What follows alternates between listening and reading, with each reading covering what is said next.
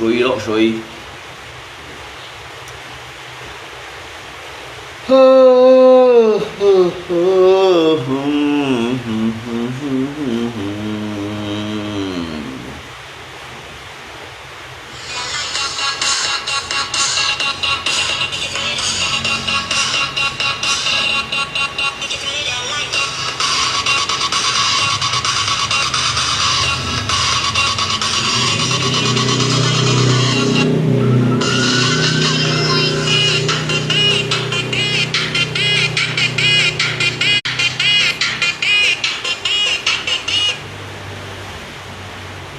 lihat for komentar ya.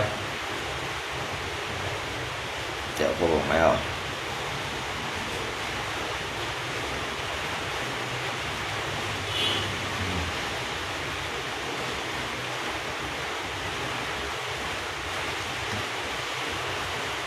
Jeffrey.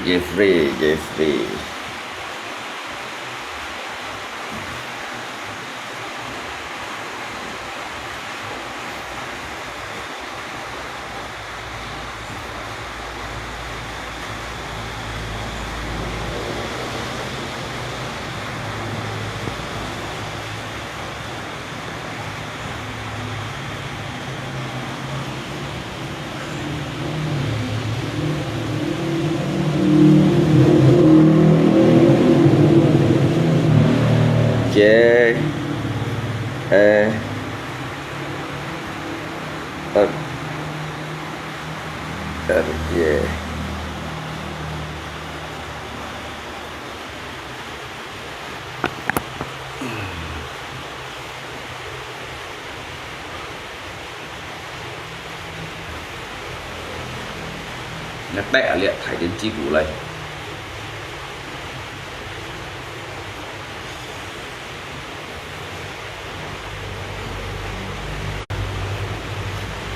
Ngay tệ liệt thải đến chi củ lây li tít jadi cái nanti ya cuma dia tuh thải đến chi nhìn là đó cái gì nhận ti nhìn cái gì chín à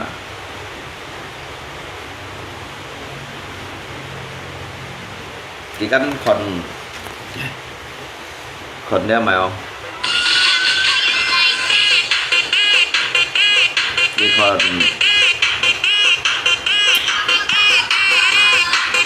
cái còn đeo ở trong còn đeo là dạ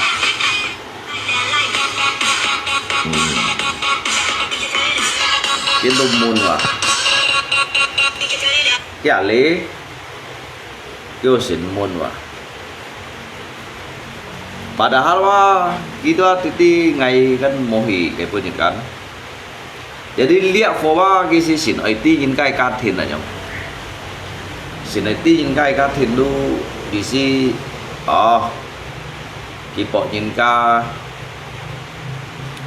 ka mèo di si cái tiga cái masalah cái sebab ada tomai kia lên itu buồn lah ha Kalimun kong kok alung nggak ikut kak gitu ha. Jadi kita tiga kayak nyanjin aja nggak ada. Padahal wah ki un kisin ki abui wah nggak libat tujuh kon. Kita nanti aja nggak ada. Ikan nanti. Bahasanya nggak libat tujuh kon yang nggak. Jadi lihat for đó lihat for dia untuk hati-hati di jalan. Jeffrey ya dah Jeffrey ha untuk Jeffrey ya dah itu selalu ingin mengkepokan Jithai sang se yang dah supaya kan kita ju hậu gali kêu chồng lì teo mèo chồng cái giả phỏn mày chơi miếng hiểu hò chồng ca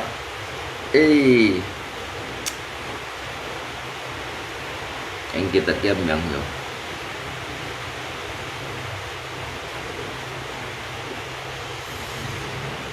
on mai miang yo liak fo biasa ki sinan chat ni lo fo ai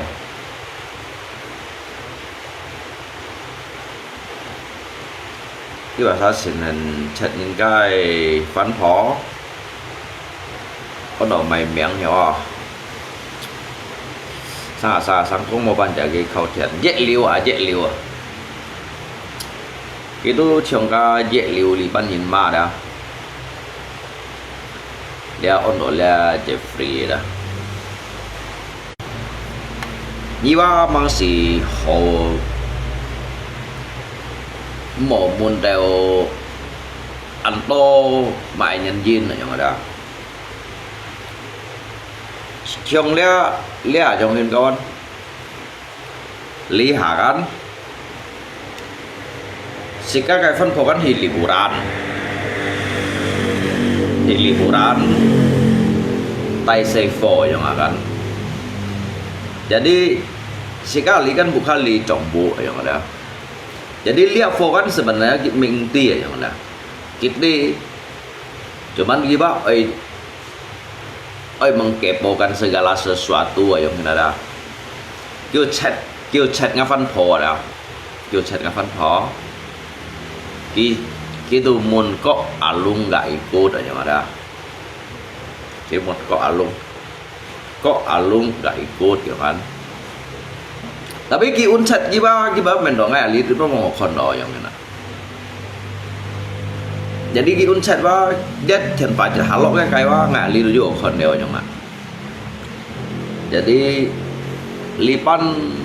lipan mèo hầm tổ mô mày sang xây cho xít hắn phỏ này nhìn rồi xít hắn phỏ này nhìn liếc ngay bởi dữ hi bởi mô hi lấy gọn có gì mày chơi xỉ nè thỏ gọn hả liếc ba chơi chung ca dễ liu li ban nhìn mai thường li tao dễ liu li ban nhìn mai đó bây gặpอย่าพูดเท่ากี่ไปเข้าเถียนบึ้นใกล้ฟันโพเลียวเมมุนเช็ดมุนปัดเลียวอย่างนั้นนี่ใกล้สร้างเสบานี่เช่นตาลีหัวลอยบางหัวตาลีอาลุงเช่นตาลีเดาอันจันที่อย่างนั้นเดียวอาลุงเช่นว่าอังสีตาลี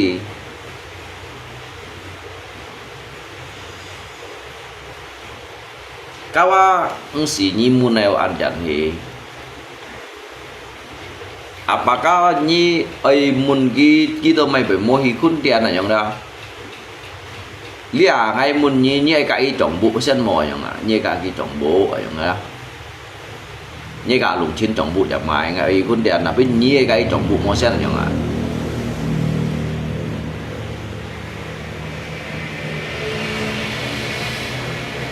an san chi a li tôi nhìn xin bài kể bộ những nó cái chat ngay fan phô đấy và lẽ on ở lẽ phô là lẽ phô những cái cuốn đó lẽ phô cuốn đó kan kok alung nggak ikut dia padahal kiba cha di kai sang se yang ada kita kan nyong kong sekali-sekali nikmati hasil kerja sendiri. Anyong bởi sao làm nè, chỉ cho bởi là thầy bọn nè. Kia kan kong sekali-sekali kerja nikmati hasil sendiri. Dalam arti ini upaya sendiri, hasil kerja sendiri, bukan minta sana sini yang ada.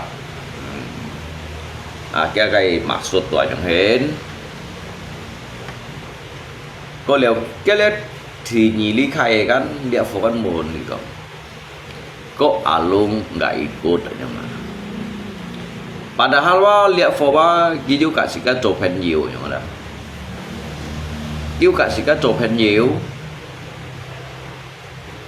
lalu ki chin kepo ada chin kepo em himun de undit himun de undit padahal lihat foba gigi sin pun gi jadi Jadi ki hanya kondi kai cerita biang macot.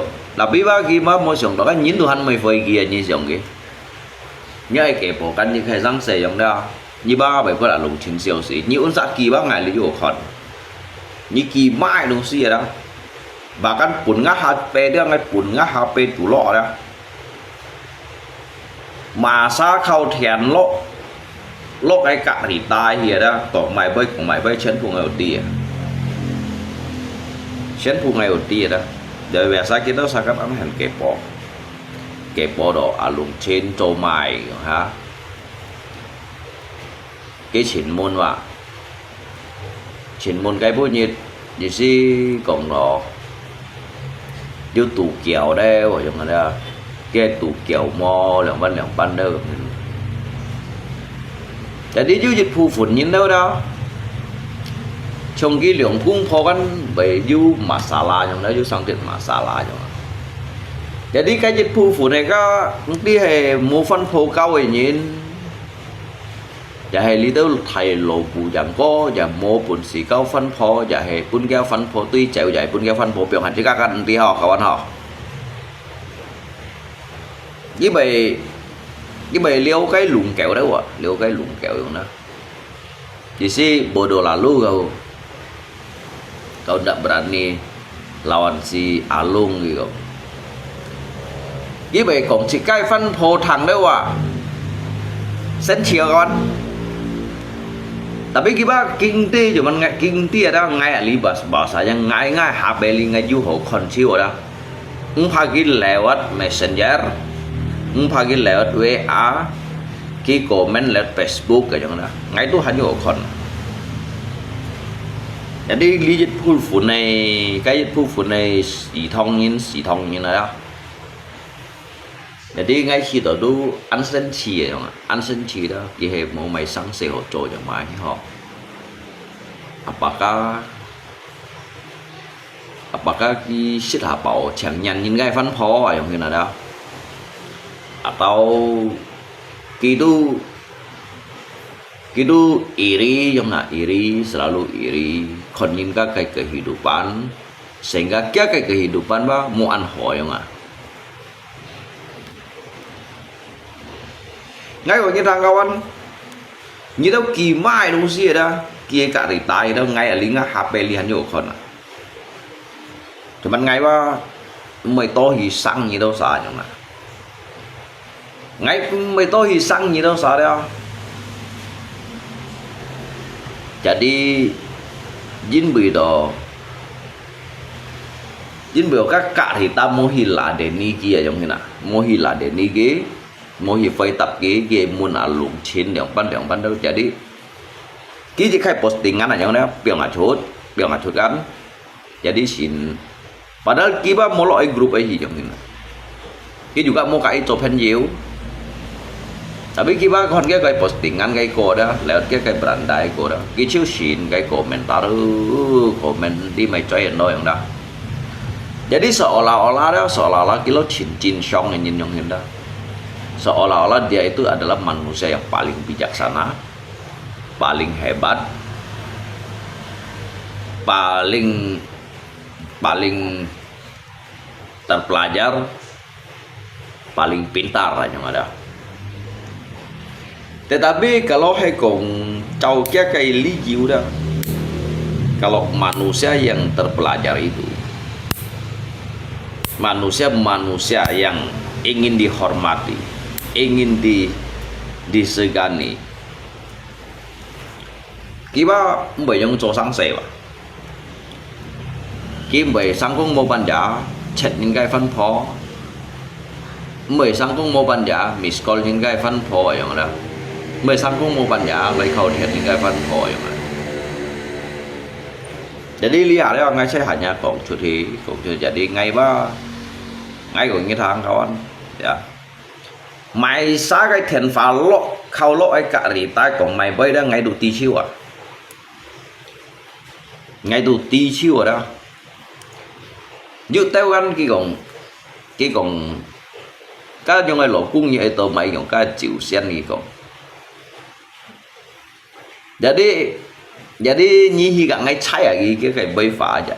Nyihi gak ngai caya gitu kayak befa. Untuk apa suami kayak gitu? Suami kamu itu pemabuk aja. Jadi ngakai pertanyaan, ali tidak ada ngakai pertanyaan. Kalaupun saya sosok seorang pemabuk, ya, apa yang saya perbuat untuk diri Anda? Apakah saya merugikan diri Anda kalau saya seorang pemabuk? Ayo hina. Apakah saya seorang pemabuk itu saya pernah anarkis pada keluarga saya? Tidak pernah.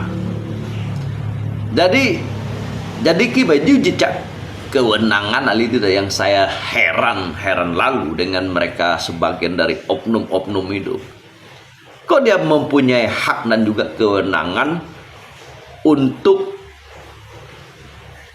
mengambil suatu tindakan gitu, tindakan yang tidak logik gitu, yang tidak masuk di akal, sehingga dia bisa mencampuri dan juga memberikan pandangan terhadap keluarga kita. Padahal bagian dari keluarga kita itu bukan siapa-siapanya dia. Itu sebetulnya suatu tindakan yang paling bodoh itu. Kalau saya menurut dari pendapat saya. Nyi tali nyin ka kai ka thì này à. Nyin có yang kai cái chia aja. Ayo ngena. Thọ con hả? Như tả lý nhìn cái thiên nhiên rồi chẳng như cái chân xoay á cái tiền chi như nằm đó các một tiền chi như là đó như tả lý nhìn cái thiên ba nhìn rồi chẳng cái gì à. Jadi hama ngai kok kita angin punya kawan ya. Untuk sebagian dari oknum-oknum yang tertentu ya. Kalian yang kalian lakukan, cuman saya membiarkan diri Anda itu. Bukan dalam arti saya ini tidak berani, cuman saya hanya membiarkan diri Anda untuk berkoar-koar di situ. Kamu boleh mengatakan diri saya bodoh, kamu boleh mengatakan diri saya pemabuk, tetapi kamu tidak mempunyai hak untuk masuk di dalam keluarga orang, apalagi menceritakan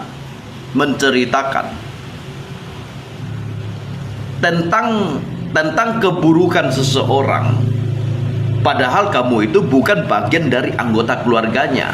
Anda itu terlalu bodoh. Như si chẳng phải môn nào con ạ. Kalaupun ngay bởi shit xíu như nà, kalaupun ngay bởi môi chủ ngay như nà, tapi như si kita pak, như kita bahwa saya ngay itu bagiannya ke keluarga, apalagi như itu sampai kakek cái fan phò trong cổng bay trong như nà, kakek fan phò trong cổng bay, như là cung môi chủ ngay như nà. Sedangkan baik kongro kia lokung mau juga nilai kau nggak? Apakah kia lokung mah dirugikan nyimo sen aja di situ? Nyi boleh pak dia nyi mau nanya. Jadi sebenarnya kita sampai saat ini kisin ada. Mun ngai ju kau slot mo yang ada. Mun ngai han ju shit chiu mo. Sebenarnya kita mai se yang đâu yang ada. Kisin me kibun ngai ba? Kibun ngai lo phot abing ngai ngai HP li ngai ju kon yang. Nggak HP li nggak juga kan, cuman nggak bak mau fight tapi mau coy gitu. Dikarenakan nggak lo,เพราะว่าngsit tanggapi kita usahanya nggak, ngsit naik fight ya dah, ngsit naik fight ya, mau naik tanggapi ya dah. Ngay khi đó hay còn mungkin ngay bởi mua các lo phò đó, nhớ đó sao cái xe chi bằng còn ngồi cái oi à, ngay cầm ngồi như thế, mấy hiện nay như đó sao? Ngay còn nhớ là anh thấy của anh danh bọn anh nhìn không?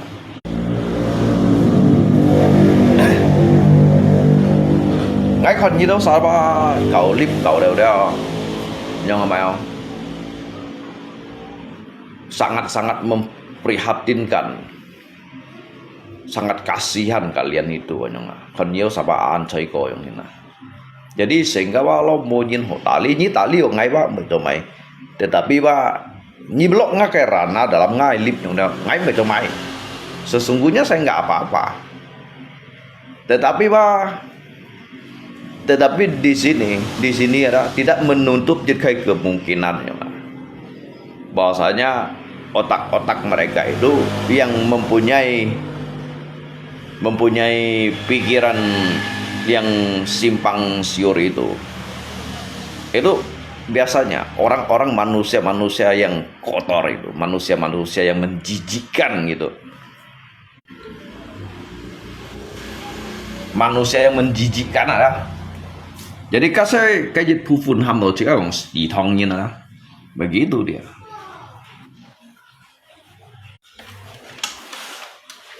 Kasih yang kayak pufun di tongnya lah kawan. Lihat jika konkret kayak poin-poin yang ini. Jadi selagi jika lihat kan sudah mau mencapai 20 tahun aja ada. Jadi dalam kayak rumah tangga, tentunya pastinya ada suka, ada duka, betul nggak? Kan begitu ya kan? Jadi kalau manusia mempunyai suatu akhlak yang baik, ya, ngerti kita saya tujuan mereka itu bukan hanya sekedar buruk, tetapi lebih kotor dari setumpuk kotoran begitu. Hanya lasap ada, bigas iya dah. Juga lasap aja mungkin, bika kotoran juga kotor aja. Jadi tomai ngai boy, tek lihat foi meang kalau cungka je liu dah yang dah. Handiu kiasannya cuma ngai mang sebut ke meang ya. Tapi ki biasa ba chin kan aja dah. Chin kan do jirahi ba. Ki chin mun gali jika kayak keberadaan aja. Jika comai, dia sawin lui mo, sit ciu mo yang ada, coba sang saya tu kiau mo. Anda itu siapa? Mau mengurus bagian dari hidup saya?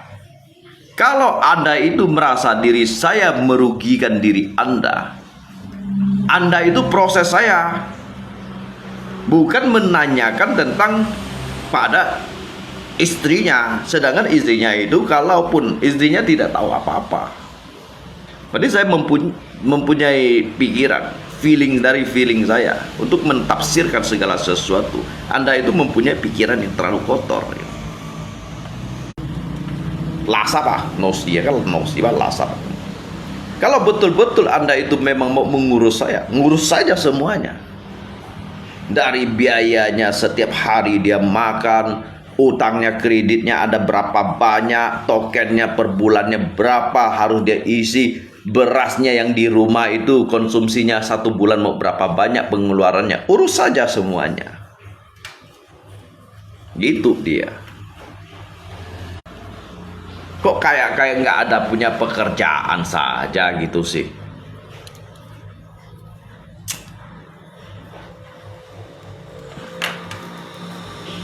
Lo mau seo yang ini ngai sangat tidak senang gitu. Saya merasa yang paling sangat tidak senang bahasa yang seperti ini. Lalu dia lihat kita di live sini, lalu dia chat dengan istri kita, dia chat mengirim pesan berbentuk tulisan. Dia mengatakan bahwasanya untuk apa suami seperti itu, suami kamu itu pemabuk. Sesungguhnya kamu itu siapa? Mau ngurus saya, kamu itu siapa? Sedangkan kalau saya mabuk ataupun tidak, apakah saya ini pernah merugikan diri Anda? Gitu aja pertanyaan saya. Itu yang pertama, poin yang pertama. Poin yang kedua, kamu memberi nasihat pada keluarga orang lain, kamu itu bagian dari apanya? Gitu aja poin yang kedua. Kalau betul Anda itu mau mengurus orang-orang ya, ngurus saja. Datang ke sini ngurusnya. Apakah dia mempunyai sangkut utang piutang ke bank, utang dengan orang lain, pekerjaannya apa, beri dia pekerjaan. Bayar lunaskan utangnya. Anaknya sekolah mau pakai biaya berapa, kamu biayakan aja. Yang dikonsumsi berasnya, kalau tidak ada belikan beras gitu. Bukan set itu merusak rumah tangga orang lain gitu. Itu namanya merusak. Makanya saya bilang sebagian dari oknum itu ya. Oknum kayak pun memang si Tong ini. Itu watak-watak yang sangat kotor. Lebih kotor dari setumpuk tai, lebih busuk dari seekor bangkai.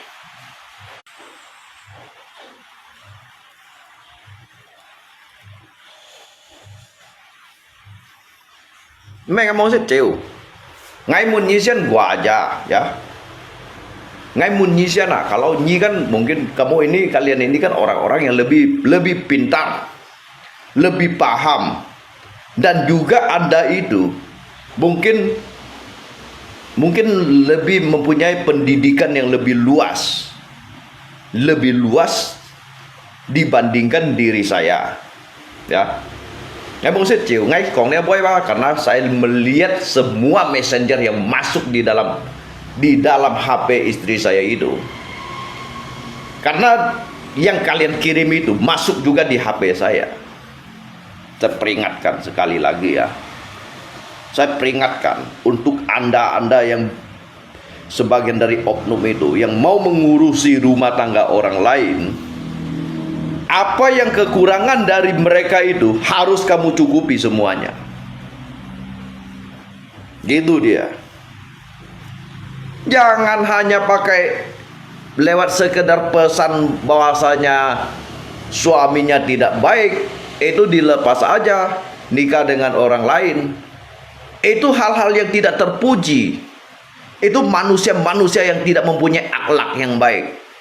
Itu namanya merusak rumah tangga orang lain dan menghancurkan keluarga seseorang.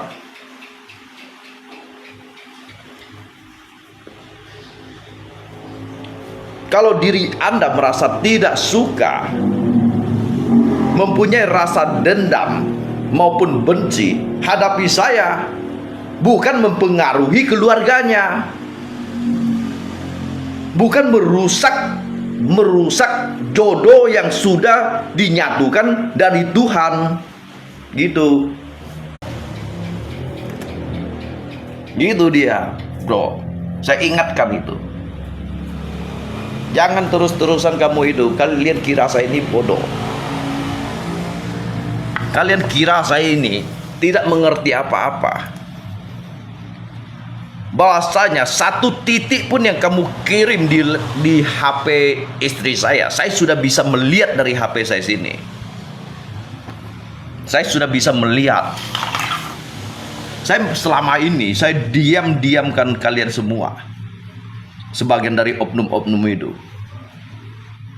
Dari pertama sampai sekarang ada yang mereka kawan-kawan FB ini ya, telepon tengah malam ya. Dia telepon di HP Rita, di sini juga bisa berdering. Yang saya live ini, di sini juga bisa berdering. Apa yang kamu kirimkan ke HP dia, di sini saya juga bisa melihat. Saya ini otak saya ini, cuman saya hanya tidak mau mempermalukan diri Anda. Cukup sudah ya. Jadi kalau kalian mau urus saya, urus saya. Kalau kalian mau urus saya, silakan urus saya, bukan dengan cara merusak rumah tangga orang gitu.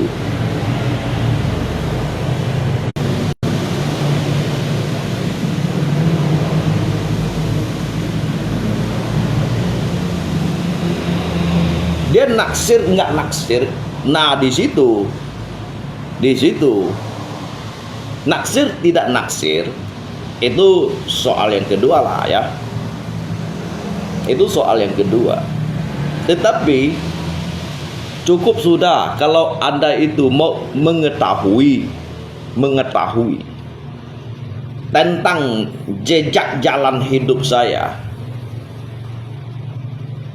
Kalau orang tidak mau membalas, bisa saja saya mau yang balas, bisa saja saya yang membalas, cuman saya tidak mau, saya hanya perhatikan. Karena masuknya itu di HP saya juga, saya kan bisa melihat. Kan begitu ya kan? Karena saya lihat dari kawan-kawan, sebagian dari oknum kawan FB sini, memang dia mempunyai watak-watak yang kotor. Akhlak manusianya tidak ada, akhlak kemanusiaannya tidak ada. Sekarang begini, kalaupun dia mendengarkan bahasa dari kamu, suami kamu itu sosok seorang pemabuk, kalaupun berhasil kamu mempengaruhi otak dia, kamu berhasil meracuni otaknya, apakah bisa kamu mengambil dia? Apakah bisa kamu miliki? Apakah dia mau dengan diri kamu? Kan begitu. Dia còn có nhiều pengaruh kia, nhiều chặt những cái phun gì mà, như chặt đó kan, apakah lihat gitu ini ya yang mana, nhiều cả nhiều mau, gitu ini mau yang, gitu. Jadi berpikirlah secara netral, berbuatlah yang kalau tidak mampu berbuat baik untuk orang banyak, berbuat baiklah untuk orang sedikit. Kalau tidak mampu buat baik pada orang sedikit, berbuatlah pada baiknya satu orang aja. Ini bukannya berbuat baik, malahan mereka ini para bangsat, para biadab itu merusak rumah tangga orang lain. Sedangkan yang kita pertanyakan, ada tidak saya merugikan diri Anda? Apakah kalian yang memberi saya makan? Apakah kalian yang membiayai semua dari keseharian saya, dari anak saya, keperluan rumah ini? Apakah kalian yang biayai? Kalian mempunyai hak apa untuk semua itu? Tidak ada hak sama sekali. Candain kamu apa kan, belum, asal jangan masukkan keluarga kecilmu. Canda tidak jadi masalah, bro. Yang kita bicarakan itu, kita kasih ciu cuy nyina, kiki sin pengafan po. Padahal kiki sin pengafan po dah jadi ngai an kiu dah ngai cuma ngai mekong. Terus kan Jufan lihat oleh Jeffrey juga kan, kita tinggal di kan, ngai kan mau ikut dia. Kita ada sin mun kamun lihat yang ini. Lihat ngai mun ni siapa kawan. Canda itu ni kong ngai ciu sen ciu je ciu kui ngai pun bermasalah. Saya tidak keberatan, saya terima semua itu. Saya terima semua itu karena saya ini bisa menerima suatu diri saya dan keberadaan saya ini seperti apa diri saya. Saya mengerti, saya tidak takut orang menghina saya. Saya tidak takut apapun bahasa yang mereka katakan terhadap diri saya. Saya tidak akan pernah gentar untuk menghadapi semua itu. Tetapi yang saya merasa kurang terima ini pada sebagian dari oknum sahabat FB ini. Dia mau mengirimkan pesan kepada istri kita gitu. Sepertinya mau mempengaruhi rumah tangga orang lain gitu, meracuni otak watak seseorang gitu. Siapa mau cari mati ya? Lihat ngay mun nhi xem kawan. Kalaupun ngay kan sit chịu chuối thì chết ngay bởi sit chịu chuối ya. Ngay ali ability kan baju madonya kan sebetulnya kan ngay kan itu sakai masalah kan begitu ya kan. Seharusnya kan memang begitu kita selesaikan. Berarti urusan saya itu dengan Anda. Bukannya kamu itu mempengaruhi anak istrinya. Untuk apa suami seperti itu pemabuk? Begitu, bukan begitu caranya. Cara penyelesaiannya bukan begitu. Kalau Anda itu merasa dendam, benci, tidak suka dengan diri saya, bisa kamu geser nonton yang lain, kan begitu. Bukan dengan cara-cara biadab, cara-cara bangsat ini. Tidak seperti itu. Kalau dia manusia yang mempunyai akhlak yang baik, mempunyai manusia yang pandangan yang luas, mempunyai watak gitu, mempunyai watak yang berpendidikan. Kalau mungkin diri saya, ya, kalau mungkin diri saya ini minimnya pendidikan, namun saya bisa berpikir mana yang baik dan mana yang buruknya.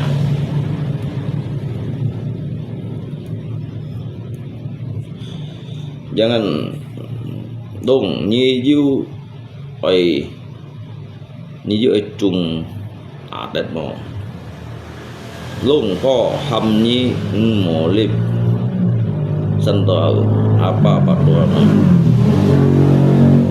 Lihat sebenarnya kejadian kan Kiudao. Jadi terusan kakak Jeffrey Kisin kilok nga fan phoi dit HP kan.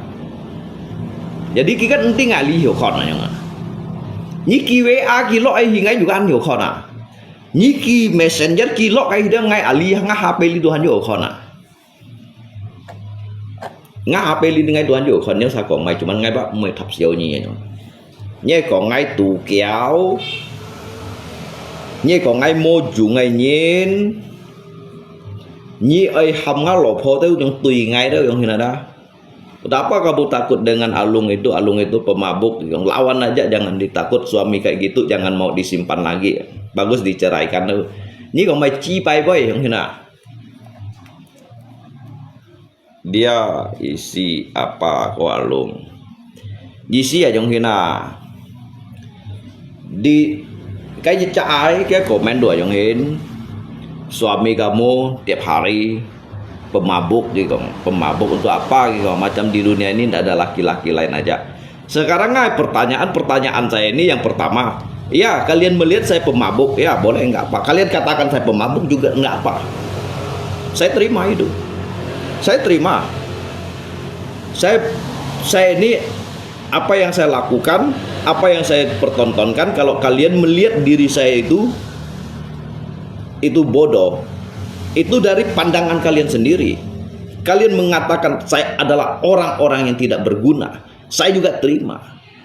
Tetapi yang saya kurang terima, kamu itu sudah membenci saya, tidak jadi masalah. Tetapi kamu itu sepertinya kayaknya mau merusak jodoh yang dijodohkan dari Tuhan, dan juga mau merusak rumah tangga orang lain gitu. Coba baca dia bilang apa ke istri Lungko. Cái akun mah alirit juga cak nyen dah. Ini sebenarnya orang-orang teman FB semua. Orang-orang teman FB semua. Makanya kadang-kala mereka ini mau menggali segala sesuatu, mau mencari tahu, cari tahu sendiri. Itu sepertinya bagi saya itu manusia-manusia pengecut seperti itu. Apalagi sampai mau mempengaruhi orang lain. Lihat for cái bài suy nhân cái bài xích chịu bài chịu dè bài mại đông xia đó, như si khỏi chỉ còn ai chịu dè, như khỏi chỉ còn ai chịu quỷ.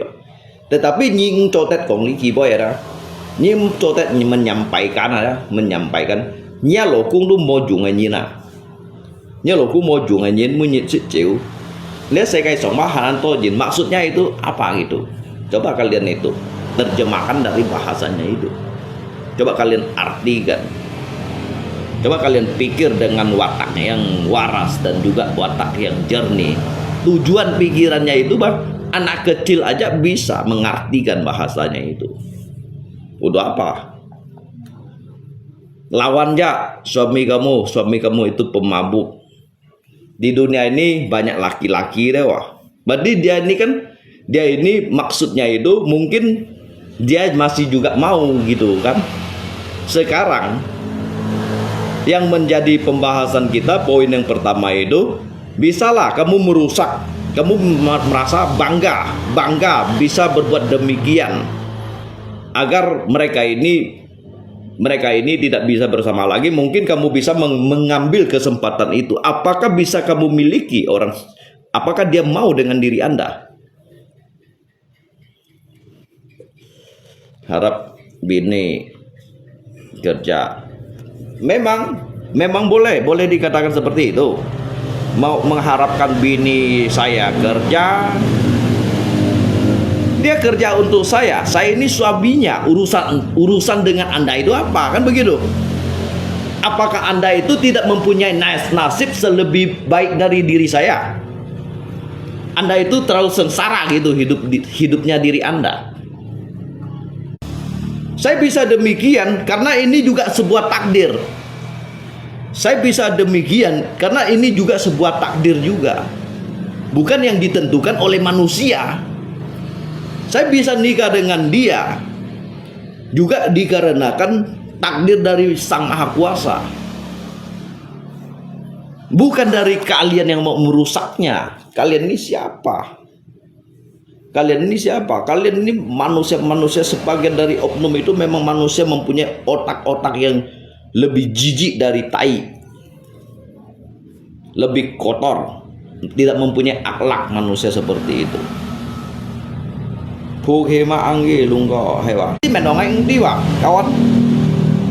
Ki mendongeng di messenger, makanya tembok masih, muka tembok masih bangga. Muka tembok maupun apa. Kamu mengatakan diri saya terima, gitu saya terima. Kamu mau mengatakan saya ciu je, ciu sian, ciu kui, itu kamu menyerang pribadi saya. Saya tidak mengambil suatu kesimpulannya. Saya juga tidak akan pernah merasa marah kalau kamu mengatakan hal yang nyata gitu. Kalau kamu mengatakan diri saya muka tembok, itu pandangan dari diri Anda sendiri. Kalau Anda itu mengatakan diri saya pemabuk, mungkin kamu tidak minum. Mungkin Anda itu tidak minum karena Anda itu bukan pemabuk, ya kan? Kalau orang yang minum ini, kalau sedikit banyak nanti dia akan mabuk juga. Ya, sepatutnya kamu sebut pemabuk. Tetapi di balik pemabuk ini, yang mau saya pertanyakan, apakah dia ada merugikan diri Anda di situ? Kamu jawab aja. Kamu jawab aja. Apakah saya ini bagian dari keluarga Anda? Apakah saya ini anak Anda? Apakah istri saya itu saudara kamu? Gitu dia. Kalaupun istri saya adalah keluarga kamu, meskipun dia orang tuanya sendiri, dia tidak mempunyai hak untuk mengatur keluarga saya. Saya yang lebih berhak.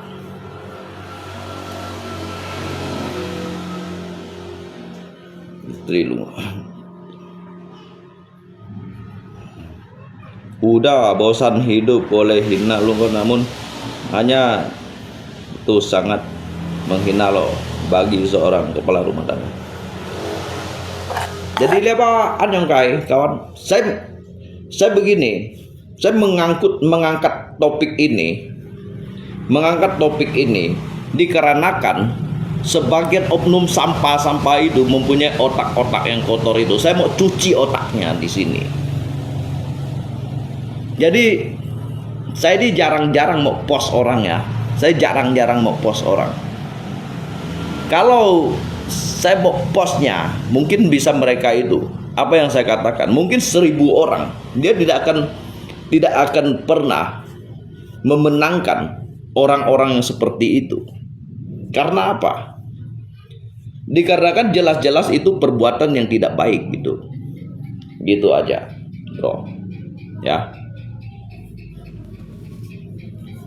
Lihat ju hoi monak kita nggak menyisian.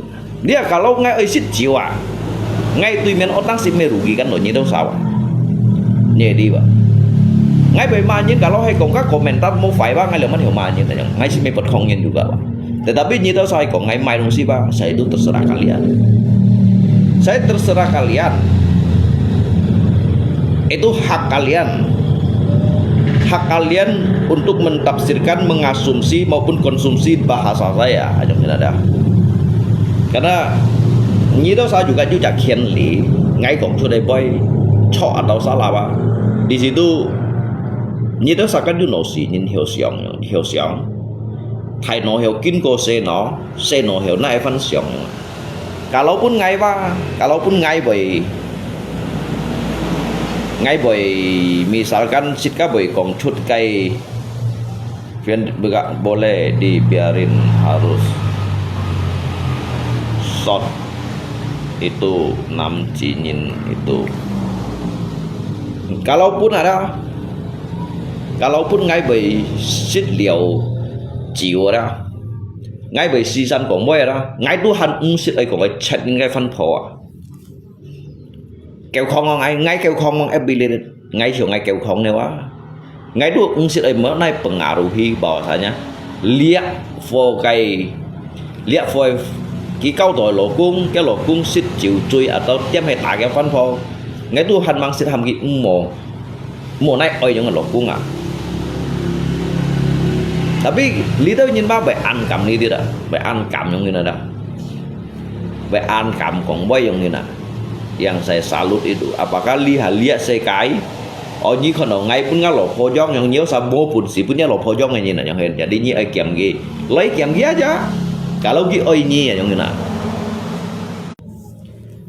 kalau gi oi ni kan ada yang hen. Kalau gi pun si jong ni, ngai Lito bên ship nyan motor saya me baru li ni dah. Mi baru linya dah kawan. Ngay dari jong nga lopo jong ngamai do kin hangai do mau maju selesai. Jadi yang membuat kamu itu merasa tidak baik itu di mananya nyongina? Apa diri Anda itu tidak sebaik diri saya? Sehingga Anda itu mau seperti diri saya, boleh kan, silakan aja. Kalau Nyi marah berarti yang hasut berhasil dong, santai aja. Lihat me marah, me masalah tuh dia berhasil menghasut, bukan begitu. Yang kita bahas ini, jadilah manusia yang mempunyai akhlak yang baik. Sebuah jodoh itu tidak semua orang bisa mendapatkan jodoh ini itu ada terkaitannya dari Sang Maha Kuasa, dari takdir, sebuah takdir dari Tuhan, sehingga adanya jodoh seperti itu. Jadi jadilah orang mempunyai pikiran yang positif gitu ya. Kalaupun Anda itu merasa tidak suka dengan diri saya,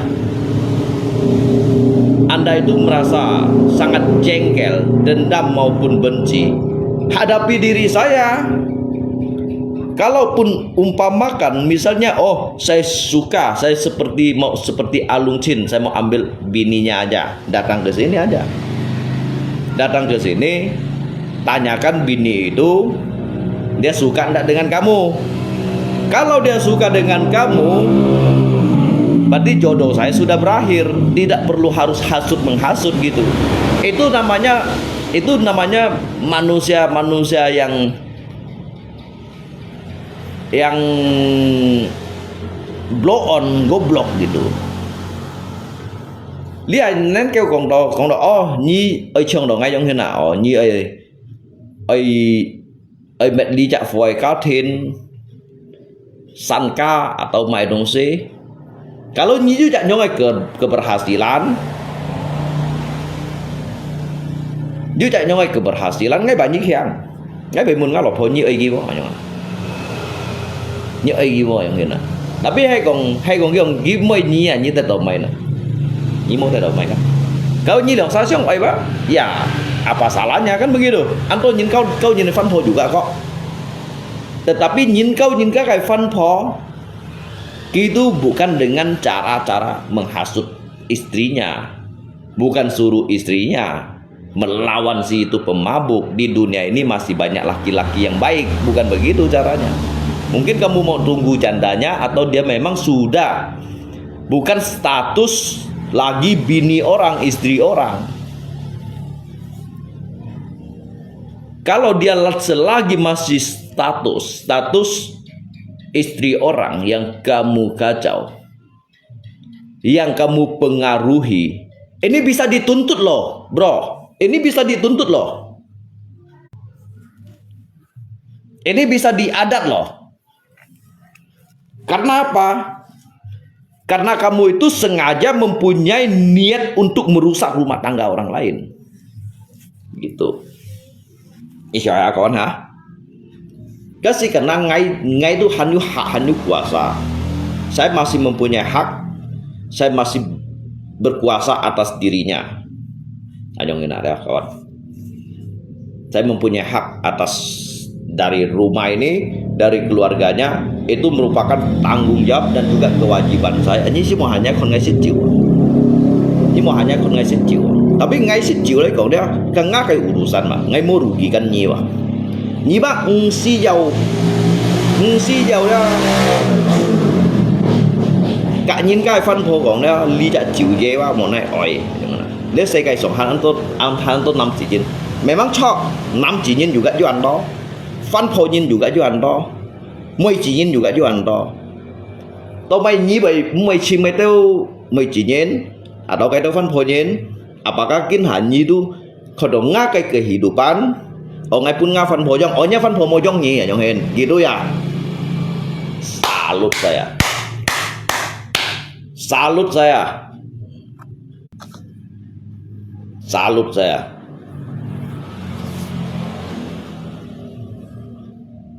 Maling gas yang sering. Benar-benar salut saya berikan tepuk tangan. Hebat orang-orang seperti itu. Hebatnya dia itu di dalam tengkoraknya, isi tempurung tengkoraknya itu bukan dari watak lagi, tetapi kandungan isinya itu semuanya itu merupakan kotoran tai yang disebut.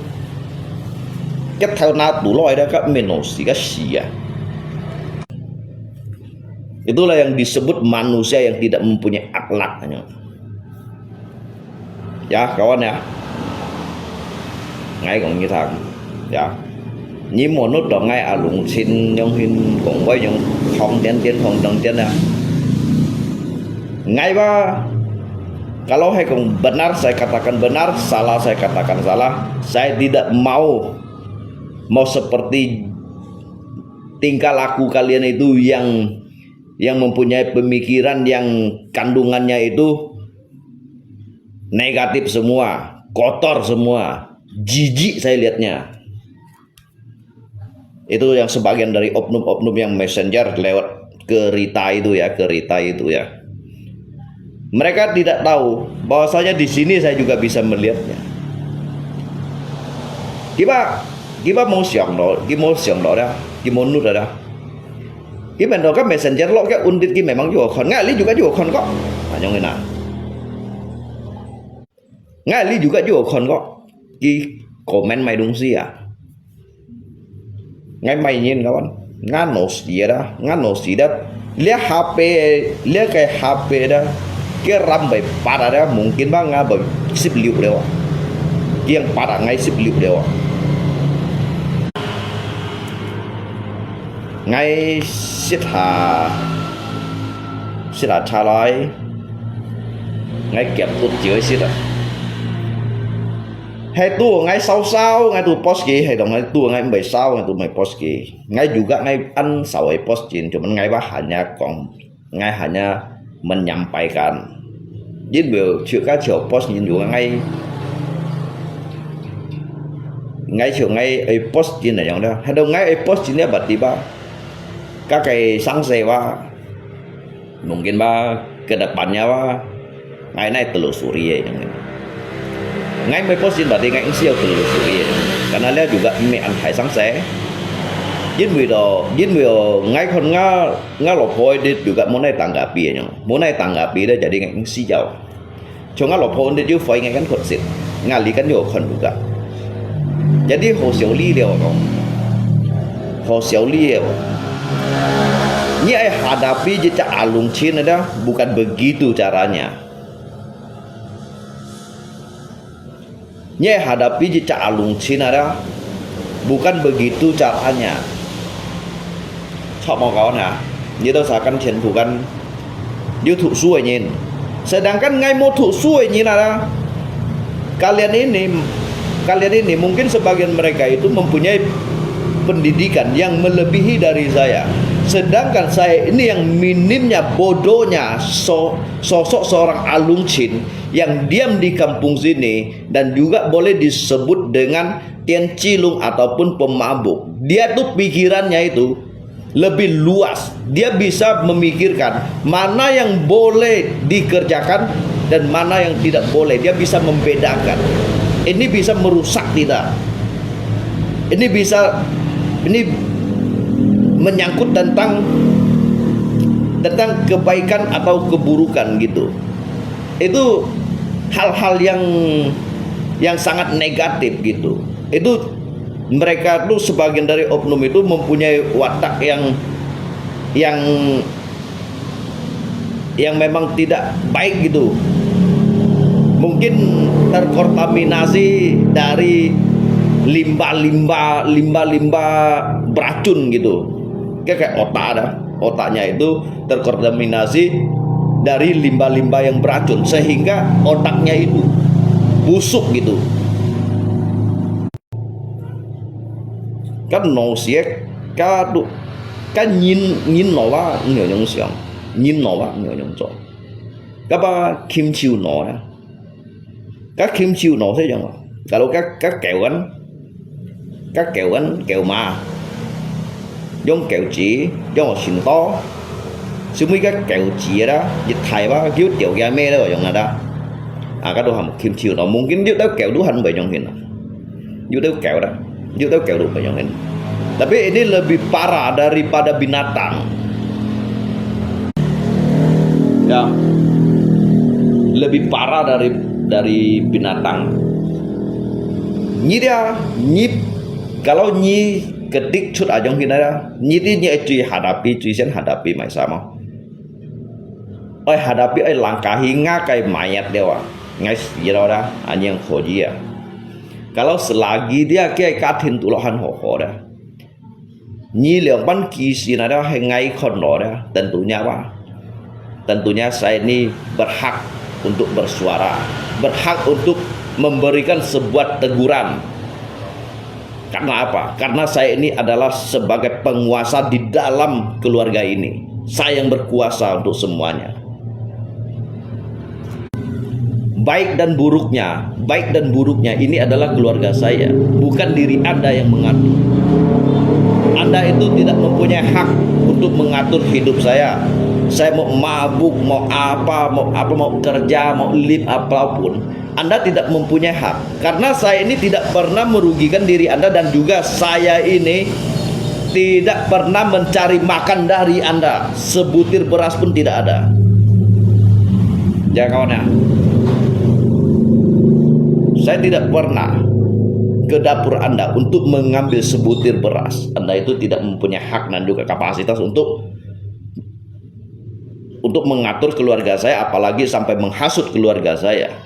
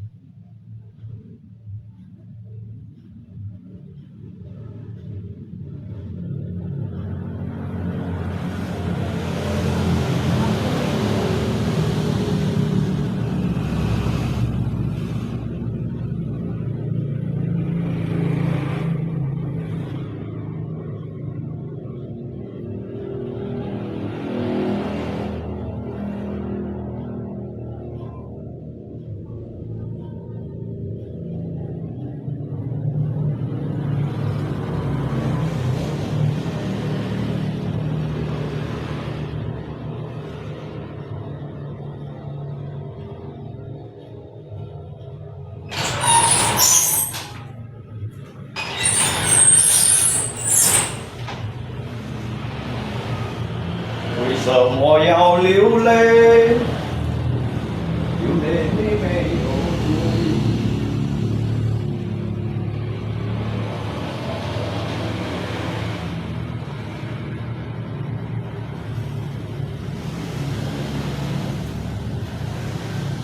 注意。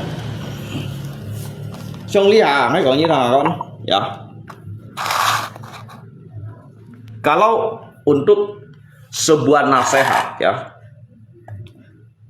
sebuah nasihat untuk suatu kebajikan, untuk suatu kebaikan, saya sangat menghargai loh.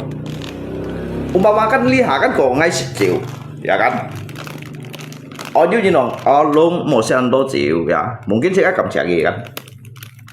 Ngay kamu cari karena itu hal-hal yang baik. Dia memberi sebuah nasihat, pandangan yang baik untuk diri kita. Karena mungkin minuman ini lekas cepat atau lama pasti merusak badan kita. Itu memang masukan yang masuk di akal, ya.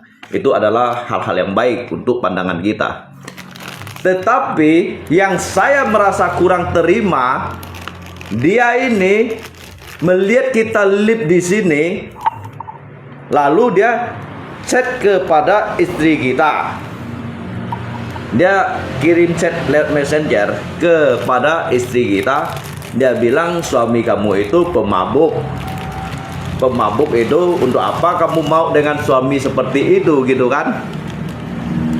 Yang saya anehkan, meskipun kalaupun saya dapat dari utang ataupun dari manapun, apakah diri saya ini merugikan diri Anda begitu?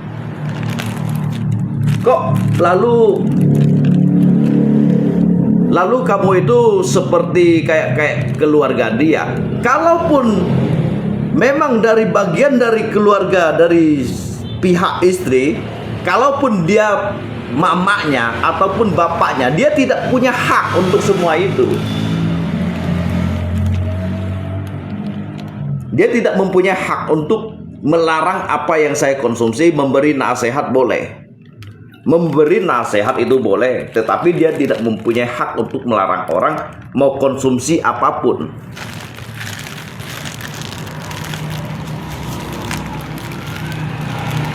Mau merusak, iya, biar kok Alung ditinggal istri. Iya, makanya saya bilang ini sebagian dari oknum-oknum yang seperti itu. Sedangkan kalau kita ini, itu kan manusia yang tidak mempunyai akhlak, saya bilang. Sedangkan kalau manusia yang mempunyai akhlak, dia itu jauh lebih baik. Dia akan memberikan suatu pandangan. Kalaupun dia itu berantem, bertengkar suami istri, tentu dia memberi suatu nasihat, memberikan masukan yang baik. Tetapi kalau yang ini bukannya memberi nasihat, orang tidak ada urusan dengan dia, di dalam rumah tangga baik-baik saja, lalu dia bisa kirim chat lewat istri orang. Itu istri orang loh yang perlu kamu ingat. Itu bisa dituntut loh, lewat majelis agama pun bisa dituntut, lewat dari adat pun bisa dituntut. Dari diri saya mau mengangkat kasus ini, bisa Anda saya tuntut loh.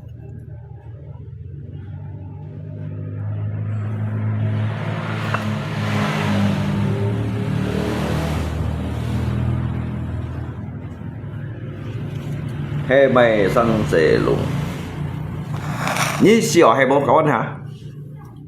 Lihat, kalaupun ngay bị xích chịu đây còn mungkin ngay ma nhi sih, mungkin ngay bị ma đổ nhiên, ngay bị ma đổ nhiên. Itu urusannya pun terkait urusan itu kamu dengan saya. Jadi istri saya itu tidak ada urusan dengan kalian, gitu dia. Kalau Anda itu merasa tidak suka, Anda itu merasa tidak senang, tinggal kamu tempuh lewat cara apapun untuk menghadapi diri saya, bukan merusak rumah tangga orang lain. Anda ini siapa? Bagian apanya? Anda ini bapaknya ataupun mama dia, ataupun bapak saya, mama saya. Dia tidak berhak, dia tidak mempunyai hak seperti itu. ở lẽ phô chịu sen chịu dê như một câu gì đâu như lòng sao bỏ cắt liều ngajak oi kejak oi Tuhan mau yang ngomong ya. Apalagi kamu itu hanya teman FB saya. Lihat dari saya sini minum, saya pun mau keluar-keluar maupun apapun, saya tidak merugikan diri Anda. Yang perlu kamu ingat itu. Saya ini ada masalah dengan Anda itu apa? Masalahnya itu apa dengan Anda? Saya meminta pada diri Anda untuk beli arak ini. Saya mohon-mohon di dapur Anda, meminta makan. Kalaupun diri saya tidak baik, apakah Anda itu bisa lebih baik daripada saya? Bisa memberikan sebuah kebahagiaan untuk anak-anak saya, istri saya, membangunkan rumah, dan juga membahagiakan dia. Bisa, kalau bisa boleh, silakan.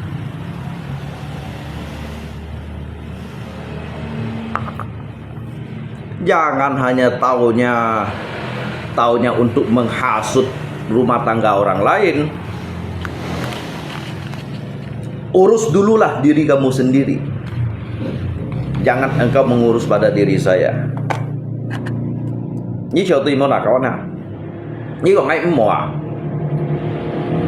Còn có cái câu tội như belum tentu đó. Như chiều ngay tùy ăn mùa.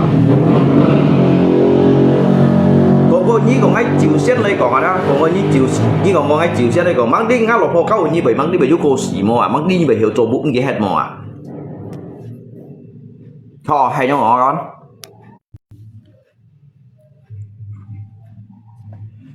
Mắng còn cô à? Mắng còn cô như hiểu khen tay các sư phụ thầy à? Mắng còn cô đó. Mắng còn cô như hiểu pun dịch khai ilmu untuk pun ngas sư phụ à? Kalaupun ada. Kalaupun như khi tổ senang tuh ngay đó. Tapi kayak cara apa? Mea nyong hina. Kayak cara penyelesaian itu bukan seperti itu. Itu jiwa-jiwa pengecut itu namanya.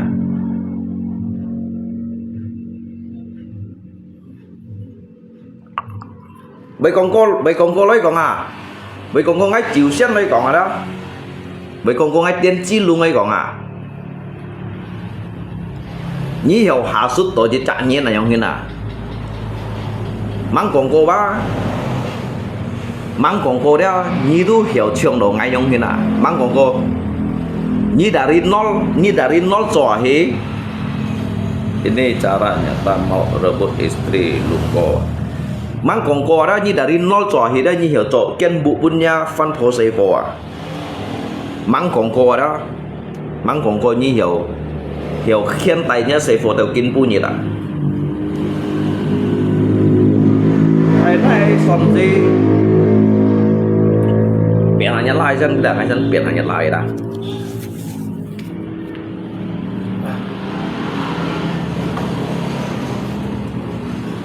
Ngay phần ở đây. Itu memang sengaja. Lihat ya.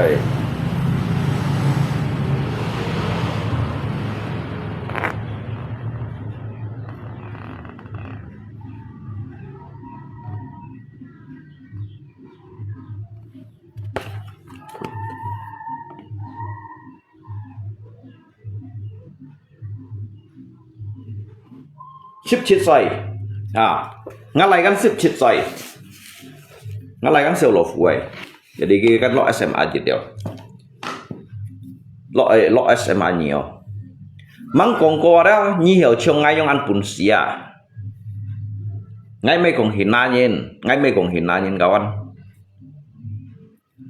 ngay mấy còn hình na nhìn ada ngay kampung tu lihat đó đó suy dân ngắt sen phát mê chồng nhau sản họ đó tapi mang con cô ba như hiểu trong ngay trong ăn bún xì cho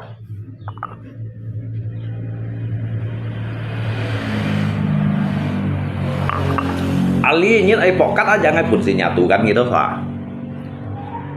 Ali ingin ada pokat ada ngahan pun si nyatukan gitu sa supaya baju masalah untuk pokat terjadi kan chơi cổ lihat sevo. nhà mày chi bay nhìn lấy hạ xuất những cái lỗ phố à, lấy hạ xuất những cái lỗ phố hầm lấy cái lung chiều sen chiều dè ở tổ máy lấy những cái lỗ cung đây à, lấy những lỗ cung lấy xây cái sòng bát hàng to nhìn ni mua xít chiều nhìn bác mang còn cô bác ni trong ăn nổ xiên sao đó, kalau hay ni mua xít chiều nhìn ni chín xin nhìn mana hiểu trong còn vậy, hay trong còn mau kawan, kalaupun kalau kamu lebih waras, tidak akan mungkin kamu bisa mengucapkan tutur bahasa seperti itu. Berarti Anda itu lebih mabuk daripada diri saya. Ini pingai kocuy ya. Senci ya. Padahal ini musik jiwa.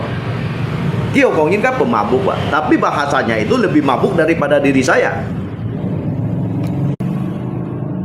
Ini siapa yang mana? Hanya ngomong mana? Kalau ini musik jiwa ini berarti ini kan sadar ini. Ini sadar ini yang pan berhiau hasut ini nah yang ini. Ini yang pan berhiau lấy theo những cái nổ xì không ạ?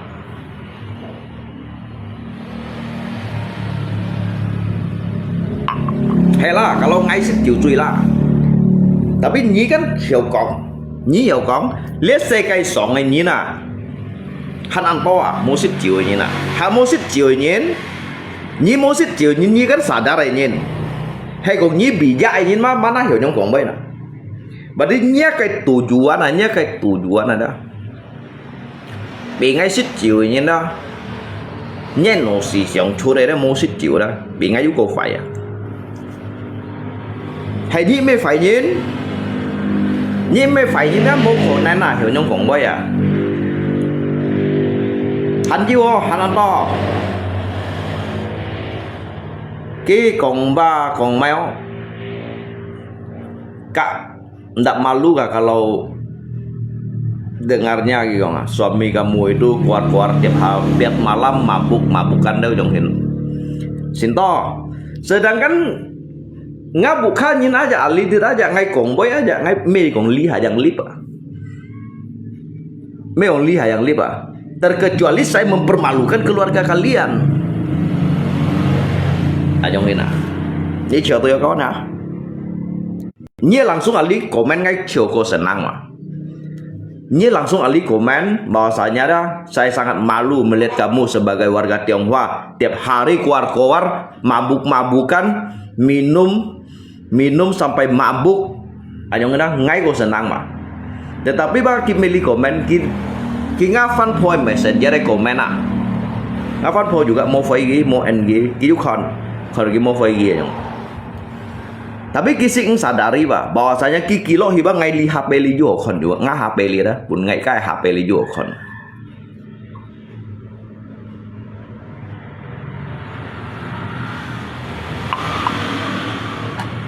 Ngah HP li juga kon. Kadang kan kia lo. Jivan kia lo dah. Cuman memang bom waktu itu detiknya sudah sampai ke titik nolnya, jangan ada titik nolnya. Titik nol itu bukan dalam arti tidak mampu berbuat apa-apa. Itu jam ledaknya, itu yang disebut dengan jam ledaknya. Ayo kena. Bukan dia itu titik nol itu tidak mempunyai angka.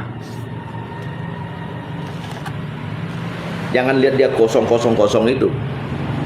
Nyimang tin kia kayak daya ledaknya thai dah kaki posnya. Cái daya ledak thải ra cái postnya ada yang tidak bahwasanya ada yang disebut dengan orang-orang yang mempunyai tutur bahasa yang santun, mempunyai manusiawi itu yang disebut yang pingin dihormati belum tentu orang itu baik, bahkan kadangkala lebih biadab perbuatannya dari seorang pemabuk.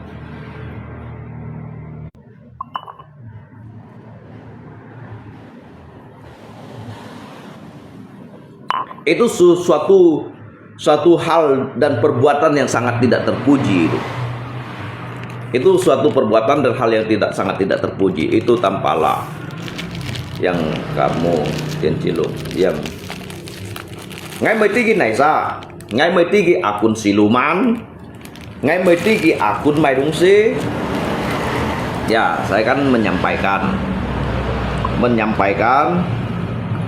yang benar kita katakan benar, yang salah saya katakan salah.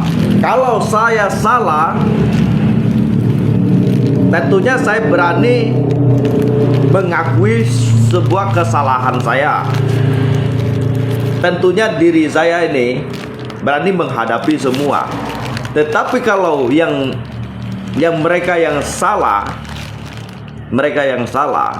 saya juga tidak perlu harus mereka minta maaf pada diri saya. Cuman saya berharap perbuatan dan tingkah laku yang seperti ini, tingkah laku dan perbuatan yang tidak terpuji, jangan kamu lakukan. Anda itu sebetulnya Anda itu bukan siapa-siapa. Kalaupun kamu orang tuanya tidak mempunyai hak untuk melarang diri saya. Anda itu tidak pantas untuk memisahkan jodoh seseorang, kedua umat manusia ini. Karena ini menyangkut dari Sang Maha Kuasa dan juga inilah adalah sebuah takdir. Ngay kau ngalopo sih juga takdir, kawan. Ngay kau ngalopo ada juga takdir, juga tianji ya. Bukan dari moncong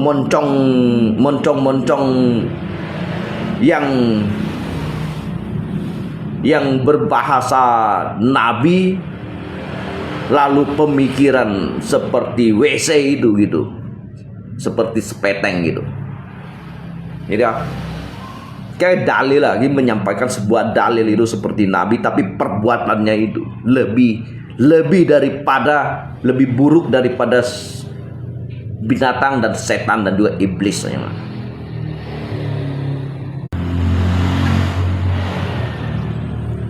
Kawan, ngay còn nghĩ rằng salah luôn kalau minum siap bolong. Nhá, còn anh bị nyong kayak apa? Lung nyi ngomong panjang lebar, emang dia mau peduli. Saya tidak mau tahu dia mau peduli atau tidak. Cuman saya ini mungkin orang-orang ini orang-orang yang tolol, bodoh, dungu seperti kata Rocky Gerung gitu. Orang manusia yang terlalu dungu harus dicuci otaknya supaya ke depannya dia tidak lagi suka mencampuri urusan rumah tangga orang dan juga merusak rumah tangga orang lain. Kalau nyi an han ayong ada nyi an han yang ngay điều liều chi như ai chân chơi chân chèn ngay chân chèn lấy aja nhưng mà cái chân chơi à ngay điều liều chi như ai chân ngay chơi chân chèn lấy aja. Kalau nyi mau做谁sih ya? Kalau nyi mau sang sejo yang daripada apa kamu itu terlalu banyak mengurus urusan rumah tangga orang dan juga menghasut rumah tangga orang ya. Mungkin kamu itu merasa diri kamu itu hebat, tetapi bagi saya kamu itu kurang kerjaan ya. Mang kongko nyi kaki seci wa mang kongko ki oya.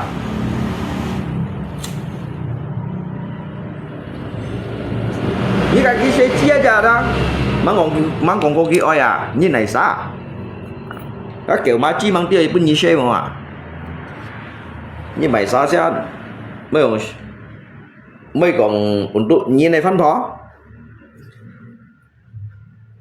Các con chi với các kiểu ma chi đó mang tiêu pun nyi she mà. Cái chạy con này. Nhưng một sống thật to kiểu ma chi tuần mới pun nyi liệp vậy nè. Cái mình nói cái ăn bậy đó đi. Alung chiều sen chiều dây chiều quỳ đấy còn cái gì mua đủ kỳ gan đồ nhí đó như kỳ đó.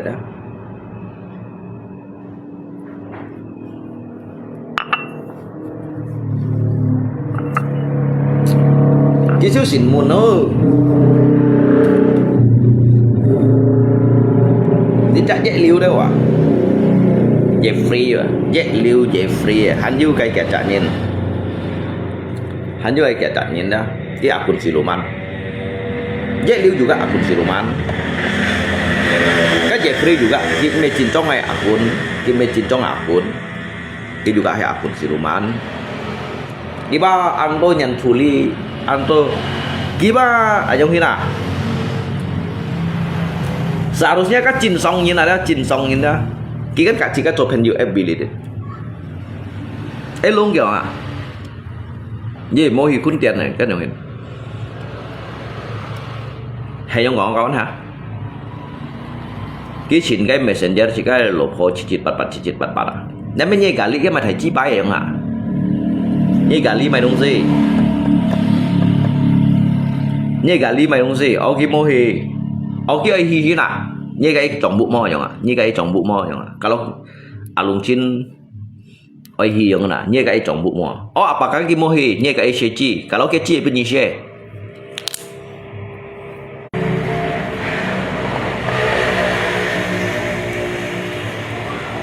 Điền chi để đâu nhìn nè. Hay món nào con hay trong ngõ ngay mô hi emang nhá ngay bảy trong cây mà ngay mô hi khun tiền emang nhá ngay bảy cho bảy mà ngay ở litiu theo sang du dong theo sang à yang ngay pun nggak fan pose for liburan betul main à emangnya sangkut tuh nyi mai dong sih một chút bẹp thùng à ngay mô hi tuh main à ngay ở gì à nhớ lấy ly cái trồng bụng à như cái trong cây mà như cái trong ập mà như cả ngay trò lý tới bukan sáng sẽ đâu mà giống như này mì với hồ chú tiền chi thì đâu như này đâu như ngà như này kẹo nổi một biển cái bên đó cái ăn bưởi rồi đó cái bên đó cái ăn bưởi đó cái bên đó cái ba ăn kẹo đó kau FB ba ayo ke fun chun kawan kau FB ada ayo ke fun chun dia ayo ke batas mau ke batas biasa kita sa ko ngai thật fun mèo arrogant này nhung thật fun arrogant ada kalau you tahu nhìn ko ngai thật fun mèo racist aja mah cấp mình ngai racist wa mình ngai phải wa karena nyisen komentar ngai wa nyisen komentar ngai Jadi gini si kai fan Hocoko ya. Jadi apa salahnya ngai fan enacona? Kamu itu mengatakan orang Dayak itu sebagai lonte. Ayo ngina. Salah mau nak kawan. Karena ngafan po memang ngai kocunya atau mena. Badi nyi kong gilo, ki kan laci juga. Tapi nyi memang mekong semuanya. Mekong semuanya ada. Tapi ngakai lopo kan ju cincit juga. Kan ayo ngin. Kayak pan cincit kan sen pulaci ya. Jadi mengai rasis pak. Bukan saya yang mau rasis, tetapi mulut Anda yang tidak sekolah cuma. Bukan diri saya yang rasis, tetapi mulut Anda itu yang tidak sekolah, tidak pernah sekolah mulut Anda. Mengai rasis pak kawan. Dia sih mekong dongai rasis pak. Tapi kita usah kayak coy dah mau tuh shua.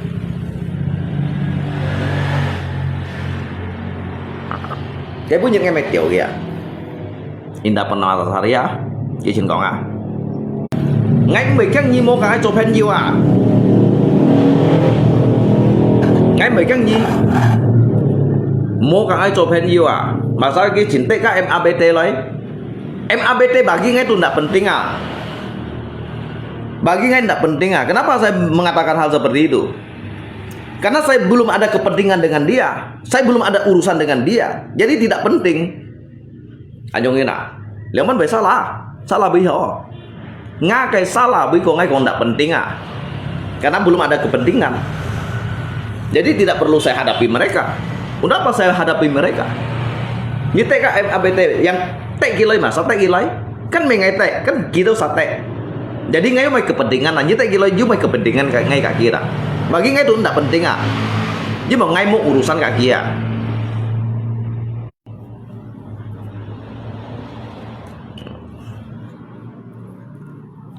Lý đâu nhìn ba bằng xì cả ngay debat, ngay mấy còn thầy cô ngay. Lý đâu nhìn là cái đó kéo theo đó akun siluman này đó. Nhiệt phu này akun siluman này đó.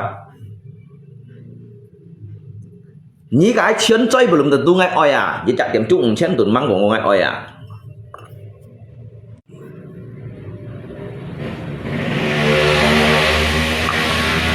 Nhí ai hiểu to cho akun siluman ai bully nyen, oi chong ngai yang hin loi lo. Pampangkan kalau bahwasanya nyu taring ngai nyen à, nyu taring ngai nyen, nyu khâu phủ chào nyen này đó. Nyu khâu phủ ngai nyen à, nyu lo phủ chào nyen đó, oi chong ngai yang hin à. Ngay cảm hadapi ya. Ya empat nyite ka MABT lo ya. Emangnya ngay ka MABT mai urusan sih? Kan ada Yonghin. Yang tek mai sana. Tek kan kita usah mengai menjelekkan G. Ngai mau juga mau terkaitkan mau mengaitkan jika masalah terhadap dia kayak MABT. Dia kayak MABT kita usah tek gilai, kita usah undang gilai. Jadi ngai ada kak ngai dah. Mau penting à, mau cak kepentingan à, mau urusan à. Nhiều thế là cái bài lấy con, bài lấy con à. Misalnya lôi ngay lấy con à, tao mày bài tem C MABT à. Apakah kita masa tek gilai? Ngai tu mau tek gilai à? Ngai kayaknya kepentingan memang sih. Ngai tu mau kayaknya kepentingan à. Sudah như vậy mày thầy ormas, mày thầy organisasi, mày yayasan ngay tụi mày căng nhà. Emangnya cái nào ngay ba ngay chú còn nói như đâu sao? Cắt mò. Là như ai muốn cắt tệ như sao lấy nó, cắt tệ sao như muốn ghi xem nó. Như cái này muốn ghi. Apakah cái thằng ngay bị giúp mình cemarkan nama baik siapa? Yang urusannya itu mereka itu yang berkomentar. Saya mengatakan mereka. Lalu mereka mengatakan saya ini rasis. Apakah ini yang disebut dengan rasis? Mereka mengatakan segala sesuatu seenaknya, seenak jidatnya, seenak seisi perutnya. Dia mengatakan saya apapun boleh. Lalu saya menjawab tidak boleh. Aturannya itu dari mana? Bukankah ini sekarang ini zaman demokrasi ini kita bisa bebas untuk berpandangan, berpendapat, tetapi bukan untuk menjelekkan, menjatuhkan di antara satu dengan yang lain, bukan begitu.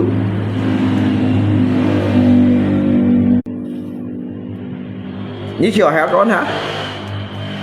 Nếu bắt ngay bị racist, nếu bắt ngay bị phong lá xe, như một con ngáp phân phong hay nếu bắt hiểu còn như đâu xa, như bật đi không lấy mỏ.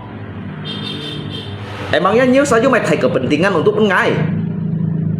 Như saya ngakai rekan kerja mua, như khơi mày thấy chi bay perusahaan, ngainya mày sa, như mày sa yang hina, ngai kayaknya mày urusan yang hina. Di situ tolong jelaskan ngai thang sana. Kalau yang perlu diurus mereka bukan kamu urus saya. Kalau hanya mengurus sebelah pihak berarti Anda itu kurang netral untuk mengambil sebuah sikap.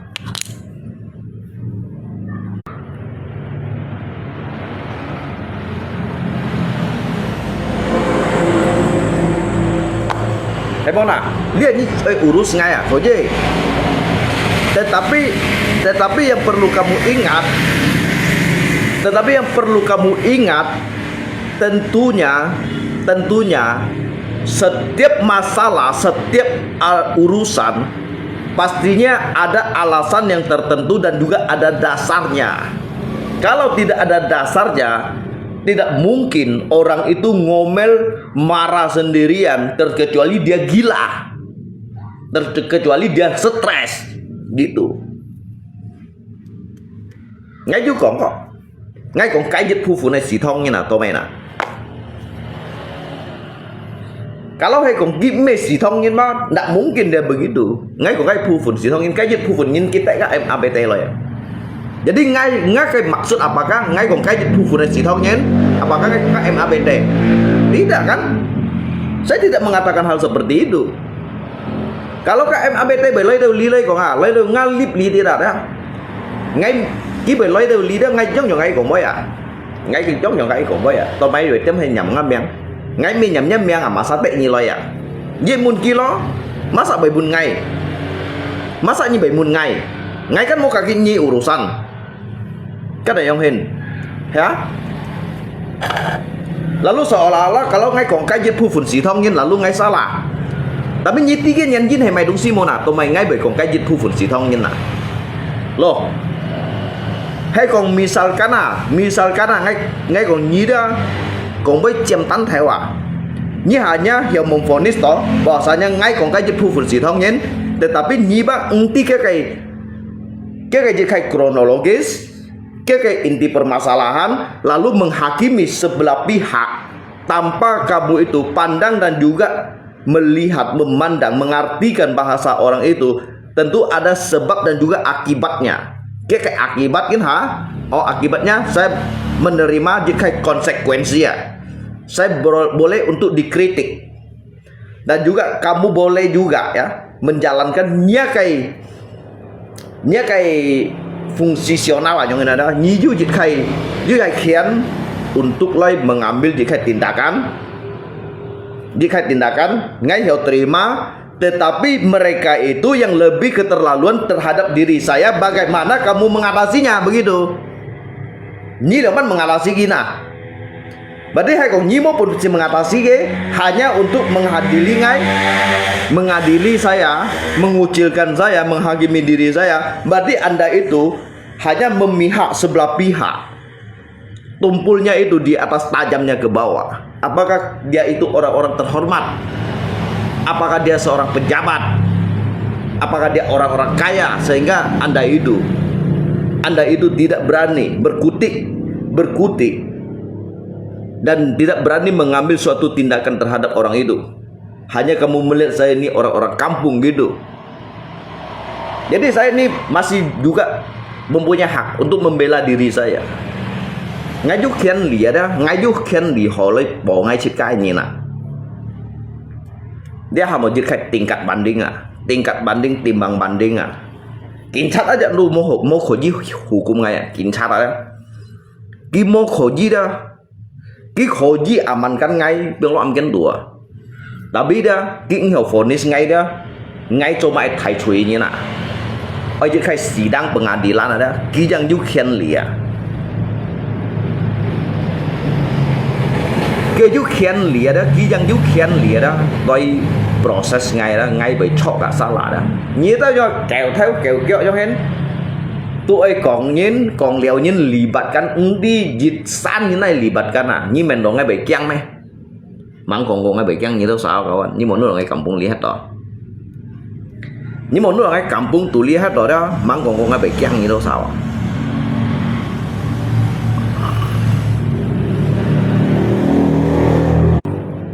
Ini một con ngay lihat đó, ngay si bông phải si mungkin hiểu bao nhiêu sapuji à, ngay bông phải ngay khổ gì bao nhiêu sapuji, khổ gì bao nhiêu cái bahasa, khổ gì bao nhiêu cái kong lia, khổ gì untuk lagi do sangat gimana diri saya gitu saat itu. Tetapi untuk di saat ini saya tidak akan pernah tinggal diam. Những cái ngày xí ba ngày mấy cái như chết hết à, những cái ngày xí đó ngày mấy cái nhiều sao chết hết à. Nhí chi tanpa lah dia siap tanpa xong với cả berdebat hay mua liang chặt xí ngay mua tả cái ô ha gì đó cái bồn xí en ngay đó ngay đó ngay theo nó đó ngay biếng ngay chém theo đó lặng xuống tỏ đi bay chén ba cái máy sát của nó mua hanya chẳng có mày mà chẳng có như cái thỏi chẳng có như cái tuổi gì đó như hanya chẳng có cái đâu nhìn nhìn cái đâu nhìn intimidasi nhé bahasanya như tipu chế itu salah satu jejak korban yang ada. Oke sih belum tentu kawan. Lu makin mabuk otak makin ngay memang eo như nào kawan, ngay thuốc có su ngay mili soi như nào, ngay mili kampung soi như nào. Tapi ngay tuh koko sudah ngay milik cak kampung coy ini nah, ngay pasang untuk coy ngay juga jabatan ini nah. Dari cái chit pak Langcong kan DPR đây là đó, chit pak nhị trong đó, truy mua ngay kiểm dịch trong này, suy ra truy mới cho rồi đó, truy mới cho rồi đó, ngay đuôi kiểm dịch trong này. Kalau sampai ngay thuốc ở kuliah đó, ngay thuốc ở sarjana đó, không ngay sayang dong ngay thuốc ở nhị họ SD, thuốc nhị họ SD han mau pit nyap à. Hay ngay thu cô su mungkin kan thiên sẽ hẳn à hay ngay thu có số lên gì nhiều corruptor một siêu à gì nhiều corruptor một siêu hay còn như thằng nào để gì nhiều thải phù bung à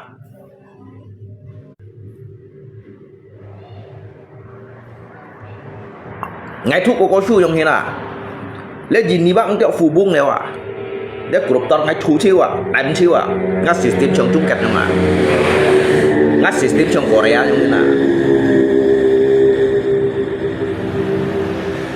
như vậy nó trong lý giống như nào trong lý có lẽ FB giống như nào cho aja thì cái cho aja cho hồ sim aja nhìn cái cho hồ sim aja hạt bên còn chiêu xì à apalagi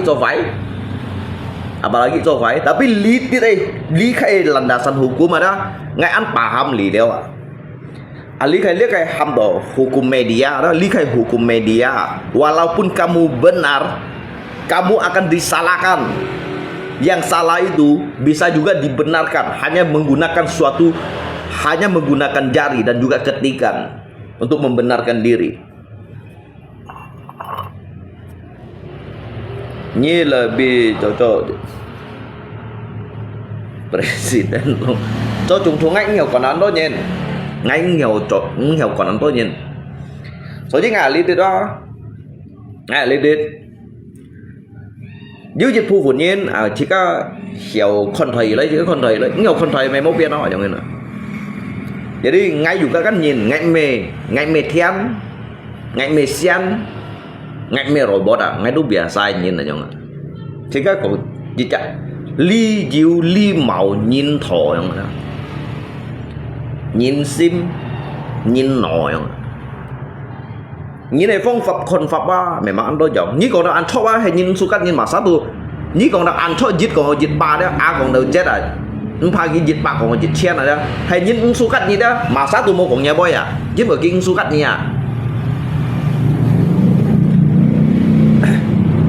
cái su cắt như đó là phân kiểu của một nhà boy à ngay còn chút em boy đó ngay còn để giết khay xích cái này để phạt đa dunia let me sesuai fakta dunia kawan fakta dunia ngay gọi thằng ngay me còn hanya sebatas jika diliki baik ngay còn sudah me hanya sesuai fakta nhưng ngay còn fakta sesuai fakta tapi ngay còn fakta dunia seluruh dunia ngay còn siêu à hay những su cắt nhẹ đó như còn chút mai ăn hồ ăn hiông ăn thiêm ăn chung chiết ở đó ăn chiết trong chiết tủa đó chầu thiên chầu thì còn đó những su cắt như đó lượng pan kia bút nắp như đó lượng pan kia một con nhà boy à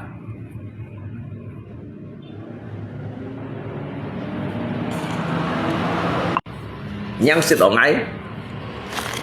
ở ngay đi hả các bông bảy ngay từ xong hiểu thiên đẳng này như nào à bông bảy còn bông bảy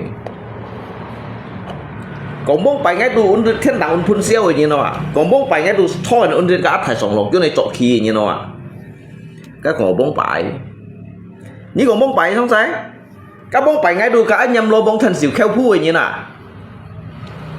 apalagi leader yang quỷ suy leader yang quỷ suy kéo xì xa lằn cày yang hến leader thung thiệt yang hến leader lại chỉ xe xả bát xem chỉ leader bạt bộ chỉ leader yang hến mình tí bay sang ngô chung đâu yang hến leader cái chỉ chung đâu yang hến như cả ngay còn đi cả chỉ bao yang đó như phá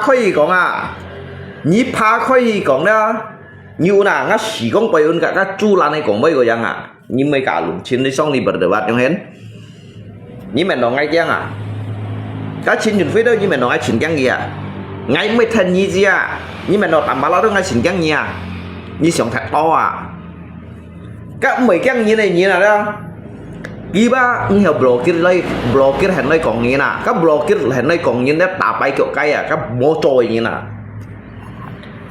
như nào như còn đâu ăn tốt tình kia lăng à như khỏi ngã lép tapi ngay ba hanya dùng gì trả akun ngay sẽ cho akun si luman này phủ như nào ngay mới cho đi đâu akun si luman này phủ như nào nha cho mày kéo kiểu chi bay men trong hết nhá cho mày nhá trong khi này chất theo trong anh mày đi chất cô nhân chất theo cả bộ sòng trong nên ní xì lấy cả lùng trên còn đi đâu trong khi này lăng xăng với còn đi đâu kiểu ma trong diện bao trong hết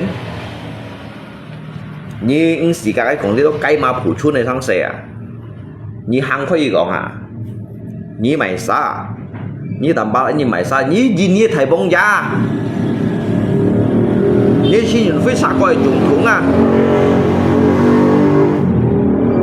như xin nhìn phía đâu xa coi trùng thùng à như tầm ba lá cái gần như là thầy bông da như bản đâu cái đây sân kiểu cho cái mình ria như sống thật to như lấy còn nào lùng chén ngay bữa như còn ngay mang còn như sân hiên lộ ngay mang còn như ấy khoai ngã xì đấy như khoai ngã xì đấy như sợ trôi lượng theo nhìn cung phiền ngay con ấy trong đi lượng theo cô trong sổ nhìn này đi đâu trưởng cây sai cô đâu cũng nghe thằng hết ấy trong đó cùng phụ master đấy ấy bà bị cái lượng khai lượng hạ xỉu khen pha trong hết đàn như chúng cháu theo như chúng cháu theo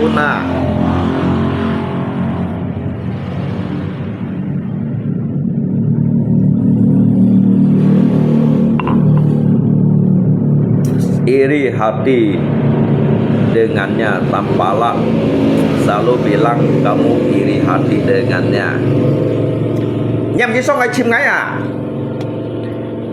nhầm chỉ xong lại chim ngay mang còn mang ấy còn hi đâu thời ban香港啦thời ban香港ăn giả à thời ban香港都很ăn giả à đó ăn tốt số phi lấy chua à nhầm cái gần nhiều đây nhíp lượng lì tất thiền dư không cái khiển trong là như thế nào hàm gì lấy chim ngay à phải cái bể kỳ ngắn hay này sao hàm cái tay xong à hàm cái tay xong lấy chim lấy được ngao bục khá lì thì trong thế này đó còn ngay bởi chôn nhì chạy trong thế này chi bài lạ mọi người đó tao chỉ nhìn với đâu hiểu thì tao xin tăng đó nhầm ghi xong ấy à chọn một cá tao khi một viết xong ấy à cá một viết mấy bên của sao vậy à ngay mày còn thấy khung này à cặp một viết ngay bên của sao kìa cặp một viết à hay còn kỹ lượng sao vậy nó xong rồi chìm ngay đó cặp một viết ngay bên của sao kìa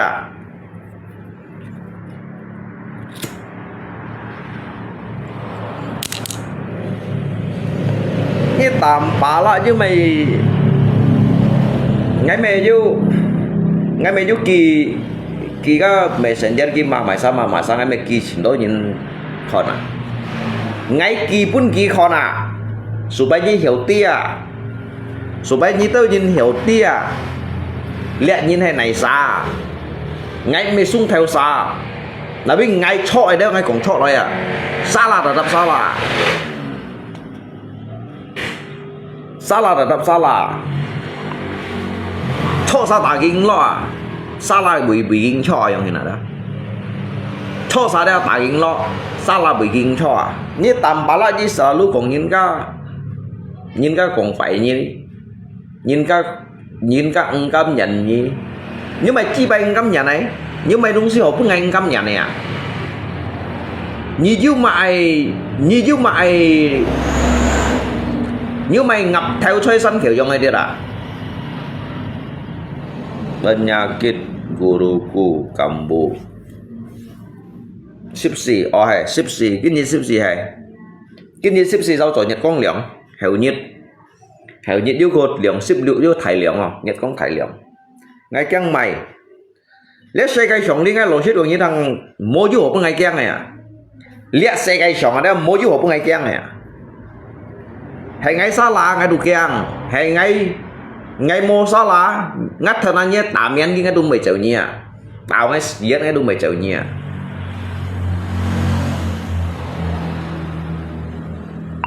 ngay chui miền đó ngắt thân anh nó chung gì miền đó ngay đồ ăn 7 triệu nhỉ hay còn ngay mua xa là đó hay ngay xa là cái xăm xoay xẻo hay gì đó ngay đồ ăn chăng gì à ngay cũng bác sĩ ngay dưới khen đi dưới thì ly như nào nhưng mà hôm nay shit đều chịu trong không này nhé nhưng mà hôm nay shit đều chịu trong không này nhé nào đi đâu nhìn trong này điên chi nhìn đấy chu kẹo đi đâu xì xa lằn cái đó kẹo theo kẹo trong hết ngay mang thủ khí mà ăn như son hiên lô ngay đó ngay lùng chiên đó mang thủ khí mà căng như đó như son hiên nèo à như tầm bá la hay mày ra như mày thầy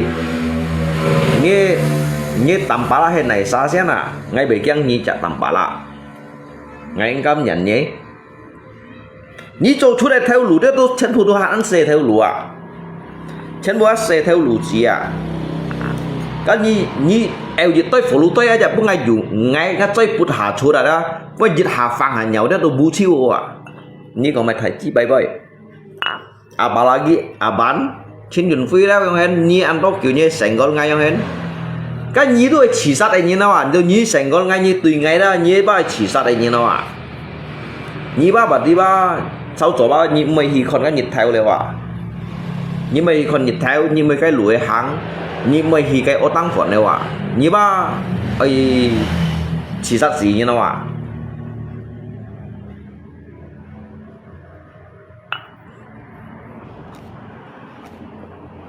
nếu tùy ngay những chén phù mô hồ chỉ như nào nhớ chỉ mày chỉ bấy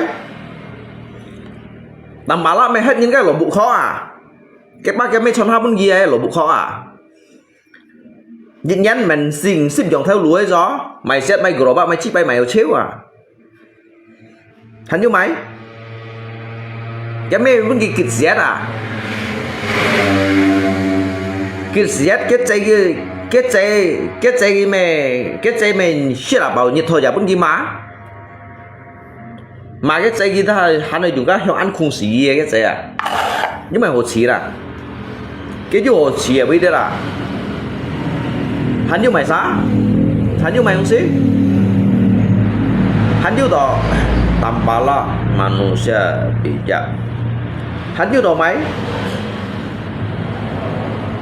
hắn như liang cung phó cái lỗ cung má phân phó tiền cái mấy đồng gì chẳng à nếu chiều ẩn chút đâu chẳng à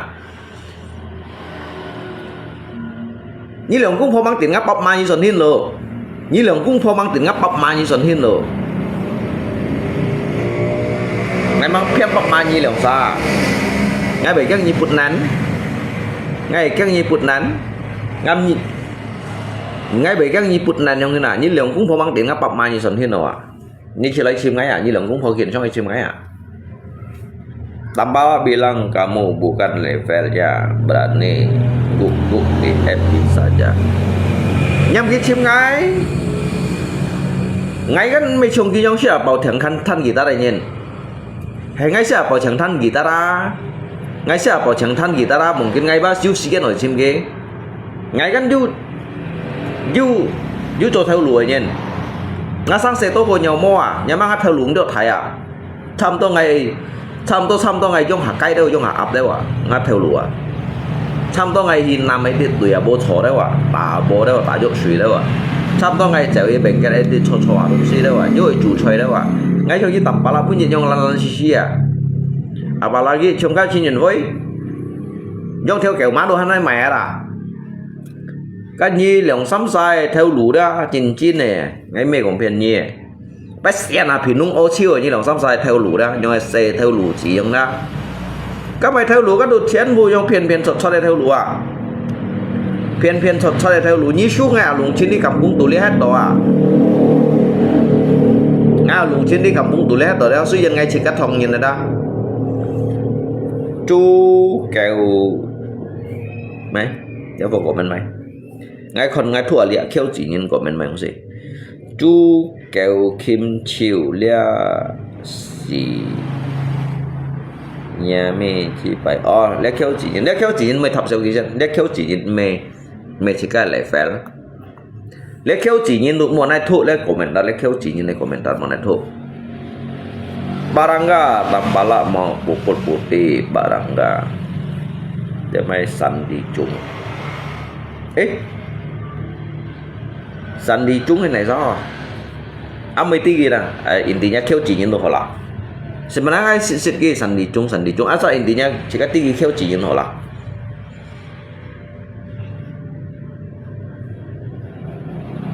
ngay mấy hiện nay như đâu sao bạn ngay còn ghi kêu chỉ nhìn nhau nè ngay mấy hiện nay như đâu sao ngay juga kêu chỉ nhìn ngay makanya ngay kampung như kêu chỉ nhìn đó ngay juga kêu chỉ nhìn này không ạ ngay mấy hiện nay như đâu sao hay ngay tôi lý như na ngay tôi lý như là ngay hiện na ngay còn nhớ sao kêu chỉ nhìn berarti ngay hiện na rồi như đâu sao ạ ngay juga kêu chỉ nhìn có ngay còn nhớ sao kêu chỉ nhìn này alo yo Ada me Jeffrey loyo dah. Ki loyo dah. Xin cái xin nhân mun alung chin abihi be moi kun tiền mo yong ha ya Jeffrey à ngay ali tidak nhưng si dòng mun cái văn phò nhưng si dòng mun cái văn phò tụi mày khi chờ cái văn chờ lung selamat sore nhưng si dòng thì cái mun kia ni kia sin đang ngay ali jo khona ni kia sin đang ngay ali juga jo khona dạ ngay còn như thằng nhưng một trong cái tao giống thế nào kỳ nhiệt mũi giả giống đó kỳ xin buôn những cái văn phò à nhưng một bổn sĩ cao văn phò mà chi bài à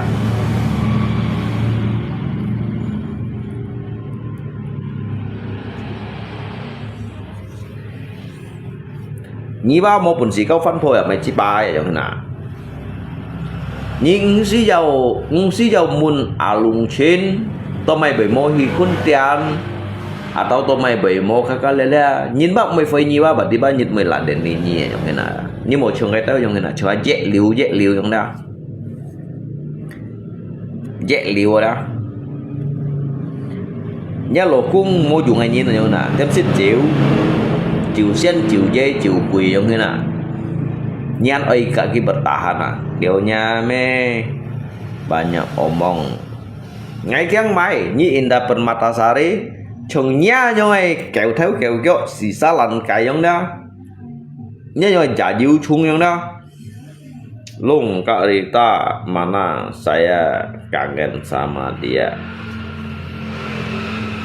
ngay pun ki hilau à ngay du lui ngay to lui ngay pun ki hilau à ngay pun ngan fan po sai fo hilau à tao bay chi bài tao mày nhí khéo chỉ nhìn một lý commentar nhí khéo chỉ nhìn một lui ở trong ngay ông hên jadi ngay mô tô sẽ jadi bukan lihat jo sit yang anda ở những lúc đó kia bày luôn có bengkel ramai mo kinha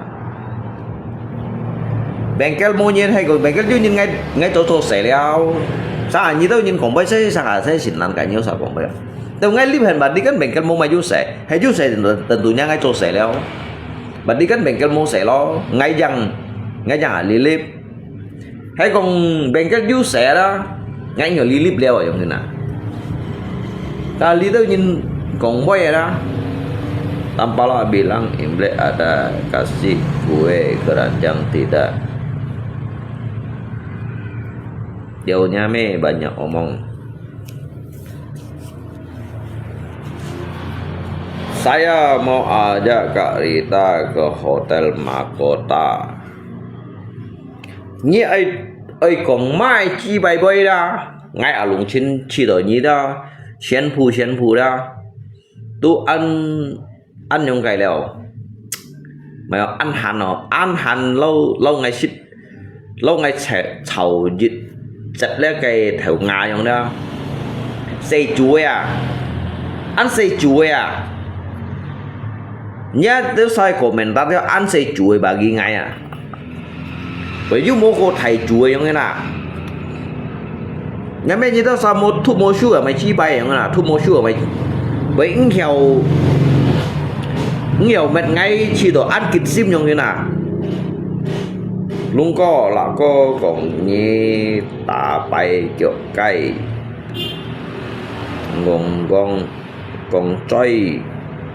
còn chơi bởi Kak Rita uangnya sendiri ke ngomong kasih Kak Rita uang nyi me bagian bendahara nyi culi nyi kan lui sang se nyame nyi mendo nyi menteri keuangan ah nyi mendo nyi menteri keuangan ah nyi culi nyi kan lui sang se à nyi culi nyi kan lui sang se à lihat aja rekening nyi kipun ngay langsung kipun nyi pang dia nyame chi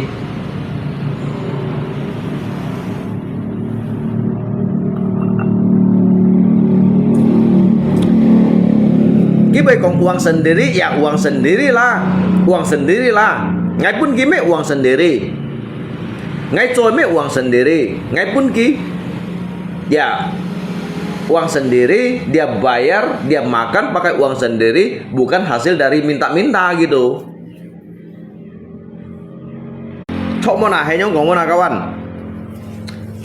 Itu memang betul yang dikatakan menikmati uang sendiri, uang keluarga sendiri, bukan hasil dari rampok, bukan hasil dari pencopet, bukan hasil dari penipu.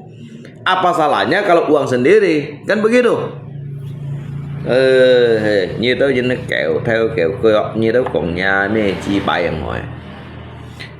Dulu sebelum Alung kenal Kak Rita, dia langganan saya Alung.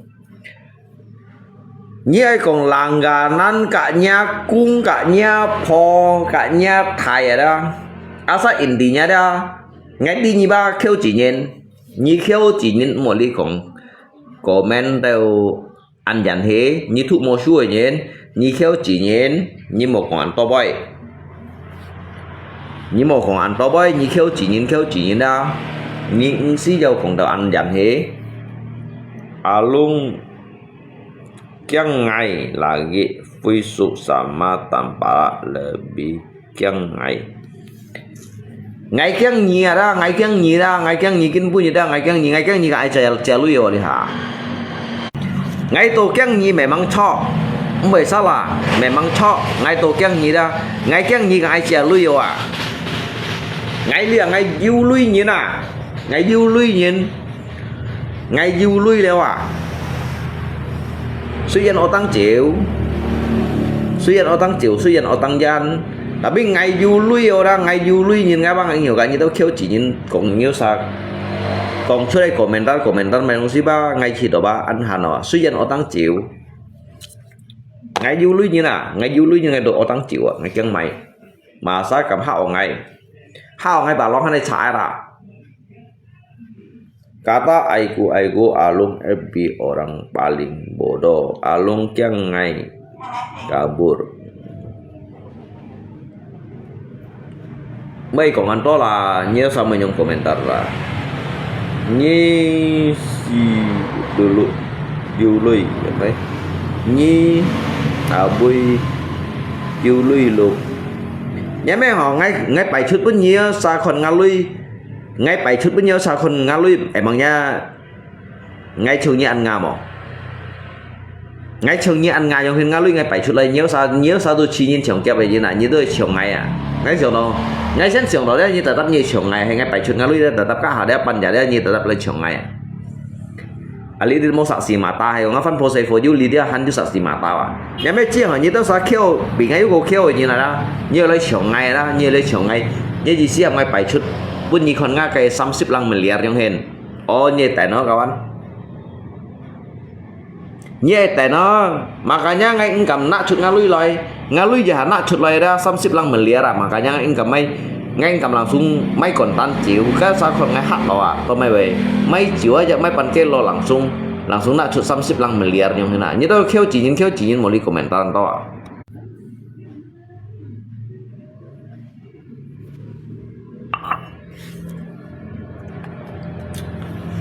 như kêu chỉ nhìn à nhà làm ăn như chỉ bữa như là cái lồng mì của mày thôi à hay quá dạ phô Luang Sandra như sao mày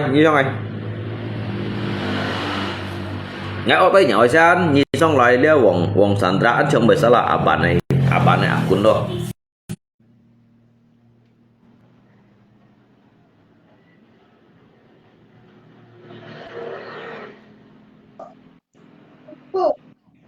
Alung có như kêu dạ cũng anh nha như cùng ai đây về món sáng này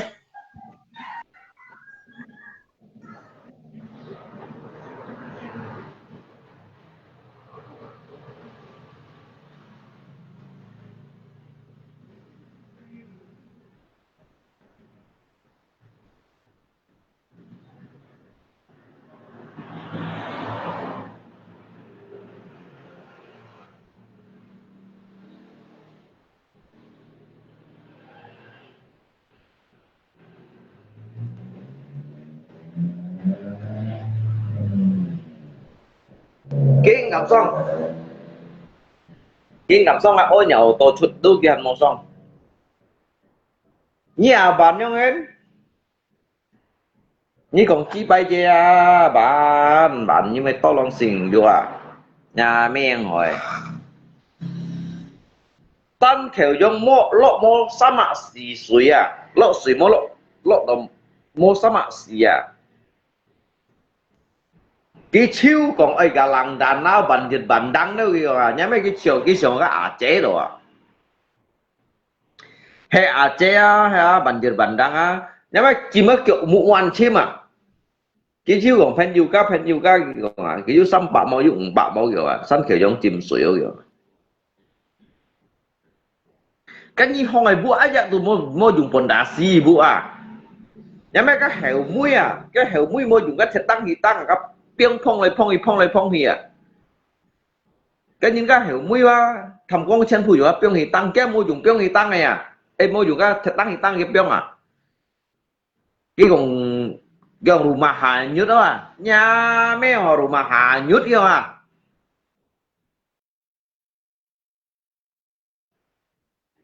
cái rù mà hà nhút đó à cái rumah saya hanyut gitu à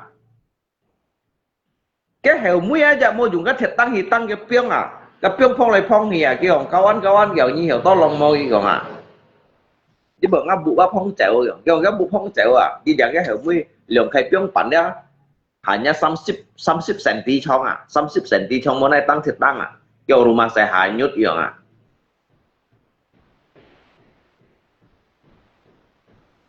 hey nhá mấy họ cái bằng cái theo nó là khí chất đấy mà ngay mua cái trò leo cái chơi bà chạy ta mẹ mấy hoa bútกิ่ง bạ chen à bútกิ่ง bạ chen cái lưới kumpul đó mới sao là ship chít theo lăng đó à cái lưới kumpulกันđó đấy mới sao là ship chít theo lăng à cái bà còn kêu ai mày sệt cao đấy kiểu ngay sợi trò theo lùi tăng chạy của bà cái sợi họ cái tầm bà lại châu sù đó cái tông tăng chạy của bà ngay xí sợi ai mày chặt xẹt đi kiểu à mày chi bay yeah nha mày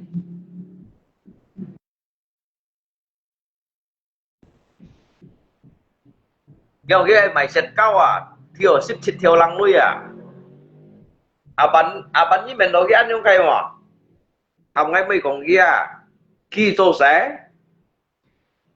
số sẽ tas ba đi à mày mẹ tè ra na mày có cha nhịp chiếu lọt tas đồ mày pít à đi mày kia thiệt chui à thiệt tăng à bên nhịp chiếu lọt tas đồ à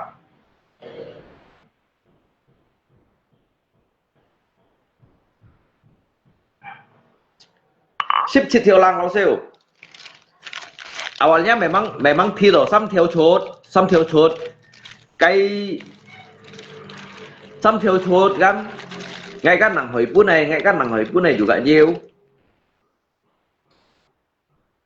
à cái loyo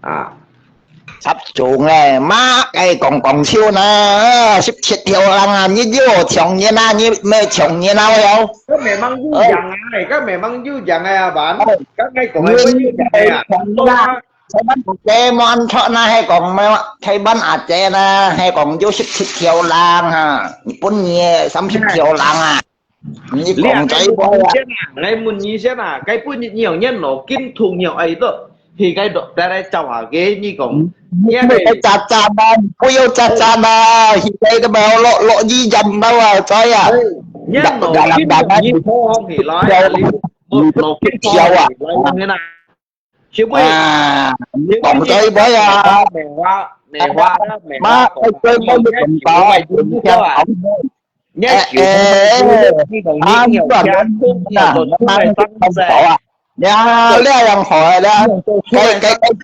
ta nào mà lui mới như thế nào sẽ tiêu tiền tiền chi tiêu như ông anh giang bạn như mô cái hậu không như mô cái hậu nghe nó phải mong với hậu cổng nghe bố chuyện có còn à cái buôn như tìm suối cái gì cái kiểu cái gì chỉ mà mô kiểu mua ăn thêm à nhé hẻo mũi cái mô này tăng mô phong này phong gì à đâu gì à phong lại bây phong giờ gì anh berarti Alung sama Aban satu kambing. Nah ya Fogyo ini satu kambing ini satu kambing gak tampala. Saya sama modus ini nak.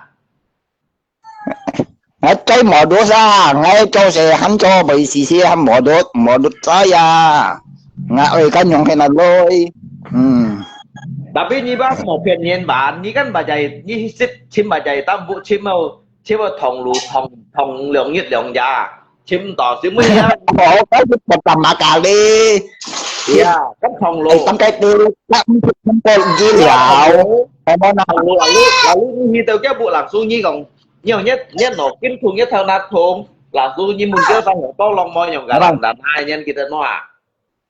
à bớt nổ kinh thâu na thùng à bớt chào lấy nổ kinh thâu na thùng anh nghĩ còn đâu cô pha bắt thôi nói à. vô mèo tôi chung chỉ tỏ đâu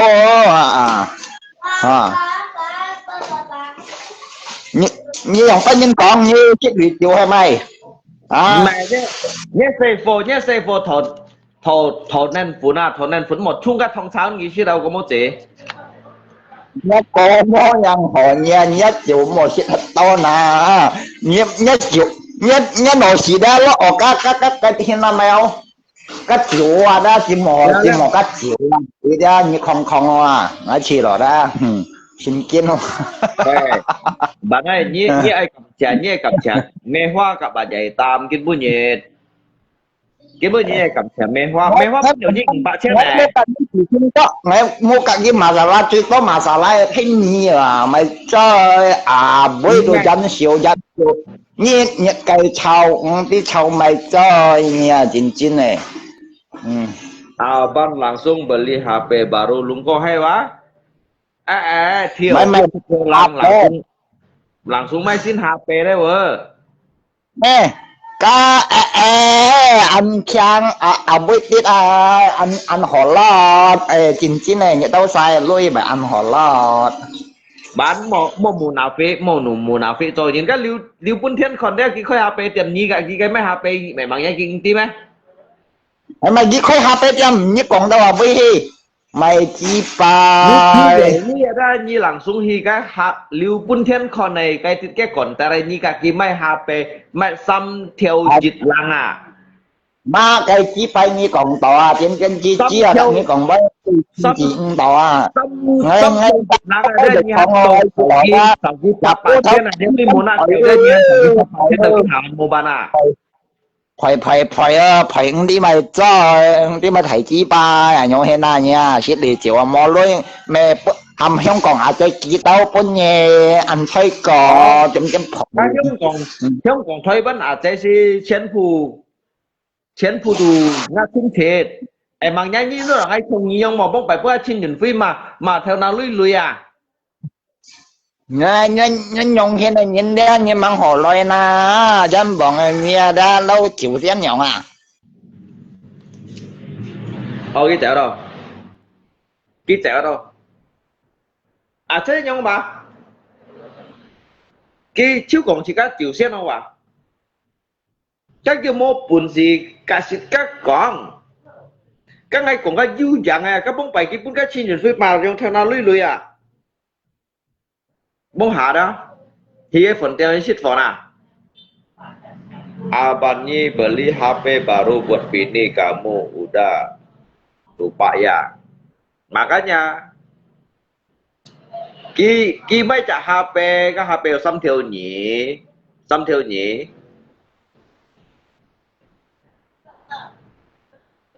Ki bây giờ là nó đổ liều theo chuột là hắn sổ bắt chian jadi ki gong cái hấp yung nilai che yung cái liều nhiệt ba ngày yang lấy kiểm cái hấp yung nè ki cắt mấy HP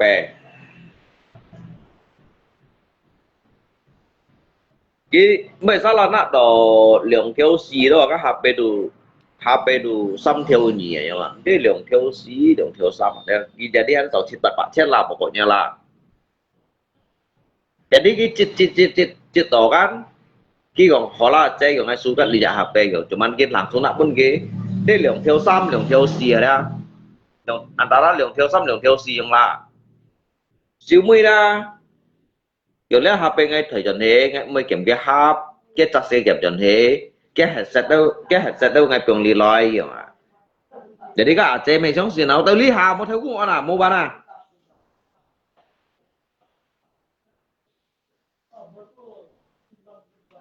à bằng là có cái hiệu luôn có hay quá mà nó hiệu ngày chẳng là ngã chỉnh chi này cái như tu shit phần á chạy như tu cái bụng bề heo thì chặt shit đi đâu chọi như nào chỗ cái content á ra đó chỗ cái content á ra đồ chẳng sao chọi như nào như tu siluman kambing à siluman kambing đó dấu chín dòng à mà dấu chín dòng à mà dấu chín dòng à cái số mấy cái người sẽ chịu chui à cái ngày memang còn dữ dàng mất bài cái nổ kiến nhung à dùng hình là đi trùng hỉ nói à đi trùng hỉ nói à mẹ hoa bên cạnh bạ chán thì lời thì hế chứ mấy cái lúc mẹ sao là thiểu xăm thiểu chịt lắng tròn xíu đó tròn xíu cái bút giả đi cái làng xuống hầm tay cái phân phôi thì cái sân khéo dòng cái tít hầm đồ sân khéo dòng bà sạp tù đi cái xã đó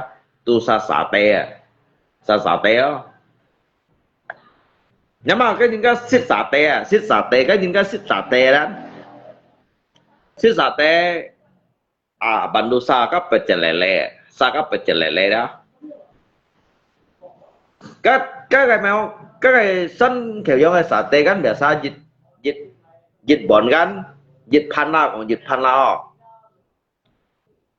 dịch pan gắn bởi sao là bắt chọn bắt khai xả tè chứ xả tè bắt khai gắn như thế kia của mày xả tè những thằng kiểu mất không kiểu băng kiểu đi kurang như lagi kok cái xả tè kan dịch pan kan lượng mạnh yang dikurangi lagi kok dikurangi jangan sampai terlalu mahal gitu cái lontong phần nó yang tu sawat kẹp hút rồi lontong phần sawat kẹp hút có cái xả tè kan bắt ki xả tè à chứ mới bệt kia đó kia may lượng mạnh này xả tè lượng mạnh xả tè cái mấy lượng mạnh tụi này như nào jadi lihat aban kan gitu sikap pecel lele ya như vậy siêu xí kawan nhưng mà các pecel lele kan biasa kan nhìn ka yang cha cũ pun nhìn ka sẻ xíu ya pun nhìn ka sẻ xíu kan pun nhìn ka sẻ xíu ka pecel lele đó pun nhìn ka sẻ xíu như sân kiệt sủi đâu kan như chạm bẩn đâu à đi chạm bẩn đâu cái nào cái cha cũ đó cái làng xuống thủy lộ cái chơi xí là kiểu hấu sai hấu kiểu à cái sẻ xíu ấy bọn à kiểu kasih es batu kiểu kasih es batu juga son kira untuk kita sẻ xíu sẻ chèn lại kan di sini có cái mèo cái son kiệt sủi kan nén loại bọn này untuk kita sẻ xíu sẻ chèn lại lo hả nhưng mà cái ảo bạt đó cái kiểu cái son kiệt ấy nén thiếu lộ đó cái chạm bọn này đó untuk kita sẻ xíu kita langsung naik sih lah kiểu saya haus kiểu à yang bang yang itu bukan untuk minum bang yang itu untuk cuci tangan ya nggak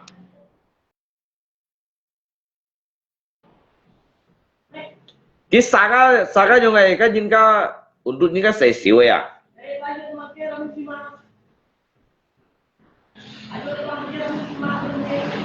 makanya cái cảm xúc còn được ăn kiểu ngay bác mang còn thiếu gì ngay mang còn thiếu cái chảo ai yêu à hắn yêu hắn yêu ăn to ngay mang cùng đi săn kiểu cho bà sập tủ đi mấy cây á cái mấy cái phun cây à nha má hỏi thầy bạc cô chết này thì mấy cái phun cây à bạn này đó thầy bạc cô chết thì mấy cái phun cây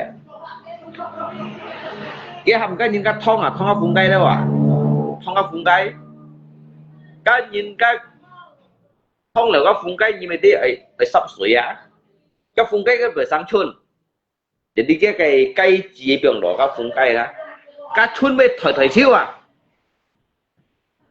cái phun cây bởi sang chuồn biết thời chiêu lộ cái khu thời lộ treo là chuẩn nè này trên hạ quay rồi này trên hạ quay đâu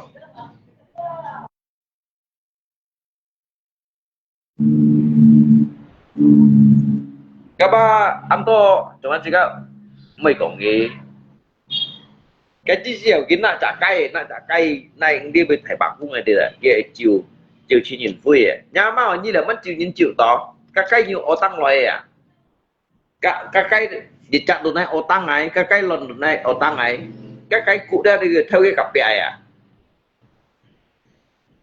mà na u aban jawai hemo aban me jawai aban mong phải punya me tu jawanya ni orang kawan aban yang cari lopay to kalau saya cari aban mà cái miền lâu các xe ngô chấp trong này à cái miền chỉnh cho xe ngô chấp như con aban này miền chỉnh cho xe ngô chấp ấy đó các xe aban mà kết theo nam mô đó các nhân chỉ xem tạc kết trong này à kết theo nam mô chỉnh cho nhân chỉ xem tạc kết mong shit cô theo diếu dịch chạy nhất đang sử dụng linh đeo này nhé nhưng sẽ sọt cổ ngài đó các xe aban mà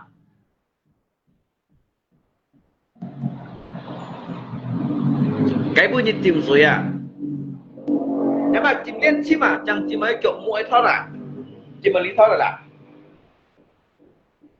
kiểu kawan kiểu sân kiểu giống chìm suối ô bản đăng ô kawan kiểu à dịch tan chân phù kia đâu cái đó video đi con à cái dạng cái hệ mũi đó lượng khai标à phong trào à lượng khai标phong trào đó cái lượng khai标cái môn này tăng thiệt tăng cái lượng khai标môn này tăng thiệt tăng phong này phong hiểu hả đảm bảo các标mà nó sẽ châu thì nó suy bị phong lại lo hả kiểu sân kiểu giống tiền bản đăng không như vậy gì à kiểu sân kiểu giống tiền bản đăng không à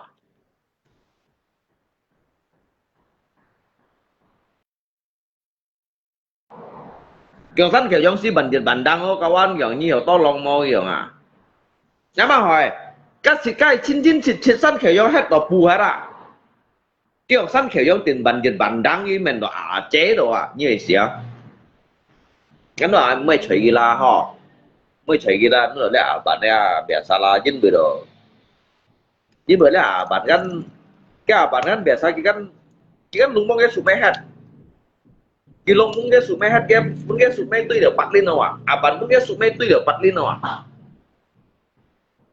tuy thăm tôi cái chả phải quay kiểu à anh mấy cái sụp mehat à lọ nhiều lọ rồi lọ nhiều lọ rồi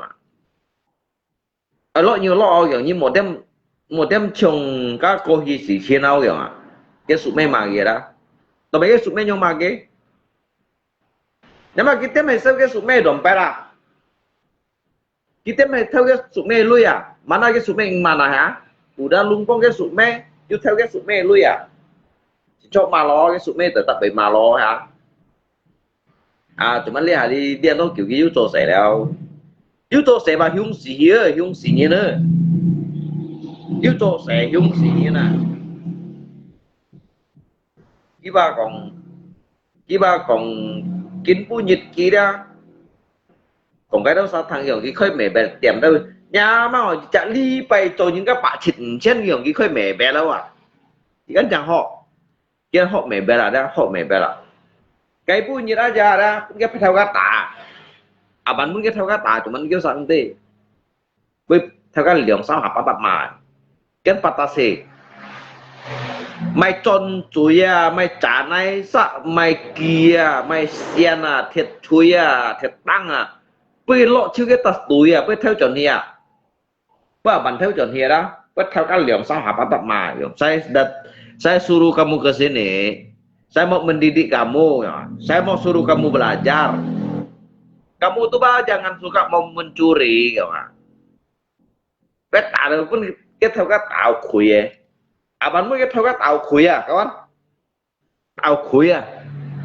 theo các kiểu mà bang kiểu dan juga theo các hiểu maklumi kia chứ theo các thiệt suy thiệt tăng các kỳ đó à Pak di dapur saya sekali banjir papan suka hanyut papan yang di rumah tuh suka hanyut jadi belum saya paku coba kamu minta lah jangan nyuri gitu di sini kan banyak kamera cái theo các hội thằng mẹ họ léo á cái này chuẩn hiểu tăng tôi tăng họ cái hiểu mới tăng họ đó cái punya dia cái Ali kabel là như mày chi bay hỏi Ni kan si họ bengkel yang ni Alibaba, ni emangnya PNN. Cái theo cam cái on à, con mèo, con cá chua đó thiền sĩ chuan, vô theo thiền sỏi ra chỉ vô thọc thiền này kan. Pun cái khen đâu yang khen đâu ra, nó khen chủ coi ở là untuk sai sam phu yang kena. Dit san bu bay khen chiu ở các thiền sĩ chu sẽ trả. Bay khen đâu à, yang các nhìn du, hiểu lỗi cái bu à. Bay khen đâu ra, dit san yang lin tang phu, kalau nhìn các trùng xoay yang à, căng lấy căng hì. Cái gì ở đây chứ nghe theo các giả cho có leo à, giả cho có leo à. Cái môn cái như ba hiểu to hiểu à, như chiều như hiểu to, anh muốn nhìn hiểu, sẽ kiểu sẽ như ba bàn đài hiểu, kiểu cái bàn đài đó à, bắt theo các bà leo nhàng này cả bạn chơi cội, hắn chưa cái bắt nhất phụ này đó, cái theo các tay ghi xích còn. Cái còn mấy alung trên nó như một đi ngay đó rồi đây ngắt theo cá gì chẳng ngay ship bỏ thôi, nhắm mà cái theo cá chẳng đi ship bỏ như vậy xấu xí như cái tọt theo phủi á, ngắn nốt ở cái ship các Arab phải ổn tá rồi, ship các Arab ổn tá, ngắn nốt cái ship các Africa xiong nhụ rồi, mang đi ra, cái phần tiền mấy sáng tọt theo phủi à, sáng tọt theo phủi đó, bà dịch quy thăm xe à. Dịch quy thăm xét trong phần dịch thải phán xì khút tèm bé dịch chết theo phụ con rồi liệu hắn như thô phụ lấy thông cái cầm kết thì lại còn nạ nhá nhá mà hỏi như sẵn kể trong hết đó chính để chi liệm nè mang xích gồ ba đăng phỏ nè nhưng mà cái những cái xích cái lý do phô cái tả lũ áp aja Tuhan mang xích trong kết thì lại à cái xì khút tèm bé à dịch theo tộc theo phụ à cái cầm kết hiện được thải sang lại kiểu nạ nhá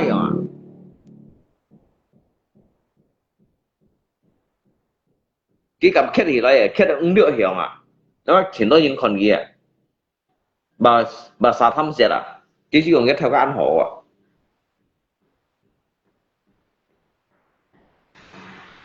cái tập cái bụi đó tập cái bụi kan biasa chun đòi sen phu cái này kiểm chiếu chuẩn này cái này tập cái bụi tập cái chân tủ chun nó niệm lăng phát ấy chun nó xâm niệm phát ấy xa theo các một phần các camera kiểu này là phu chia thấy đâu à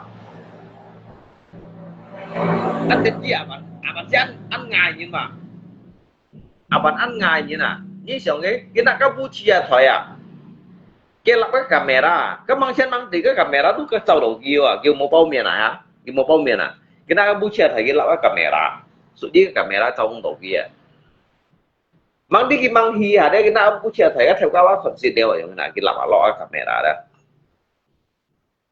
cái gì cái theo các cái nội khơi chủ gì cái theo các khơi chủ gì đó khơi chủ là bạn kalau kamu ini tidak bisa gitu tidak bisa berubah gitu kita mungkin tidak bisa berubah.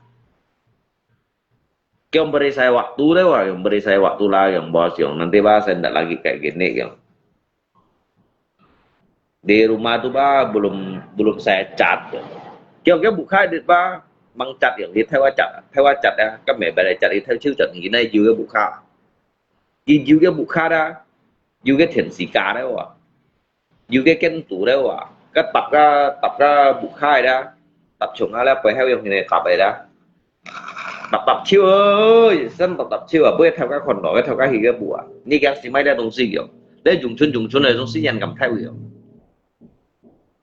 cái theo các này tại kỷ luật policy thang cái gì xí heo cái theo các tại kỷ luật policy thang một cái nút đó cái sẽ quan hàng sẽ đó muốn gì bạn cho tiền bắt trả nhận âm kiến rồi tiền cuồng kiến rồi bạn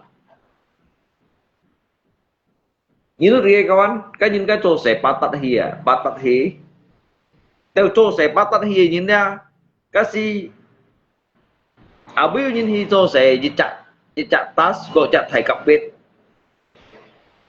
bahasa apa itu sih bahasa apa itu seafood. Oh, ni anh chồng ni thằng xịt akit chen. Anh chồng ni thằng xịt dia cái Holland phá đó nè. Ni thằng xịt dia Holland phá, but ni thu mua chui yin, ni thu mua chui yin ni thằng xịt dia Holland phá.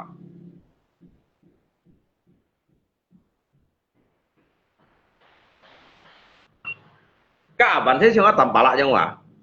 Nhưng mà tầm bả lại phát thị à?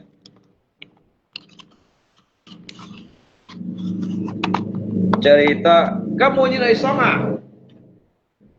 Muốn như này xong à? Áo bắn ngầm xong à? Muốn như này xong leo, muốn những cầm xong leo. Hay như những cầm xong ra, ngay tại ta pun đi xong lo. Cả bản mà kurang lebih cuma tampala, cuman tampala tausu beda. Tampala tausu gitu kaji ya, gitu nak kelompau, kita kelompau. Cái kelompau gitu biar thì muốn thông quay gì đó. Cái kelompau kiểu biar thì muốn thông quay gì.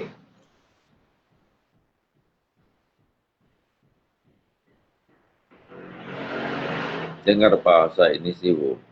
Baru dengar bahasa ini. Itu Tiên Tri Thông Nhiên Lung. Cái kelompau gitu biar thì muốn thông quay gì à?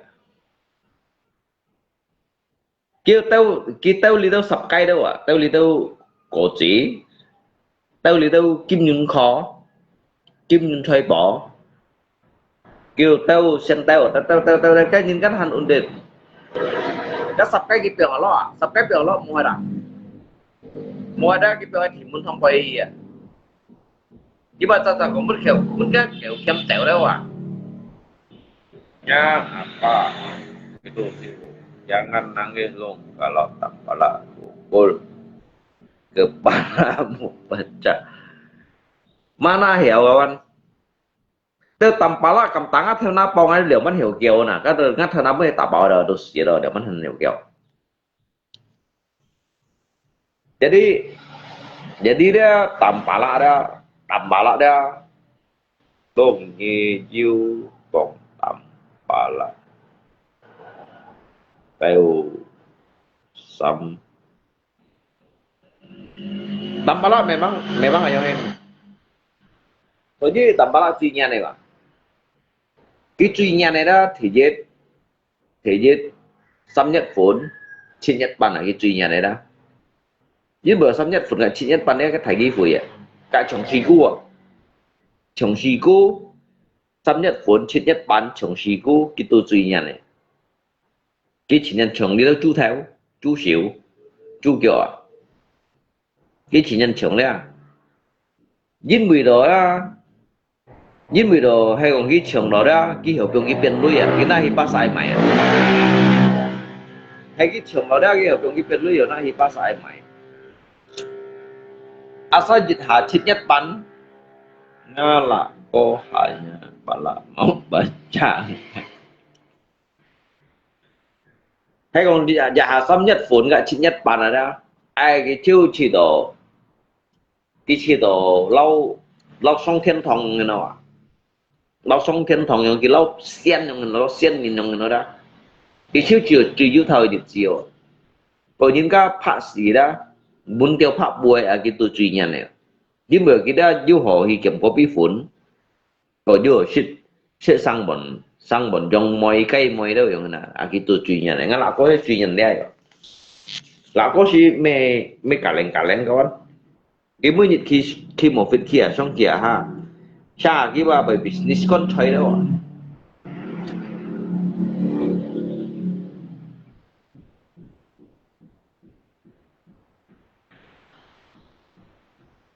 bahasanya kenapa lucu gitu.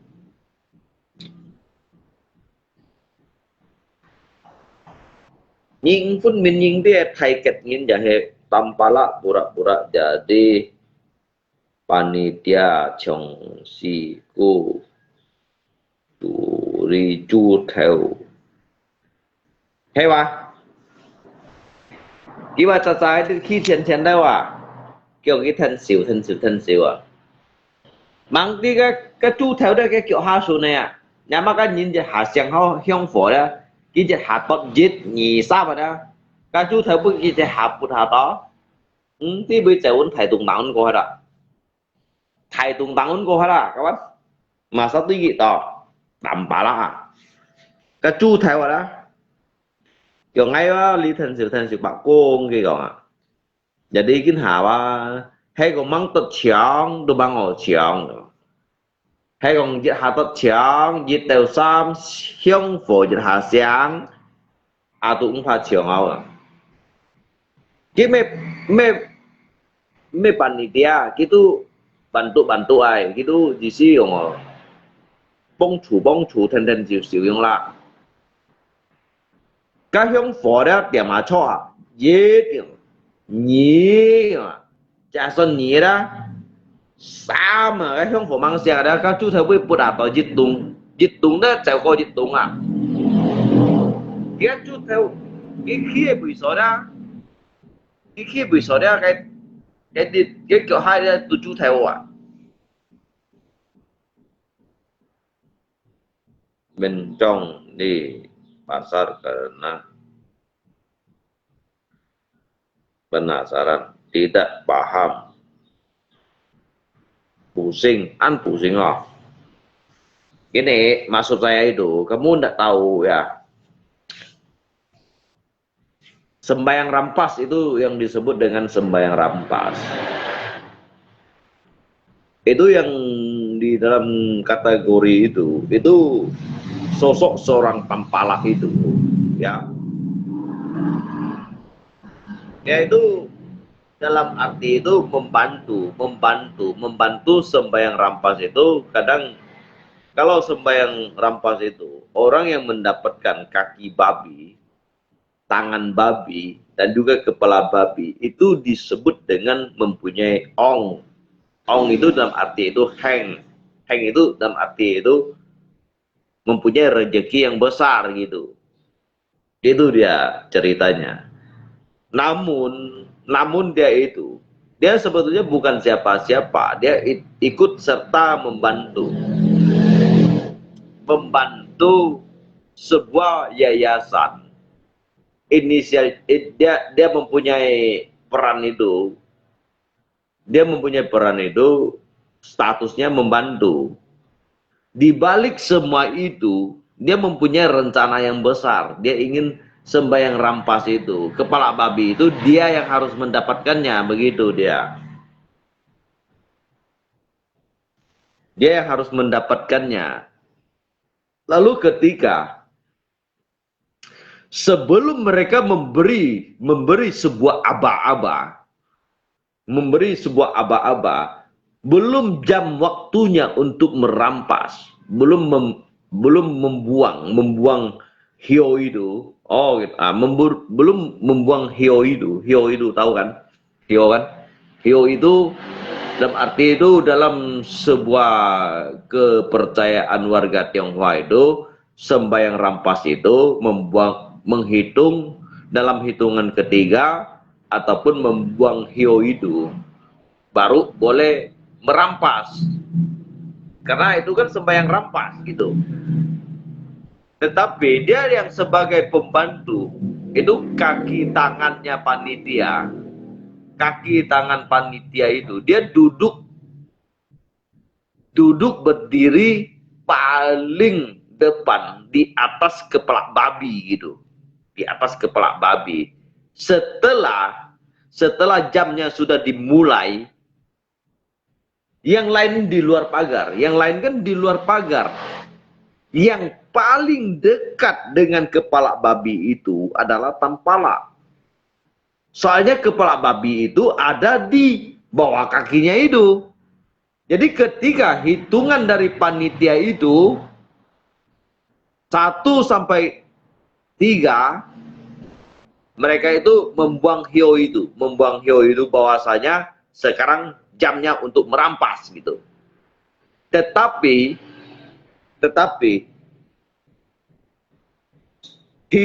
pada hitungan yang pertama 1, 2,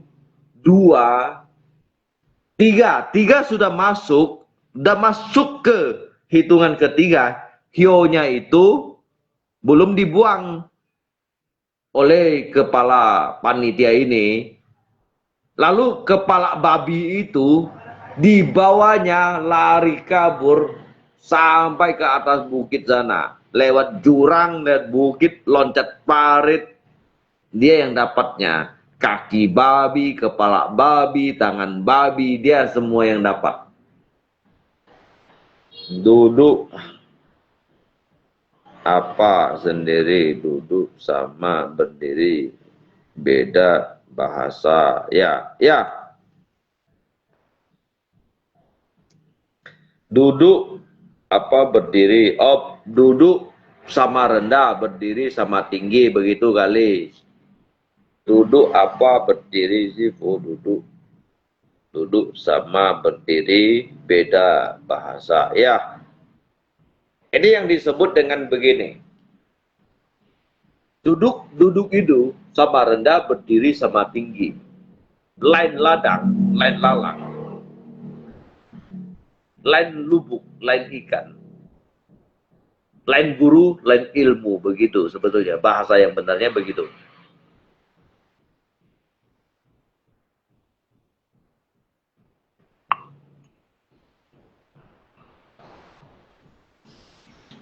Oh, ceritanya seperti seru sih, Bu. Kamu juga pernah kerjasama dengan Tampala. Ayo mana? Dulu saya memang pernah kerja sama dengan Tampala. Jadi sebenarnya yang rugi itu saya. Yang rugi itu saya. Karena dia itu suruh saya itu sebagai pemeran. Mengibuli mereka. Jadi dia juga pegang karung. Saya pegang karung. Padahal sembahyang rampas itu yang mendapatkan kepala babi itu, kaki babi itu, tangan babi itu bukan saya. Jadi Tampala itu tidak dikejar orang. Saya yang dikejar orang sampai habis-habisan, sampai ngos-ngosan gitu napas saya. Yang di dalam karung saya itu saya isi helm. Isi helm. Helm itu kan seperti kepala. Seperti kepala dan juga berapa puntung kayu, potongan kayu itu. Lalu mereka tidak kejar dia, mereka kejar saya. Setelah mereka itu sembahyang rampas ini kan boleh, siapa yang dapat kalau kamu pegang tidak kuat, boleh juga dirampas lagi, kan begitu. Lalu saya ini lari sampai terbirit-birit, sampai terberak-berak, sampai terkencing-kencing. Mereka kejar saya. Yang untungnya itu saya melarikan diri, dikejar mereka. Yang mendapatkan hasil itu bukan saya, itu Tampala itu yang dapatkannya. Itu dia, bro. Inilah kehebatan Tampala. Kehebatan Tampala ini boleh dikatakan dari guru mahaguru, dari dewa mahadewa gitu dia. Karena dia ini boleh dikatakan number one. Number one itu yang nomor satu ada di Gangnyur sana.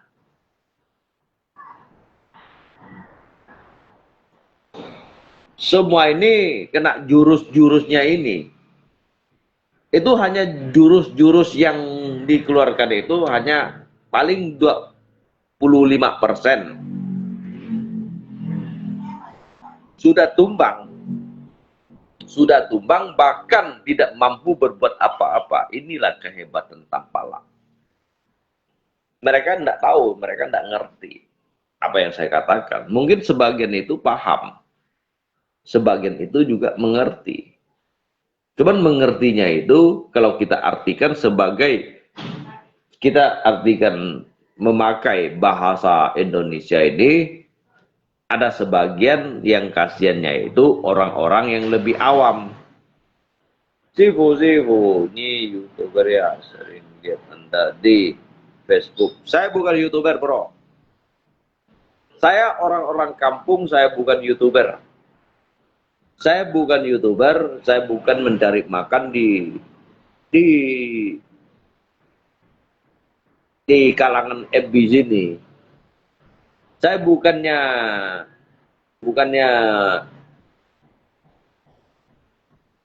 pemeran untuk mencari mengais rezeki dari keseharian saya ini. Bukan di sini saya untuk mencari makan. Saya mencari makan itu ketika saya hidup di kampung, saya menoreh, saya cari jinton, saya nanam padi, dan kerja bengkel, apapun saya kerjakan. Cuman di sini kita hanya sekedar untuk menghibur ya, menghibur, tidak ada unsur-unsur lain.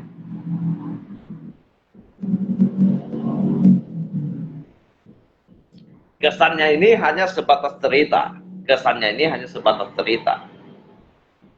Untuk sebuah kesan ini hanya sebatas cerita.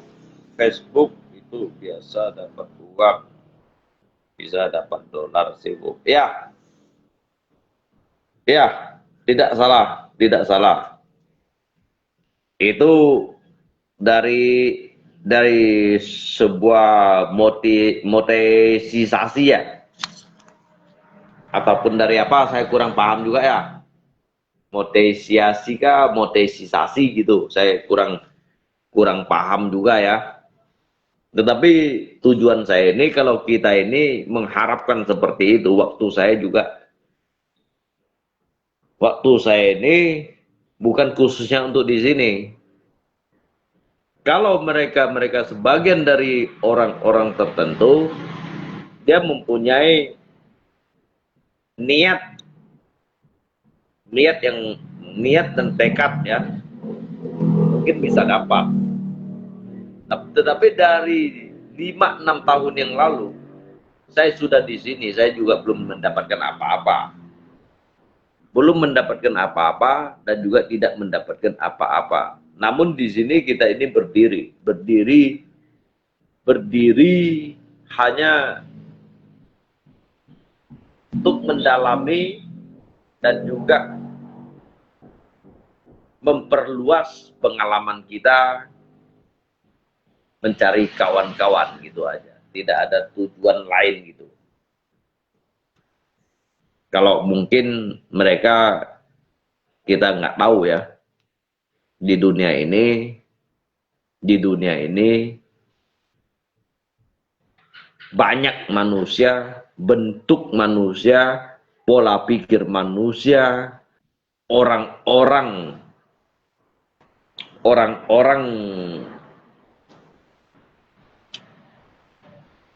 jutaan yang hidup di dunia ini belum bisa kita terka tujuannya untuk apa, visi misinya untuk apa. Namun yang kita ini murninya ini hanya sekedar mencari sebuah persahabatan, memperluas pengalaman kita, dikarenakan kita ini orang kampung. Saya ini orang kampung, bro. Saya ini orang kampung, Anda itu tidak perlu harus juga memanggil saya Sifu gitu. Karena Sifu itu, mungkin dia itu sudah mempunyai sebuah ilmu yang begitu tinggi, dan juga boleh dikatakan orang-orang yang mempunyai pendidikan yang luas, bijaksana untuk mengambil suatu keputusan. Saya ini boleh dikatakan tidak seperti apa yang kamu pandang, apa yang kamu lihat. Dia orang cari duit dari FB, pakai konten, kalau apalah pakai modus, ngemis, enggak pakai ide. Jesselyn Jello, dia orang cari duit dari FB pakai konten, kalau tampala pakai modus, ngemis, enggak pakai ide. Ya, karena sehubungan ada komentar seperti ini ya, berhubungan dan juga sehubungan. Kenapa Anda begitu rela membuang kuota begitu banyak demi sebuah cerita yang tidak bermanfaat, Sifu. Kenapa Anda tidak ingin menguasai dunia FB supaya bisa dapat uang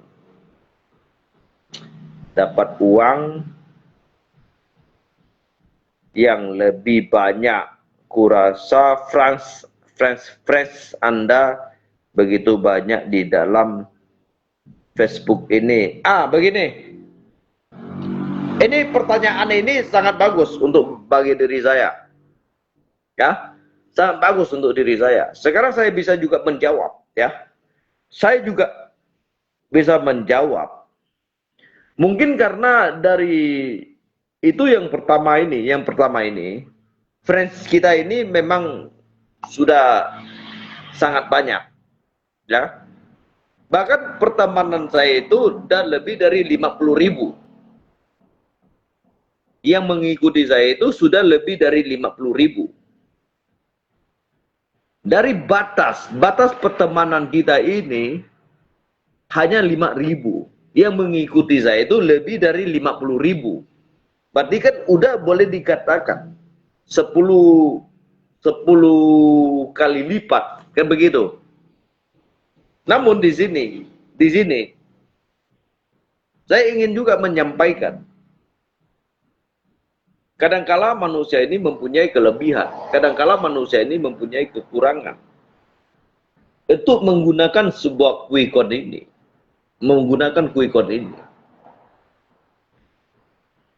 ada sebagian dari sebagian ini, ada juga yang paham, ada juga yang belum begitu paham. Maka di sini hadirnya saudara-saudara kita,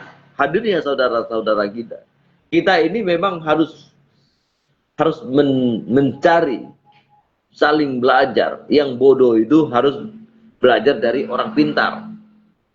Kalau untuk menikmati suatu hasil, saya belum pernah ada dan juga belum pernah saya rasakan. Kalau yang sudah dimasukkan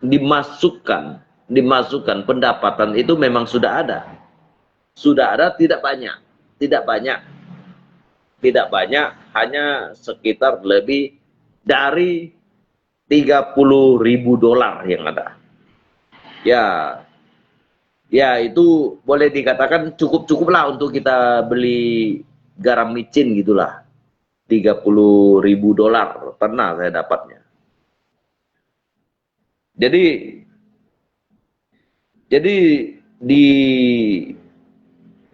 di dalam sebuah tayangan ini sebenarnya saya juga tidak bisa berdiri sendiri dalam sebuah tayangan ini. Saya sangat memerlukan sebuah konten ataupun live dari Facebook ini. Kita sangat membutuhkan bantuan dari saudara-saudara kita. Kita tidak perlu harus mengatakan bahwasanya kita kurang dana gitu. Bukan begitu ya. Bantuan itu bukan dalam arti itu sebuah materi yang perlu kamu bantu diri saya. Cukup hanya untuk like diri saya, menyukai sebuah halaman saya, mengikuti diri saya itu sudah sangat berterima kasih gitu.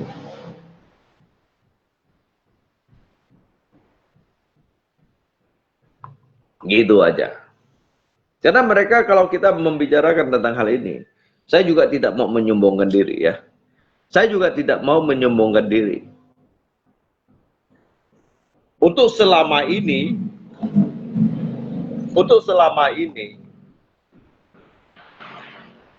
ya, puji syukurlah, kata orang, puji syukurlah. Puji syukur meskipun tidak seberapa dan juga manfaatnya sampai kemana,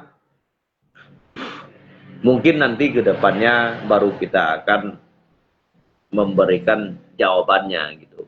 Adalah yang kita klaim, kita pergunakan, ya bersyukur, karena tanpa kalian saya juga tidak bisa jadi apa-apa. Tanpa kalian yang menonton, tanpa kalian yang like saya, tanpa kalian mengikuti diri saya juga tidak akan menjadi apa-apa. Wow. $30.000 itu kali 15.000, 250 juta. Ya, Anda bikin konten yang lebih bermanfaat lagi, Zivo. Ya, itu untuk di dalam kalkulasi kamu ya. Nah, kamu bisa menghitung sedetail mungkin. Ya, berarti Anda itu sudah menguasai matematika gitu ya. Anda itu hebat. Tidak perlu saya harus menjelaskan gitu. Gitu aja.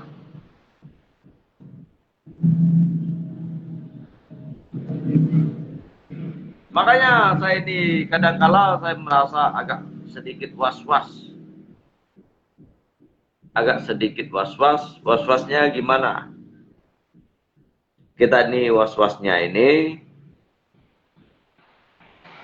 bagaimana nanti ke depannya ini mereka bisa tidak menjadi seperti diri kita. Sebenarnya kita ini bisa juga menyelamatkan diri kita sendiri melalui sebuah tayangan ini gitu. Maka mereka itu mengatakan diri kita ini, kenapa kamu tidak mau kerja? Mereka ada sebagian memvonis diri kita ataupun menghujat gitulah. Menghujat bahwasanya kamu itu tidak kerja ataupun tidak inilah, tidak itulah kan. Ya, kita maklumin aja karena mereka ini mempunyai kebebasan. Di sini kita harus mempunyai sebuah gini boleh dikatakan mental yang kuat gitu. Mempunyai mental baja gitu. Jadi tidak perlu harus kita menganggap mereka itu adalah musuh kita. Sebenarnya kita ini sangat membutuhkan. Saya ini sangat membutuhkan perhatian dari kawan-kawan kita semua. Nanti saya akan posting pendapatan saya yang di dalam live ini, seberapa besar saya dapat, seberapa banyak yang saya terima. Nanti setelah habis saya tutup live ini, saya akan memposting. Jadi saya tidak akan pernah istilahnya dalam arti itu menyembunyikan, menepurkan segala sesuatu gitu ya. Karena ini ada masukan yang kurang lebih baik juga untuk diri kita kan.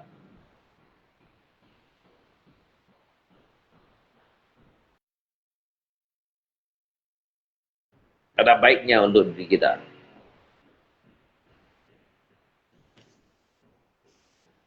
Các ngày bị posting với như thằng unicorn selamat ngay lip li tidak ada ngai tetap kita lui dah.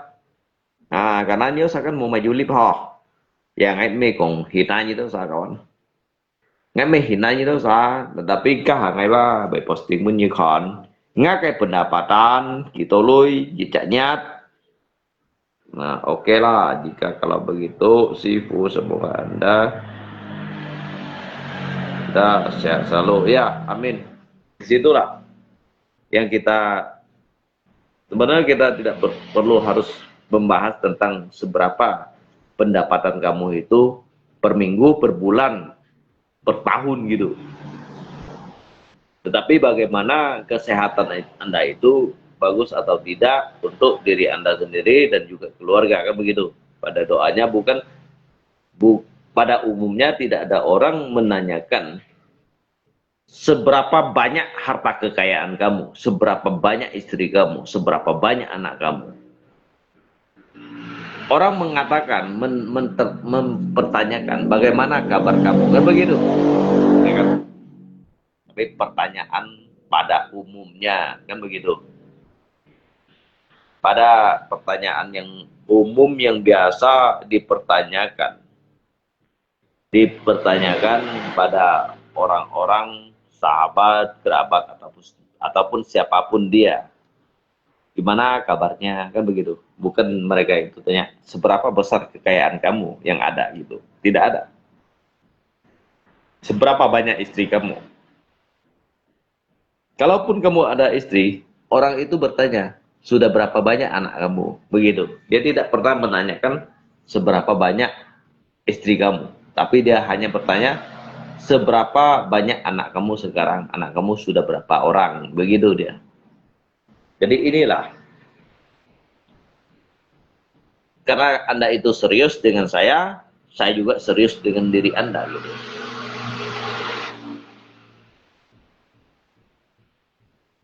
Kawan ngay của ngân hàng đấy là kawan ya. Ngay của ngân hàng. Nhớ đâu sao mau gaji ngay. Gaji nyelip teramda nhớ sama gaji ngay. Nhớ sao juga maupun ngay lui ba abui loi dia. Ngay lip juga hiểu lôi lui ba.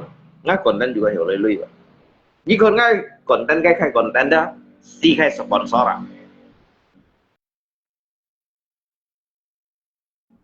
Như chết còn những cái content si khai sponsor à. Như chết còn những cái content si khai cái sponsor à. Như cái content. Còn ngay ba cả lòng bao à. Ba cả lòng bao rồi đó. Có lẽ hình như khai cái khai còn ngay còn masalah main judi đó. Như chết còn những cái content khai sponsor à. Như cái content khai cái sponsor à. Tapi ngai sih jauh kongnya satangnya saya kong mai sih terserah kalian. Itu bukan urusan saya, bro. Karena kehidupan saya itu tidak mesti saya harus menjelaskan. Saya tidak harus juga menjelaskan.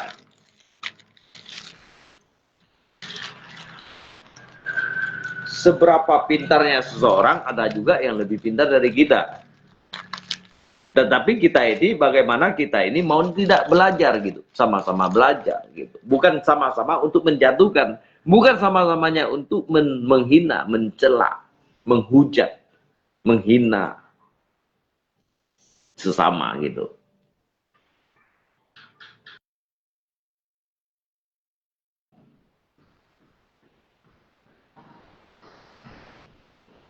Nggak sponsornya kan ngay tôi content ngã sponsor đó hiểu liên là gì không nhớ sai sponsor itu liên nào ngay sponsor itu liên nào jadi ngay juga udah daftar li dari Kak NPWP dari Sitka kayak Dongko mungkin dia udah dari sana dia paling jago gitu ya. Tungko mungkin dia udah hasilan 1,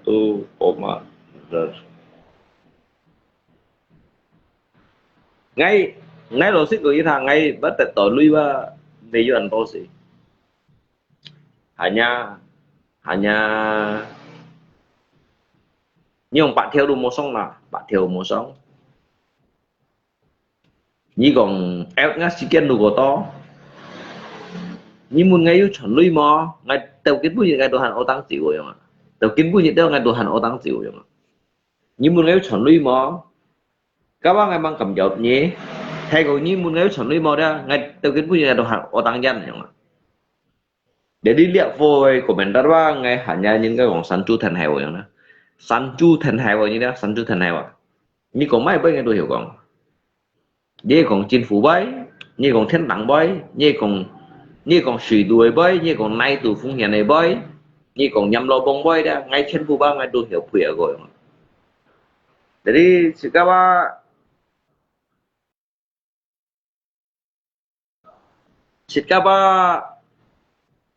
ngay mê hanya bunyi lời ân phải rồi ngay ân phải gì đâu rồi mê hanya như hiểu ân phải ngay hiểu ân phải gì mình như hiểu senang kan ngay và ngay hiểu juga hiểu senang kan nhiều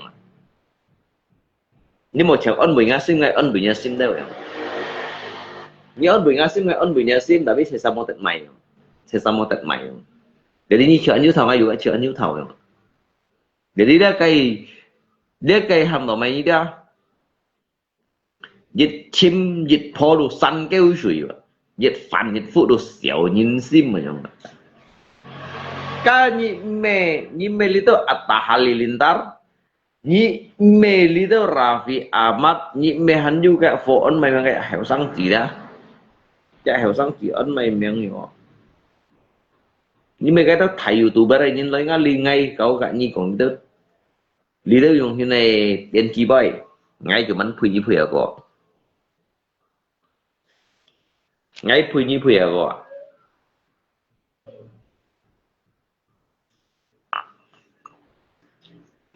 Willy Salim hai Willy Salim artinya memang Bukima Angyan Tosya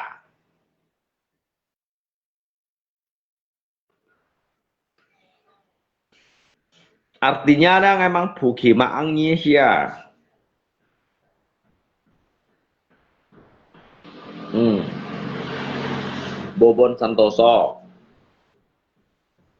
Bobon Santoso ni chiam ki loi ngali cho konten à kiểu sang cảm áo Willy Salim aja cầm loi ngali cho konten à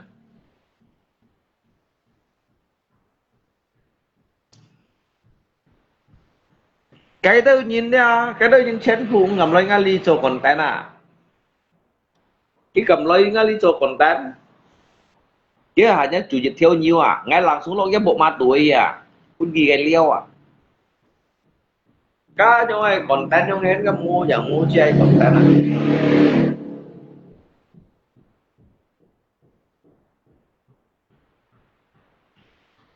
này thế nên ngay kan hanya sancu thần heo yang sancu thần heo dah datang nhiều thằng thòng boy nhiều thằng đã hạ cờ boy ngay mang đèo nha mê chia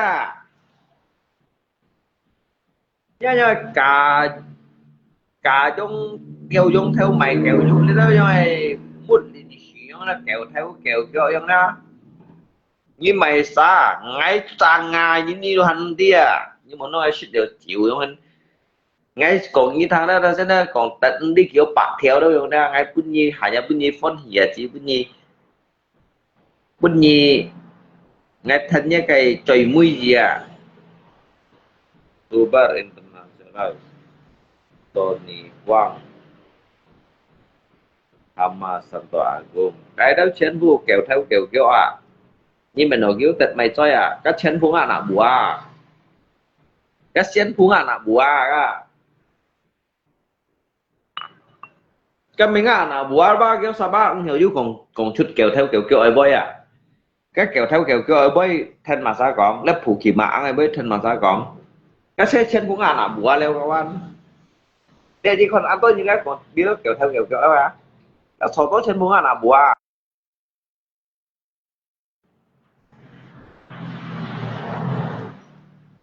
kasihan puli đâu mua chẳng mua chạy như nào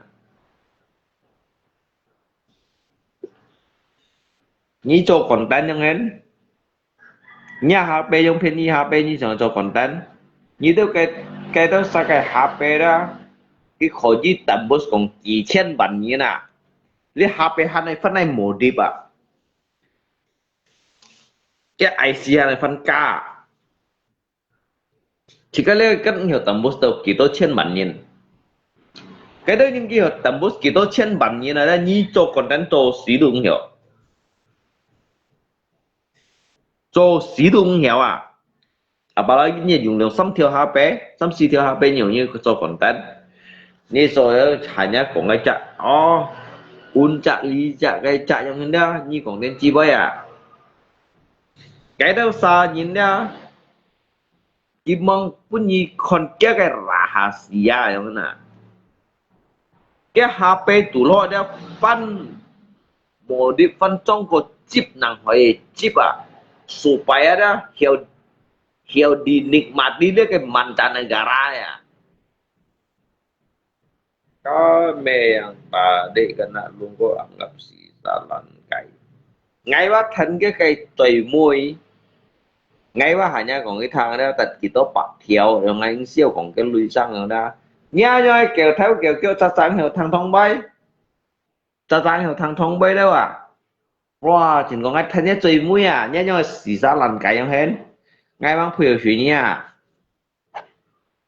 Nhá nhung thế này. Nhé ngay cakap ni kong bahasa Indonesia.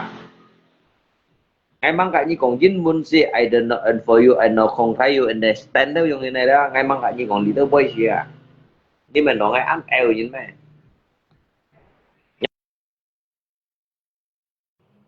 Ngay mang kat ni kong jin bun aja ni son hin à.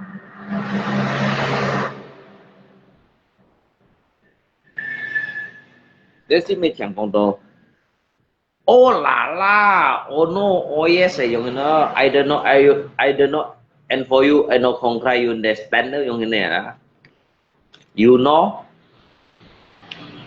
ini benda ăn eo meh, nhau rồi, ham một cái pu như thế, để xe thu kiểu mặt gì này khung tuổi phá, chỗ đây, ta còn đi đâu yung này, hồ với người thằng kung ada isi instruksi ataupun jadi kayak terobosan pun ngai alung chen ni mai sa siapa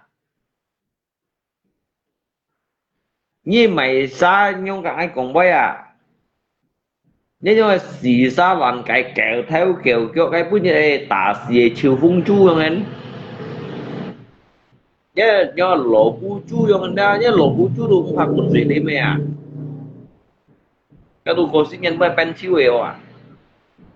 Hắn như chờ chú đem bu làm chiang ấy chú rồi à. Đem bu làm chiang ấy chú ở bên này tuổi mày rồi à. Đem bu làm chiang ấy chú ở bên này tuổi mày rồi à. Như gì cái còn đi đâu phụ khí mà ăn này với anh đó.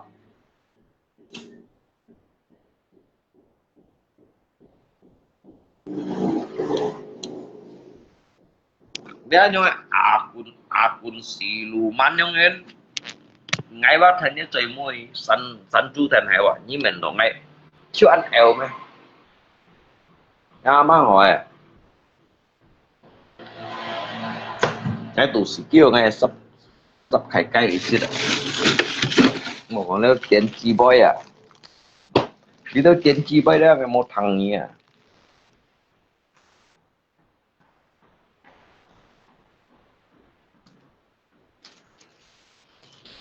Nhan xua anh đi mày sao tampara em thấy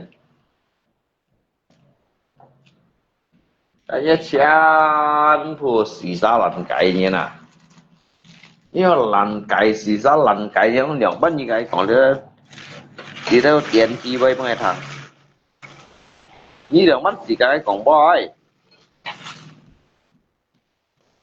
ngày đó phân nhi phân hỉ nhìn như hắn tia như còn mày thải chi bay phụ khí mà ăn đó à cái ngày phân nhi phân hỉ đâu à hắn còn như thu chưa hề number one này nhìn nó mặt sạt tu đâu các họ còn ai thuốc yêu xuống ngày quay xe cày như nè ngày phân nhi lây dòng hình ê còn đi đâu ê ngay xa cả như còn phân boy à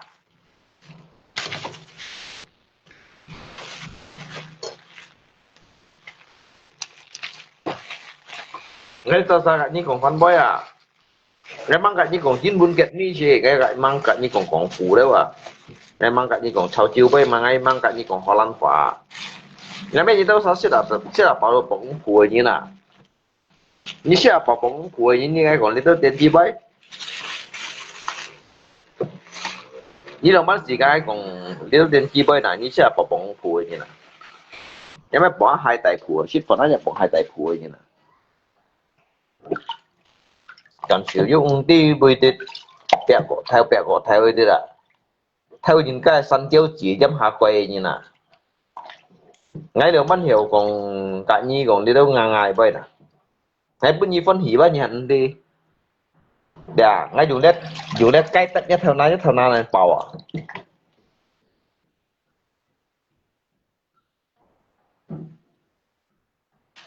ngay dù cái tất nhất theo nào thằng nào đó hàng này bảo à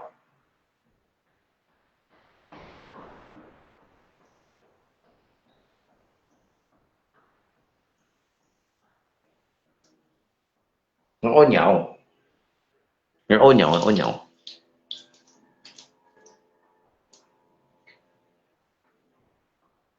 cái này tầm bà la cái gì tất cả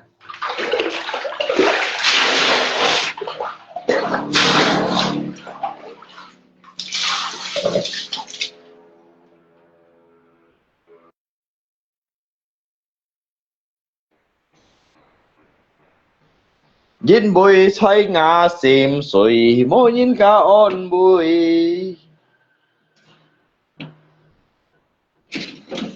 ngày mùi nhiệt chiết phá chiều ngày chiều chơi nhìn bụi mai nhìn bụi xoay ngã xìm xuôi mỗi nhìn cả ôn bụi ngày chiều bong cái tôi theo nhưng mà tiểu nhà mi nhìn nhau hình còn mày thấy chi phải hả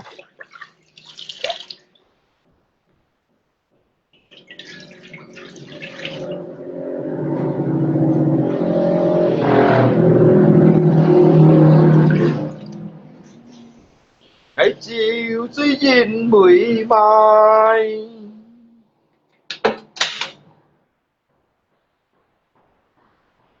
ngay cho nhau sắp lẹ cái bún bò chát à ngay một phần như này các bạn như đó sao cũng như đó tiểu nhà mê bơi ra những món ăn bên trên đi còn à mà thái chi bay ở bên khu gần đó à ngay mới chủ phó ngay mới chủ xoay ngay xích đẹp cái ngay xích chiêu gì à mà sao gặp mang ngay tầm ba nói mang ngay nhưng mình cái thằng này bầu à apalagi chin phi lên mang ngay apalagi aban nhà mấy chiều như xích chân phở ra đủ hắn nan này như nào xích chân phở ra à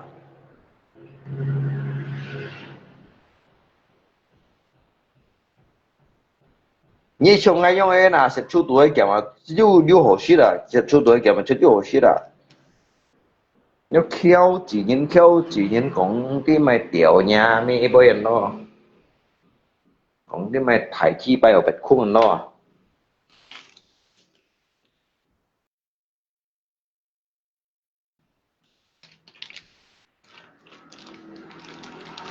平啦，哎，每個人少少熬啊，每個人食完到尾，你都個等下滴滴，你都扣幾年啊？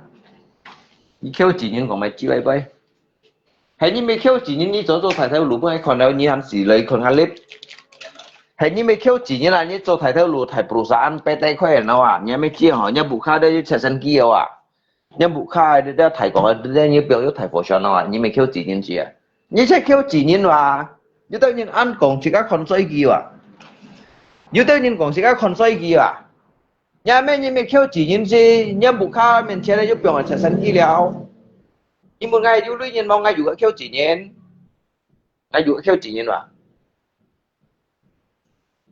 ta kêu sao cũng terima đấy hoàng chỉ có còn em bơi mà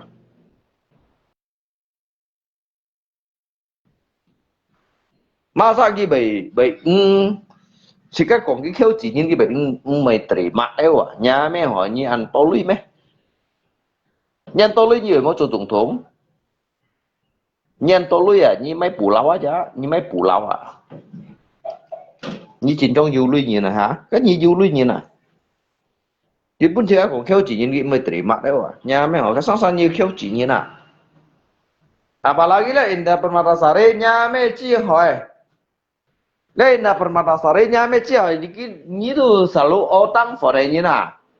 Cakli paisit cho chuột lui otang kit bao forenya na. Cái phần lui aja maupun si tutup aja na ni còn thai chi bay à. Nhưng mày chơi voi trong khi nào danh bỏng này.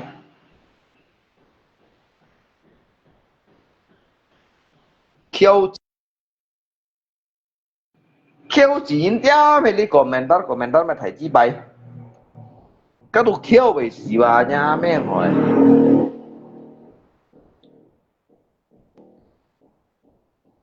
Manusia paling bukima. Along trên. Kêu mọi người đều ăn ngại. Như kêu chỉ nhìn ra. Ngay còn như kêu chỉ nhìn ra nhớ sao một bật rồi nhá. Ngay còn như kêu chỉ nhìn ngay juga ngsit của ngay tôi lui nhìn kan. Thôi kau na, như tôi mày về ơi bật ăn à. Ngay còn như kêu chỉ nhìn mà sao như về ơi bật ăn nhá. Thôi kau na. Hay còn như mấy kêu chỉ nhìn nhá bù khai ba chứ chỉ thong Lamborghini, ở đâu chỉ thong Sexenki, ở chỗ cái Raffi Ahmad nhưng mà các đồng anh cả mọi kêu chỉ nhìn nó. Các cái chỉ trong du lịch nhìn nó. Các nhà bù khai mua Sexenki. Mau Lamborghini, Raffi Ahmad juga Lamborghini ya. Các Rossi khi là một phiên aja cái bật gì mấy chuyện đó ya. Như đó kêu chỉ nhìn, masa bệnh ngay còn nói yang hin lalu ndak terima yang hin à. Nhà mấy hỏi như đó sao hay còn như sao tôi lui chỗ dưới trường ngay yang hin leo à, chết chú tuổi mấy chi bay biểu chiêu à. Các sang kêu chỉ nhìn tu, kêu chỉ nhìn mới terima mà mới yang còn bay à. Xịt leo đâu leo hả?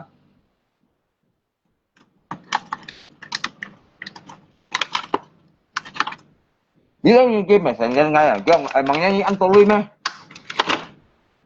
Emangnya ngay sih kong ai xin tôi lui mày. Ngay đúng sih kong ai xin tôi lui, ngay cũng như thiếu chỉ như là wajar dong. Wajar à? Cái mình ngay xin tôi lui hay mò.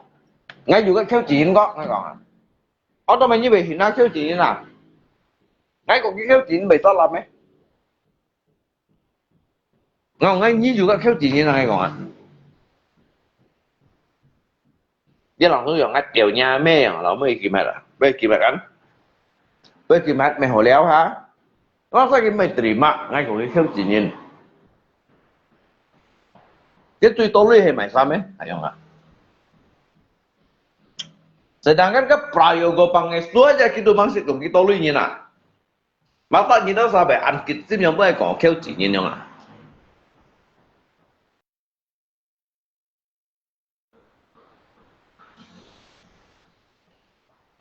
Cái prayoga pangestu aja pangjun ban à? Cái kêu chỉ nhìn aja mang kong kau dia ke về anh ngày à? Kita cái siêu cái gì tự lui ra cái nó là cái chuyện yêu à, nhưng chỉ bài à, các bạn cái ngay rồi số đâu theo chỉ như nào, lấy số ngắn clip như nào là đâu theo chỉ như nào,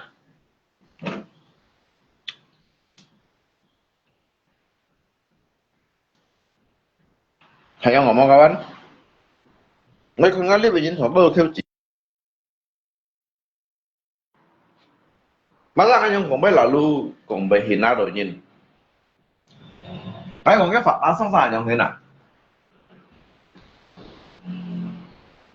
Ở gì mày mang dêu chứ Pajero Sport, cái Pajero Sport mày mang như nó là như Pajero Sport, như thiếu rồi như tôi lui không ạ?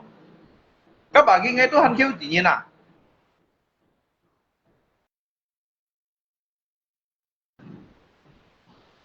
Suy dân ngay mò à?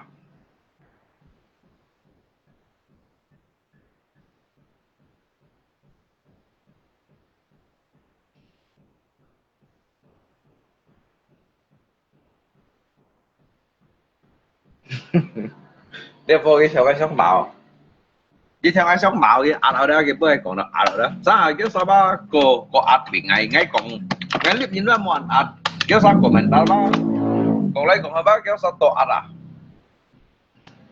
Ngay bên như xếp bao tiền ra nhưng mấy còn cái sống bạo hơn là ngay bên như xếp bao tiền là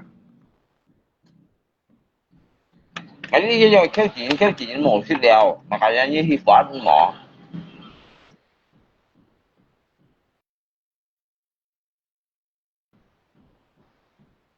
你要扣几斤的毛细了啊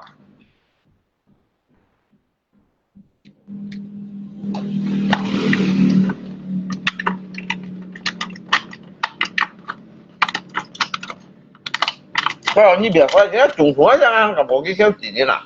Kalau ni, kita jumpa jangan kamu pergi kau sini lah.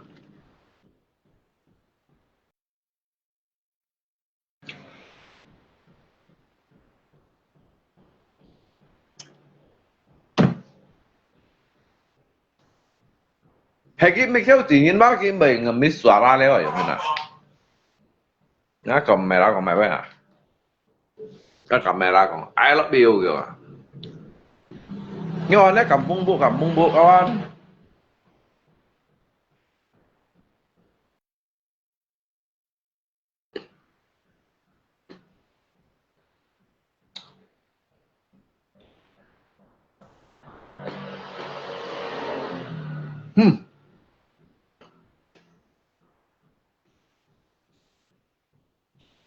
Ngắm miệng aja kita harus dilindungi ya. Cinta ada, polisi ada, bin polisi itu harus dilindungi ngắm miệng. Ini menurutnya me saya kaya, nyapa saya kaya. Phải hướng bà. Ngắm miệng đó, kita đó harus bỏ ngắm miệng. Nhưng sao chỉ là vấn đề còn bài.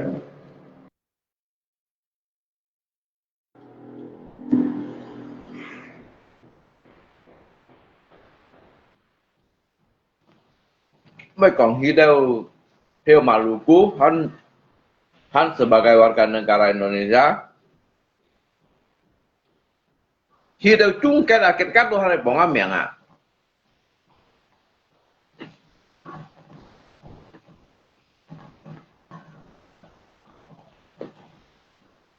Ngay tại yêu câu chuyện của mày chỉ bay bên đó, nhưng mua chi cái hạ cái còn bay như nào? Nhưng mình bảo có sinh nhân khởi sập cây mà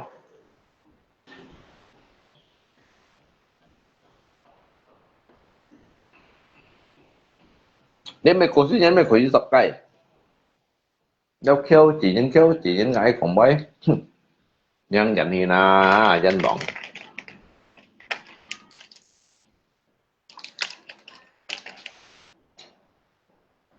như hăng dành hi à phá có gì gọi à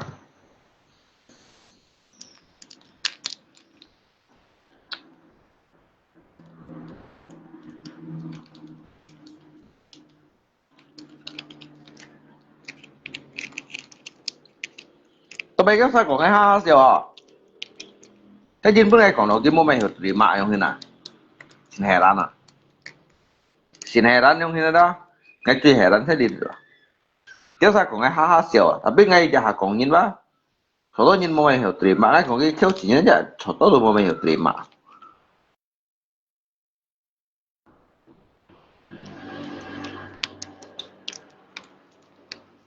ngay đó xin hè đan kéo sao chỉ còn cái hiện nay nhìn mà bà đang ngay còn cái phạm bài không thế nào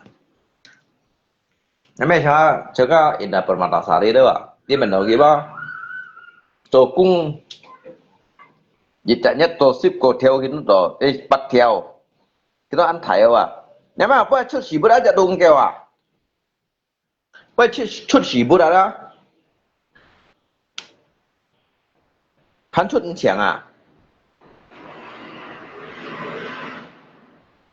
cái chú mình nói cái thân nó trung kết nhân cái nút đó cái chú hiểu quay trên xe cái à cái chú nút đó cái xịn bình trong xịn nhiều à nhưng mà như bà cái ngay như trung kết chèo kéo à như trung kết kéo à như trung kết kéo à như chạy nhất cho bắt theo đó như trung kết kéo à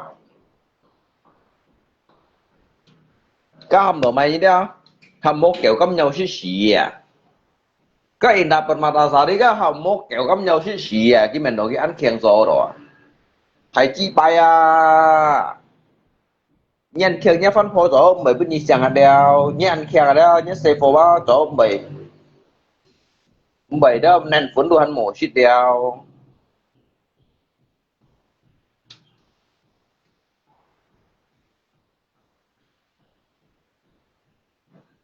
Kong Cipai ya. Kong Acoy kemarin inbox minta 100.000. Bạc đi như thế mô lưu pun ngày leo đến chi cô. Lihatnya rekening ni kipun ngay à, như rekening ni kipun ngay à, nhà mẹ chi à, ngay kipun nhà bằng theo à.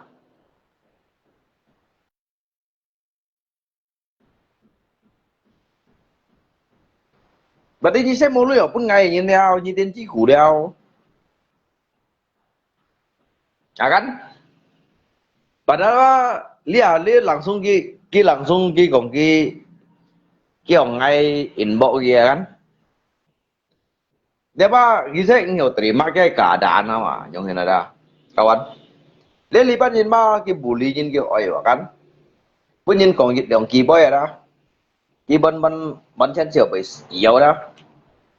Dia yang ai tiểu me chi nhìn yang 100.000 pun mau minta sama ngay kong coy boy na long. Nya rekening nyi langsung share card ali di chơi ngay lip li di nyi langsung kỳ chút pun ngay ngay kỳ pun nyi bằng theo nya mechi.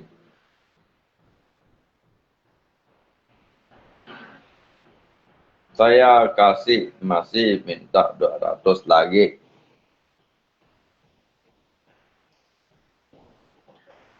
Hả?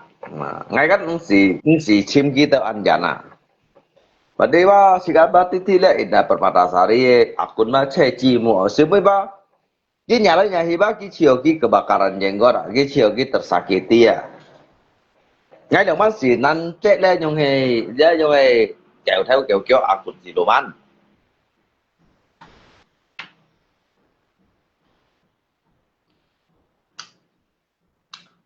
Như phấn đồ mổ xí đây như nào, như kỳ bưng ngày lôi. Như phấn á, đồ hạt mổ xí đây như nào. Như căm nhìn chung kết nhìn dông à, như chung kết đây kẹo à. Ngay lô xít của như chung kết đây kẹo đó. Như đồ chung kết đây kẹo à. Như mình đồ ngay nút đồ. Wah, như xin khen cổ rita cái lele tao kinh bữa nhìn kan. Siapa yang merasa tersakiti? Saya tidak menyakiti diri kamu kok.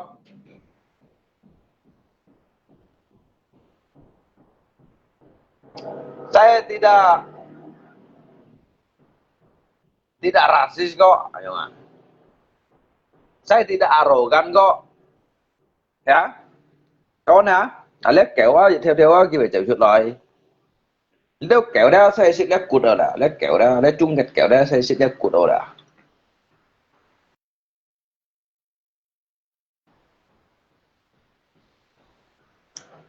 Dia chung kết kéo chi mộ ra chung kết kéo ra, như sẽ lihat cụt rồi. Như sẽ lihat cụt theo rồi, chung kết kéo.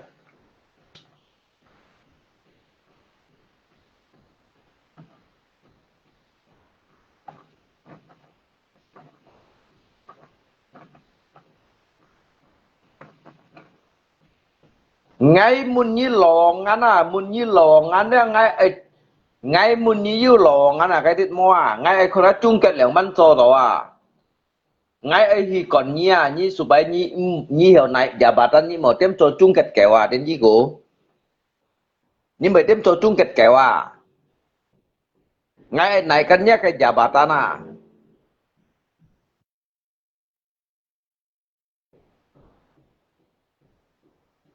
Ngay này kan cái jabatan chung kết nhìn ngay langsung cái isong awak Nyame ho tomai ngat lihat Indah Permatasari le cimu như tomai itu kon kilo kéo yang kena.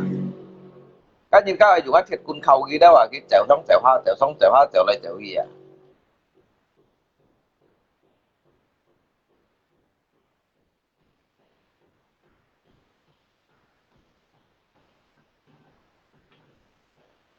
Dạ kan kikiang rồi hả?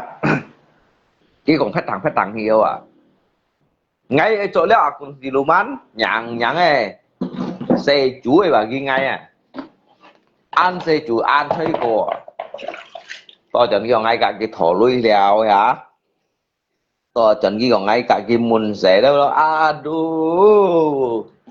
Kenapa sih Anda itu begitu bego membuka aib kamu sendiri gitu? Nhí khen cho akun siluman nhưng masa baik pun ngayohin kongit yang kibai cu. Kebakaran jenggot. Berarti siapa yang menang, bro? Ngay Siti guys kan? Kita samun ngay nyiti lah indah pernah rasari aku này sao ngay bang si IT các bài cũng xuất lời ngay thân chung kết nhìn cho mày chi bài ngay thân chung kết thân các chung kết nhìn cho mày chi bài à chào sáng có một anh dặn thân phải một anh dặn Sulawesi à ngay mà Nyi bagi Ngai nggak ada apa-apa. Apalagi Nyi bagi Ngai. Nyi bagi Ngai, Nyi Han còn nggak ada apa-apa loh. Kau phân phó sama Saiful Sianghat mau nafkahi. Emangnya kamu itu hebat. Kamu orang-orang yang paling bodoh di dunia ini.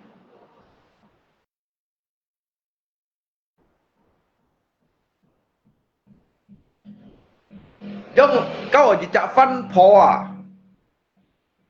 Xin khen còn nhân phân phó, tapi kita kan saya phân phó aja gimana urus aja Saiful nyame hal kin bu pen ket shit ke Saiful.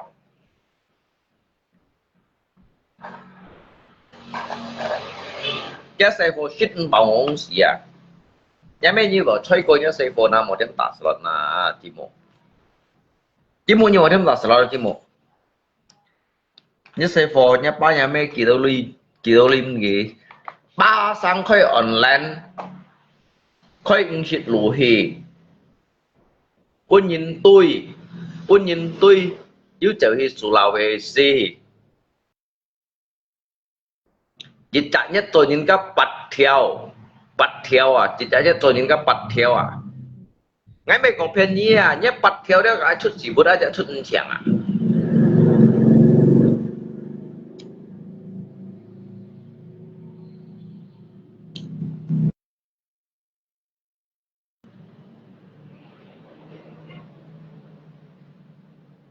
Nhi chi mùi bật theo đó Nhi cao phân phó à nhé phân phó aja aku nyi piang nara Nhi tau opet long ngay tiap bulan kirim 10 juta Nhi mau kilo ya nhé Saiful pun nyi ngos ya lah nhé Saiful busung lapar cái lượng cak nyi di nhé Saiful kan samca cái lượng cak busung lapar nyi ti mau à tiếp theo Nhi chỉ chạy nhất aja cho những cái bật theo à giờ mình kỳ xếp theo những bọn đi không nói mà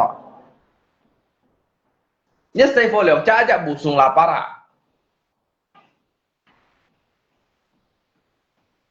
anh chị em nhá nhầm nhí rằng chút nhá cá thịt này sống ngày còn à còn nhất Saiful phui giờ xèo giờ hay cái chậm phiên ngang cụt còn tỏ giờ hay cái ly này cụt đây khỏi dưới này trong suy à tapi Nyi tanya ada lowongan mau. Denci ku Nyi saya denci nhìn mà. Ngay tinya gaji pat theo đấy makanya ngay muốn Nyi yêu lowongan mau ngay còn ngay chung kết nhìn ba ngay không có chung kết nhìn pun Nyi ship liệu theo như là denci ku. Ngay chung kết nhìn kan Nyi kan cho chung kết này kẹo li hà, Nyi kan cho chung kết này kẹo. Jadi hay còn ngay lọt đâu cái gì đó muốn yêu lowongan đó. Jadi ngay còn cái mandor hay này sa. Cái thầy mandor hay này sa, cái kepala rombong suy thầy này sa, cái pemimpin hay này sa yang ini dah. Jadi ngay lọt đâu dia ngay hanya tes trò lượng như xăm như dia ngay hàm ghi hinya cũng chân tập tiền ship liệu theo đến chi của.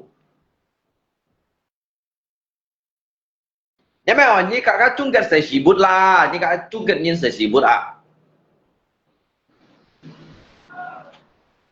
nhà chung kết nhìn chân chơi là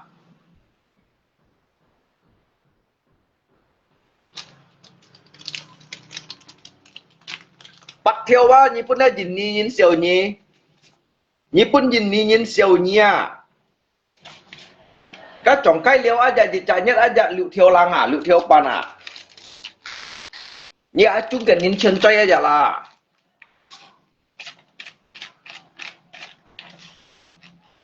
Các ngang nhìn xong cha sawit aja ra chit bat bạc chen à. Ni pun các xong sawit nhìn đeo siêu nia. Ni tra cha sawit ba chit bat bạc chen. Idit giả xong rồi liều cha sawit aja. Tuhan han thiêu lăng à, ni dịch giả thiêu lăng à, ni dịch giả nhất trong số những các bắt thiêu, ni cả chung cái nhân sẽ tuần khóa ra, ni số chung cái nhân kéo ra na.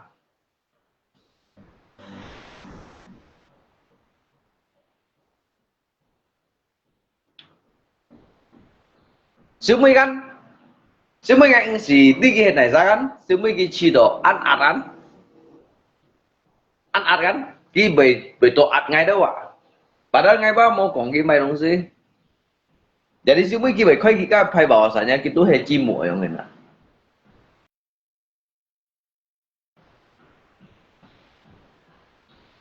Kita kan? Inilah yang disebut dengan strategi Enjiko.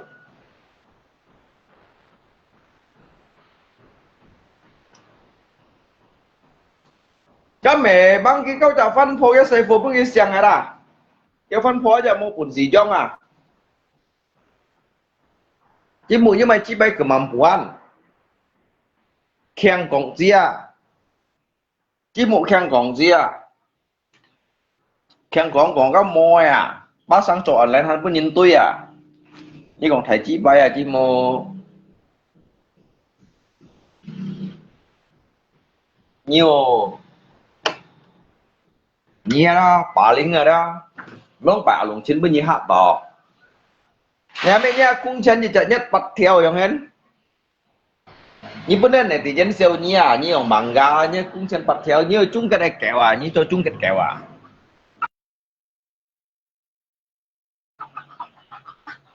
Như tôi chung cái kẹo à.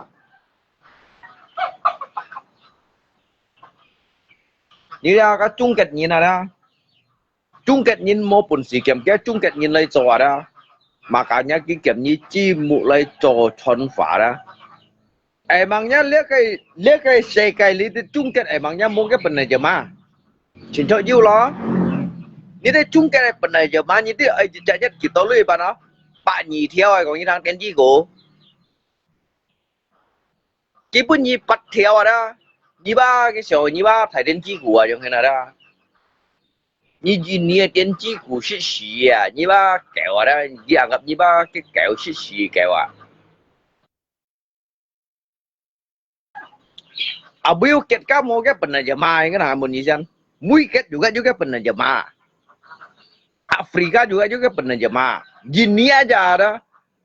Kiju ke kantor imigrasi ada. Kita tentunya cenpu juga pernah jemaah. Nhi ba chung kết đây chèo kéo à ngay của thằng na, nhi ba chung kết nhìn dong nhi sĩ đã chung kết nhìn gì à?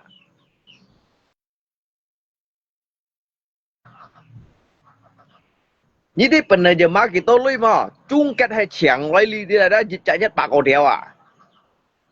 Chung kết chẳng lấy bên này giờ mà đó, cái chẳng chung kết nhìn hiểu lấy bahasa Indonesia, đi chạy nhất cái gaji dia bạc nhỉ theo à? Như tụi mang đi lihat cái hàm tổ mancanegara sang saya. Như sit ka jong ini pat theo cung chán. Như gak tanpa lak contoh aja tanpa lak Tuhan moy à.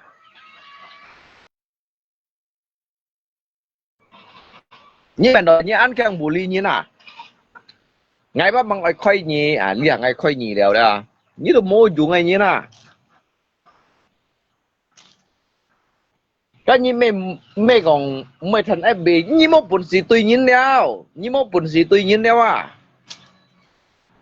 như ba mẹ mong một bổn sĩ tùy nhiên đeo cái bữa như ba như thế bữa ngày còn đeo vậy à ăn kang có ngá còn những cái phân phối xe phố nhà mày nhá xe phố aja như một bổn sĩ cho ngày như nào như chi mụ nhá xe phố aja như một bổn sĩ cho ngày như nào.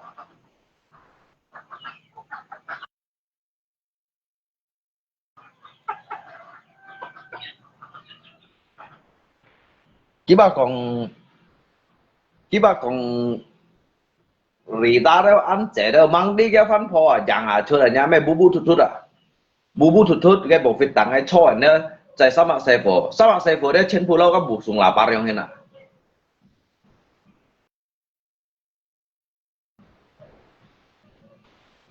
lau kan busung lapar yang enak tiêu thụ siêu bằng thụ siêu à cái bà cũng mới nhất kỳ ship theo nhà mẹ nhà cung chén yang bắt theo ấy như làมันkỳ ship theo và đi như số xét lo theo chung kết nhiên đông xưa mày ó mày kêu ship theo lo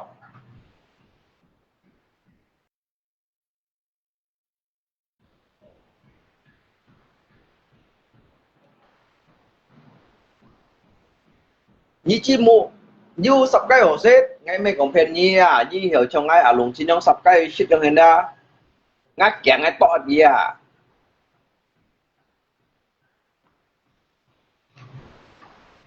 chim mụ mày ngay còn phải như chim mụ như anggap dia lihat như anggap dia như hang dia kayak karma yang enak karena kayak karma dia tabur tuai dia setiap perbuatan itu pasti ada ganjarannya yang enak setiap apa yang kamu tuai itulah apa yang kamu tabur itulah yang kamu tuai yang enak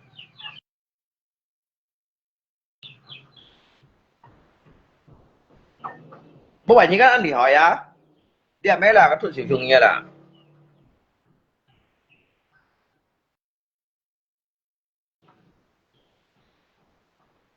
bố bạn như các anh chẳng á liền như mẹ mang tùy nhiên răng đeo à như mô bùn xì đeo à như mô bùn xì đeo à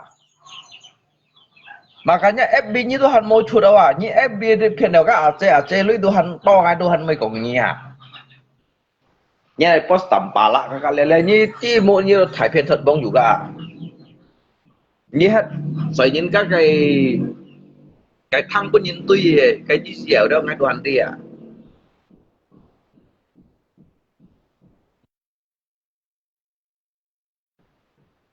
chọn lên nó cho hắn chọn sự lưu ý à nhiều những hiểu cầm cổ đất đấy à nhà mình nhìn lên chi này như này thu SMA nhưng một phần gì có komputer các komputernya nak pun ngay à ngay thu nhiều SD nhưng ngay chip pun nhiều còn cái nhí sang như đồ memang đồ như đồ memang cái gì xíu á như kiểu như ăn bùi ăn mì phun ăn mì hỏi ăn khiang lý kinh bùi nhiệt ba lý kinh bùi nhiệt là đâu nhí ba bố bài nhí hiểu mình dahului alung Cina dah ya itu masa kamu ya itu masa kamu sekarang kenapa alung Cina ini begini terhadap diri kamu ya kamu jangan salahkan diri saya kamu mesti ingat apa yang kamu tabur itu yang mestinya kamu tuai bukan diri saya itu buruk ngay si một cái phải vào kawan lấy indah Permatasari ya siêu mới đó còn lấy còn người đó à siêu mới kim mà ngạc với cái chỉ trả chim mùa nha nhưng mà chi bay men như gì lấy cái chợ lộ cái cầm ly komentar rồi cái keng không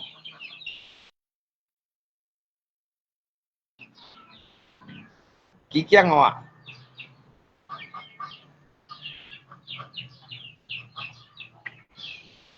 apalagi Tampala ấy Sulawesi cho sẽ xét ship theo đó à nhà mà họ như mày nói chung cảnh nhìn cái xịn pin nhà ba đồ à chứ mày nói xịn pin nhà ba đồ là ngay bữa đi chặt sập cây xịt nào là ngay bữa đi chặt sập cây xịt như muốn gì ở xịt sập cây mà nhà mày một tiêu ai bên jagung à cái jagung nó theo lời jagung à cái theo lời jagung như tặng ai còn mà chi bay với anh đó apalagi aban nhà mẹ hỏi aban à cái suy chi mà kiểu mua à cái chiếu còn bàn tiền bàn đăng không à chiếu còn ai cả lặng đàn nào đâu à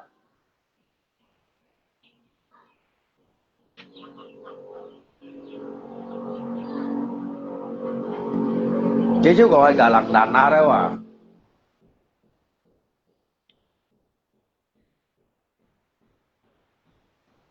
Yang maaf Koko kalau saya ada salah, saya minta. Maaf Koko kalau saya ada salah, kata saya pamit dulu.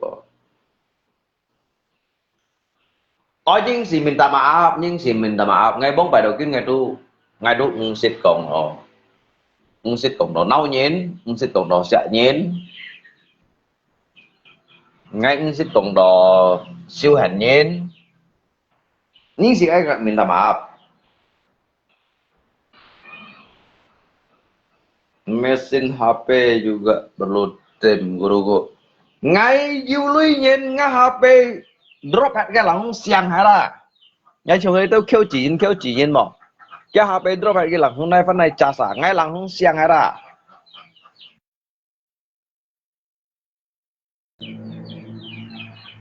Ngay ba lỏng xiang hả. Tampala kerja jaga orang meninggal. Bawa pulang media di atap saja.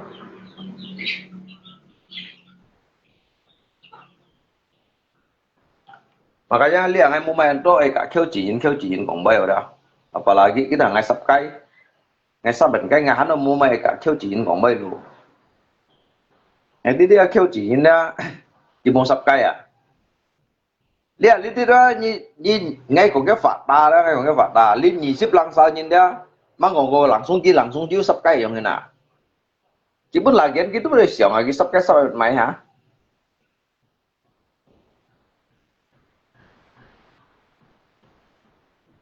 cuman kalau aja sekali minta maaf bersaja nanti juga 500.000 buat Kak Rita. Mấy con đi đâu tiền chi bơi lèo kêu chỉ nhìn, như đâu kêu chỉ nhìn một con leo tiền chi bơi ngày bơi lèo. Cái gì chọn phấn đồ ăn xí nhìn mà.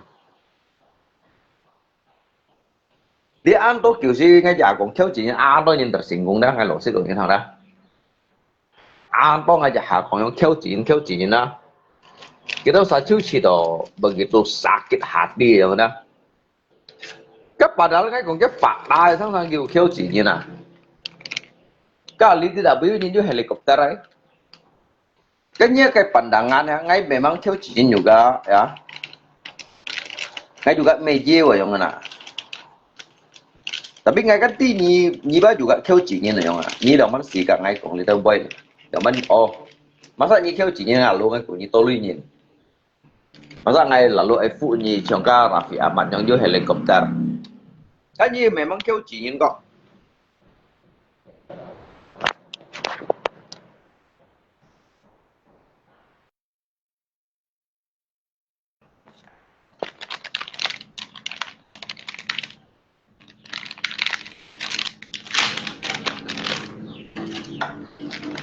Ngay cậu kiang.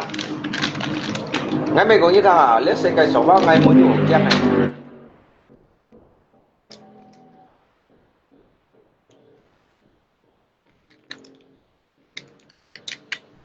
Masa sampai kan ngay còn cái nhìn kêu chỉ nhìn là logic kalau dia lu ngay gak mau nyong hina nhìn. Dan kecuali ngay còn ngay tolui nhìn ngay kita kêu chỉ na mungkin ngay terpun kau punya. Kan ngay tụi mình tolui nhìn ngay còn nhớ sao kêu chỉ nhìn à, còn ngay lý đó kêu chỉ masa bệnh ngờ terima gitu sa. Thôi nhau ngon. Ngay lý bệnh nhìn juga kêu chỉ nhìn, các con ngay lý bệnh nhìn juga kêu chỉ nhìn nào yang kena. Masa lalu kita usah các komentar ngay juga kong kêu chỉ nhìn à, masa kita usah bệnh ngờ terima yang. Apakah begitu sakit untuk diri Anda saya mengatakan Anda itu orang miskin?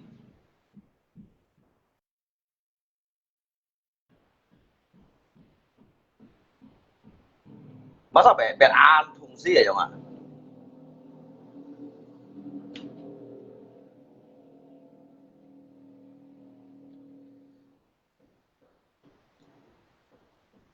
Masa kita nggak terima cái keadaan kita kêu chỉ nhìn yang mana? Masa lalu ngay còn kita lui nhìn, padahal kita memang kêu chỉ nhìn yang. Kita memang kêu chỉ mà lalu ngay còn kita lui nhìn yang. Jika kong kita lu nyen, jika kia buka kia mau Lamborghini ya. Jika kong kita lu nyen, kia ke buka gitu, macam Raffi Ahmad yang Atta Halilintar tuh yang helikopter ya.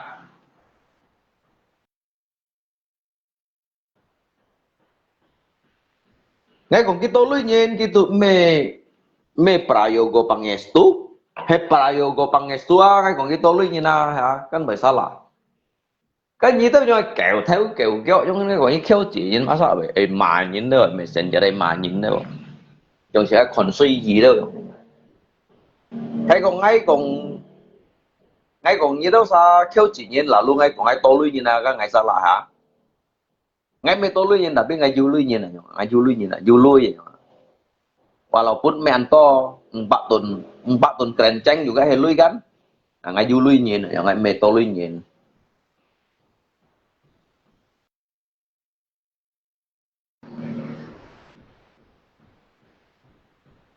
tự nhiên trang mang liền như thằng ai còn bay về tự nhiên trang mà ngay về tự nhiên trang mang liền ai còn bay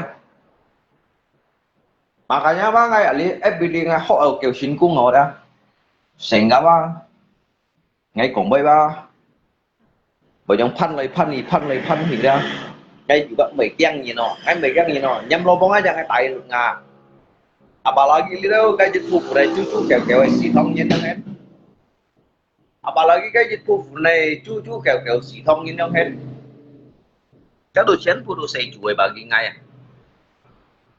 các chén phụ xây chuối chú kẹo à các đồ chén phụ số tô đồ kẹo theo kẹo xì xa lằng cái à các chén phụ số tô đồ cái phụ kỳ mà ăn gì à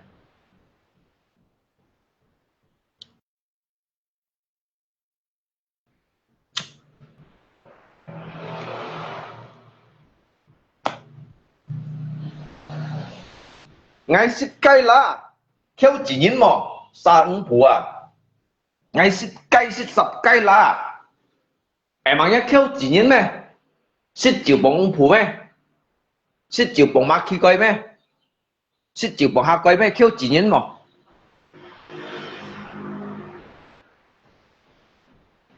xích họ tên là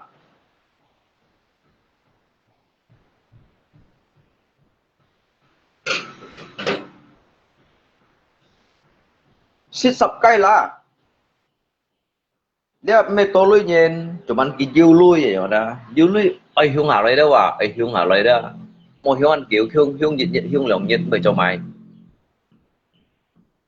hiung nhiệt hiung lượng nhiệt bởi cho mày à một hiung thật kiểu à xích đều ly lượng nhiệt sập cây xích đều gan à cái lượng sắp nhiệt chẳng lấy sang phụ rồi à gì xí ở đâu ngày chăng mày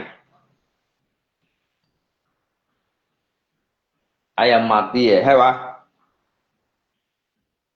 ngay sự xì gai na ai cái sự sang cái kim sa sự sang cái kim sa kiểu chặt bên hạt thun này sang thun loại đó à cái đồ kim sa ngay sự sang cái là à chúng ta nhung nhá gì mà đó à tụi phà cô nhân nói li à ngay tụ khỏi gì thông tạo lộ bên gì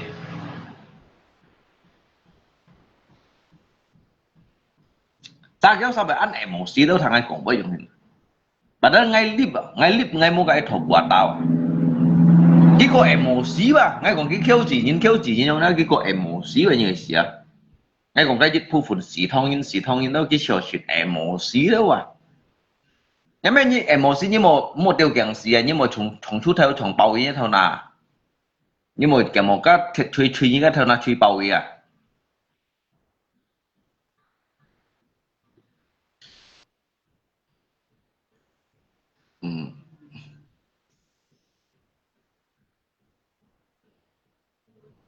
mày hay mày không gì xí thông nhìn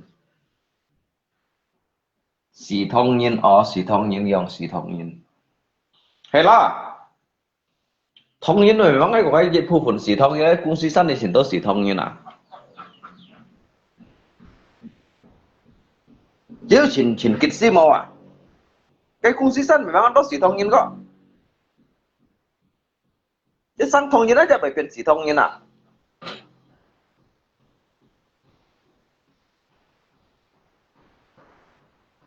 năm mà hỏi như tôi sao mua sập cây một ngày hay trong một ngày có nè mà sao như mua sập cây là luận ngày các ví dụ nhớ sao mua mua mệt sập cây shit mà sao lại chọn ngày lại mà kan mấy cái lý do lo nhớ sao mua mệt sập cây lại shit mà sao chọn ngày lại mà các ví dụ nhung hình này hả có nè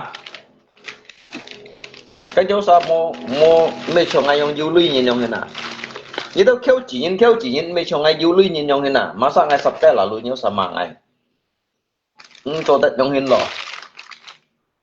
mà sao là luôn cho mày cầm ngâm ngâm thầm ở chỗ mày ngâm thầm ngay còn lý đâu khéo chỉ nhìn à ngay còn lý đâu khéo chỉ nhìn à ngay còn lý đâu khéo chỉ nhìn à khéo chỉ nhìn à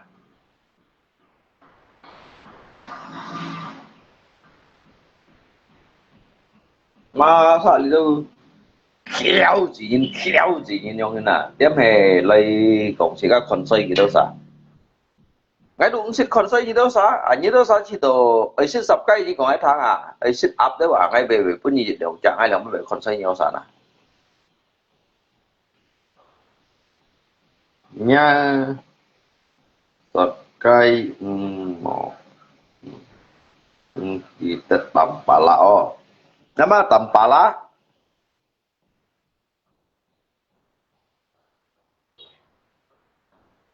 đó cái chỗ lấy dùng kiểu bưng cái gì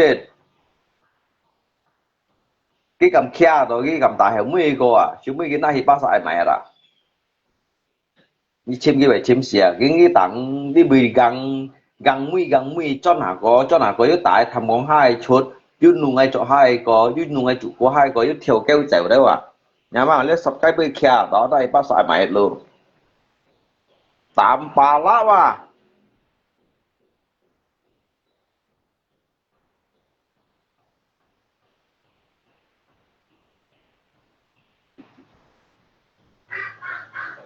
tanpa lah mày nhìn nạp bún ghế kêu tần hà lấy kêu bây giờ cha khen dẻo cái ô nhậu yếu thiểu keo yếu tặng đi bị bộ bài heo đi bị bộ bài heo nung ngay thải săn tụ ấy cô nó yếu tặng đi bị găng mũi tin là chuột đấy à tin là chuột chọn chiếu bàn nung như ngay chụp có hai cô tại 80 tuổi個都下地弄嘅啲做下個，theo熱殺雞theo用cái sử dụng luôn à họ dùng cái biển lưới dùng jadi kan uang dùng tanpa lah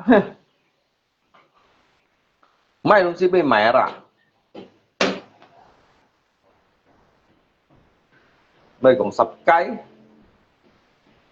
dịch trong tay nữa tăng ngầu ly phế căng à cái cầm nã hiề thế là cú theo mày à căng nhất ban cái cầm nã chút hiề còn ngay mày ngã xin tàn nhiều cái mày cái xin tàn đấy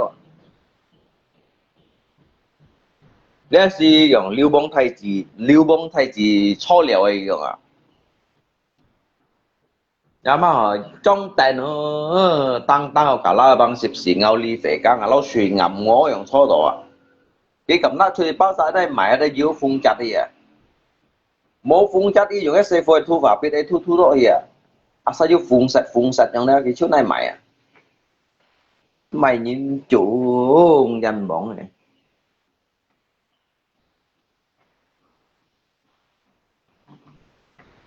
cái mày nhìn chúng à cái cột xì sụp chiều rồi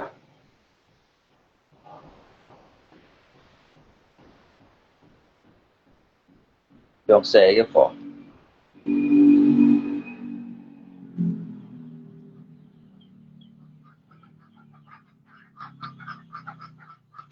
ập quẹ ổn đâu ập quẹ ổn đâu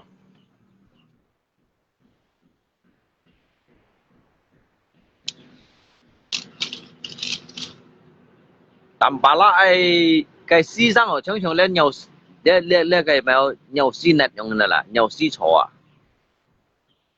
còn mấy phiang nào mẹ đi cái cung đi còn nó về theo chuẩn thì luôn nè bên tầm bạc con đó về theo chuẩn nghỉ luôn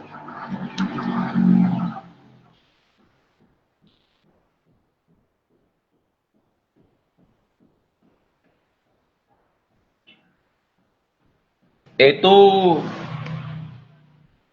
hasil nyuri ya.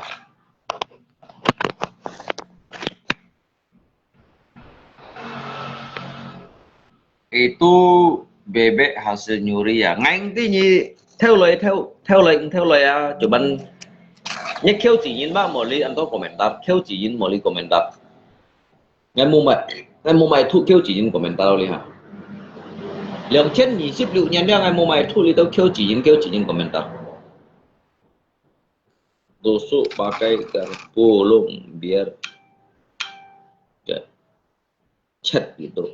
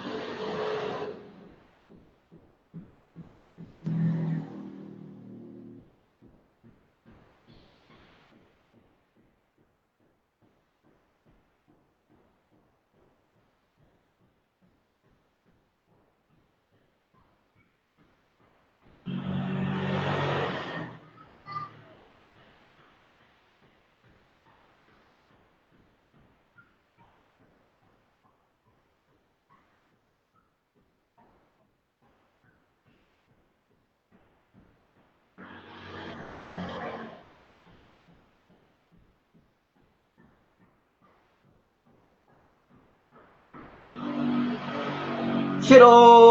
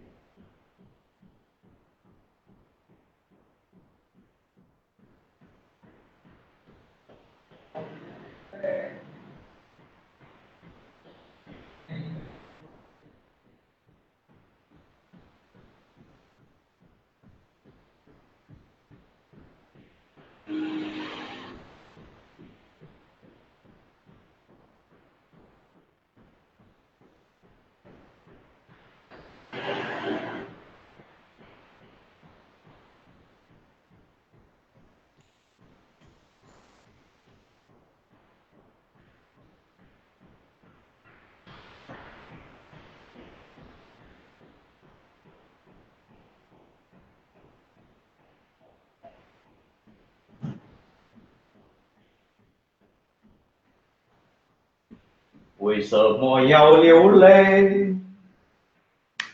lệ đi mê yêu truy kiang mày ngay kiang mày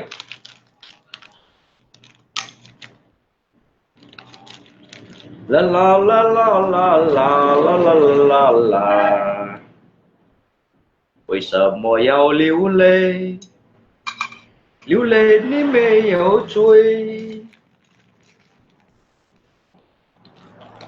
ngày kiêng mày đúng gì nhưng mày hổ kiêng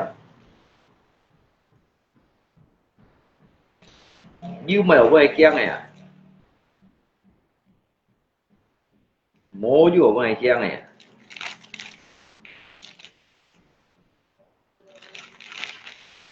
có con cháu chỉ hế có tâm của là chăn hế lo son kiệt hế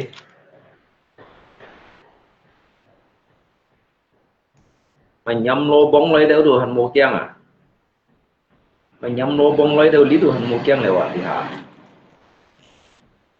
à.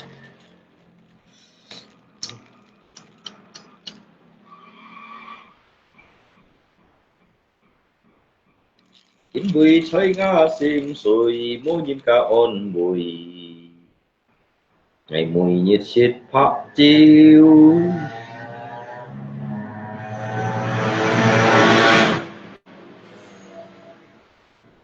Tantan di mana sekarang lu ngành ti cái tao nhìn nào bị có điều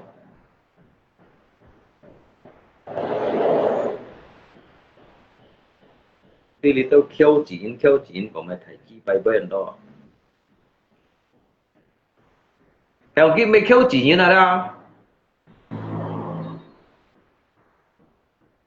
à cho ngay chặt thầy cô kia mày khiêu chín ngay chặt thầy cô à ngay chặt thầy cô đó thì mày khiêu chín cái chơi chung kẹt rồi đó cái mày khiêu chín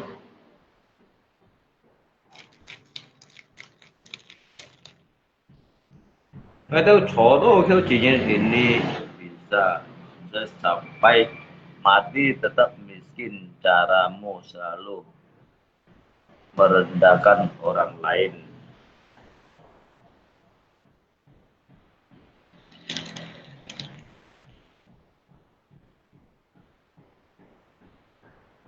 Caramu habis pasti sakit perut. Caramu merendahkan orang lain. Aliannya rekening ngiki pun ngay ki pun nyi sang di sofi lưu dụng. Vì men ngiki pun ki bằng theo. Ngâm vì men ki pun nyi bằng theo dụng à.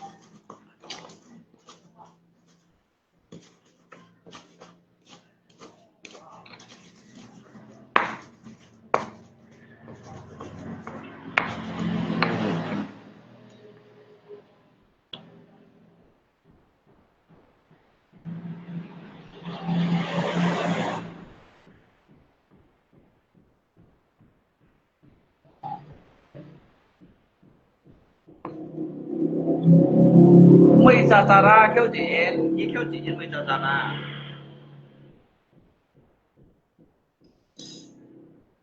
Udah khiêu siêu trà sải rồi.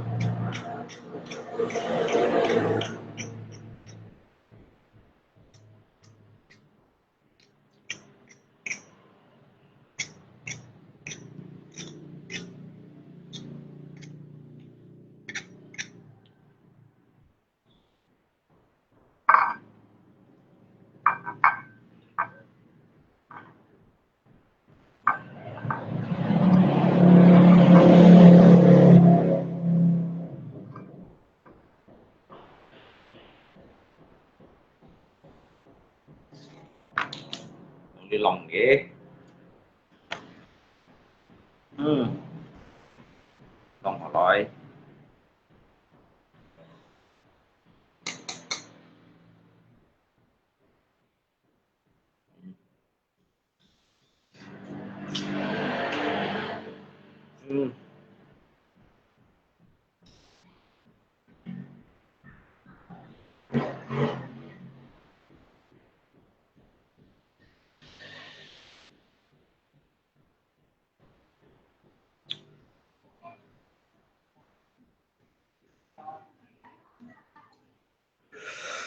Dính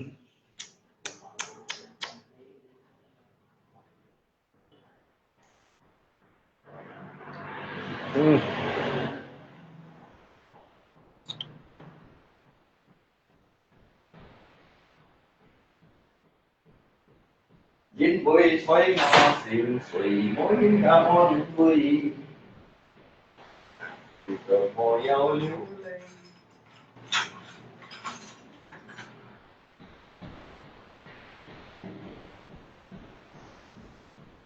À.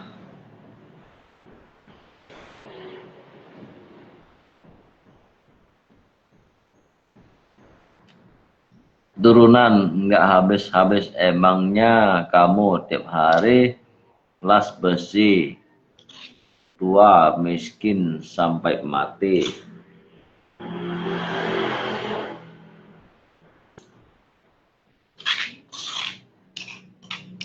Kan korosin kebakaran janggut kan, makanya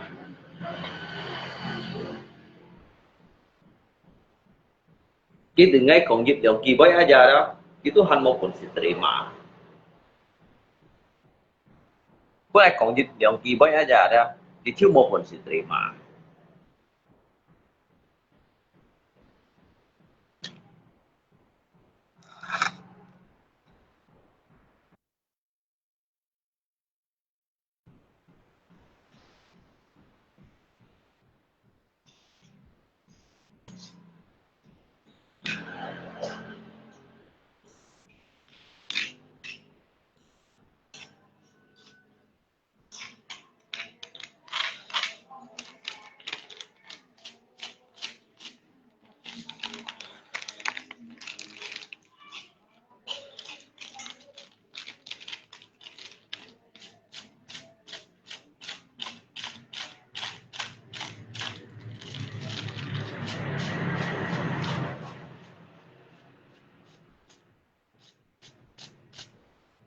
Tao chi mu chéo hết rồi đó, chi mu chéo hết là như tao sang xí lại rồi. Tao chi mu chéo hết rồi đó.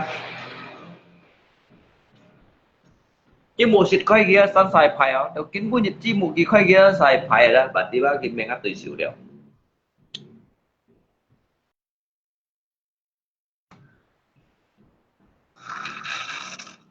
Chi mu đó, xịt khoai kia san sai phải à, tao kiến bu nhật đó chi mu khoai kia san sai phải rồi, bạn đi vào. Nhớ sao bằng xí lại rồi.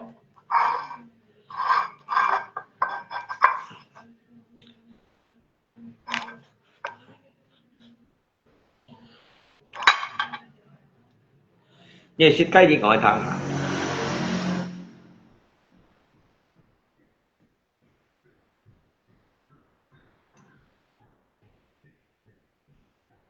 Di rumah kosong ngai bengkayang, besi tua mau ambil mau. Nhưng mà nó ngay siêu phải thế là nhấn mà. Như mô lưu.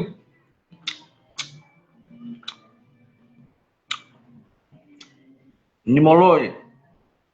Anh là sẽ là sập cài. Như lời đi chết.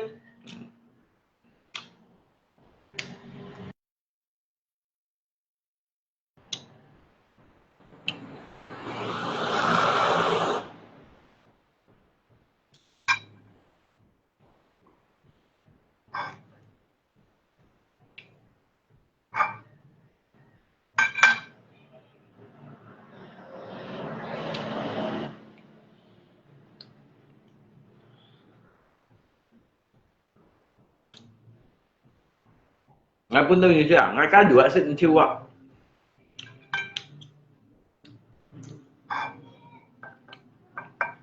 Cho cái bữa giờ ngay sẽ lâu ngày kẹt như nó tụ cọt đâu ạ.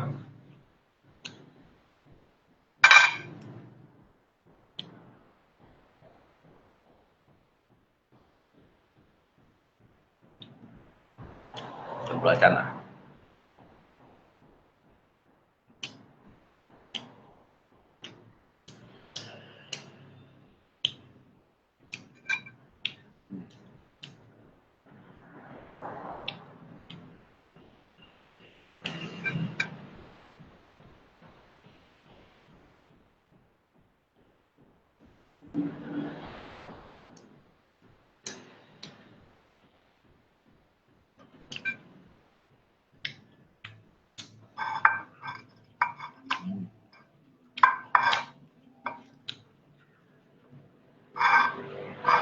Oh yes, oh yes, oh yes. Yeah, oh yes, oh yes, oh yes.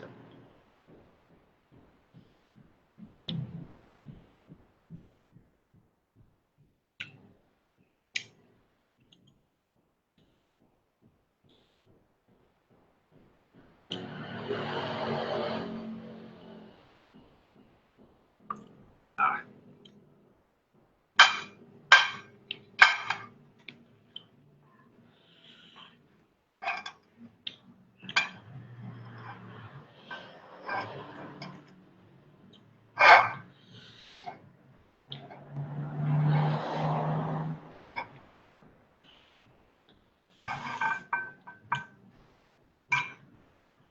cay phìa, xích cay phìa.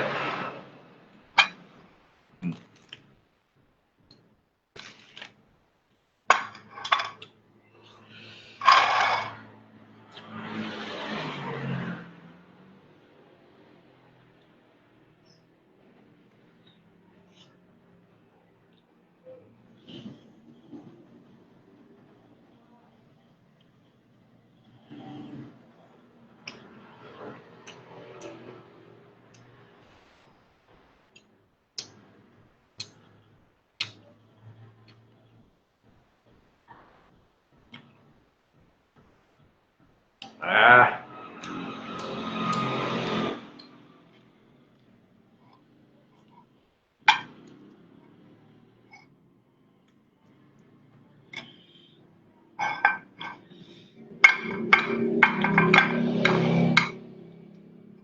masa nyimosit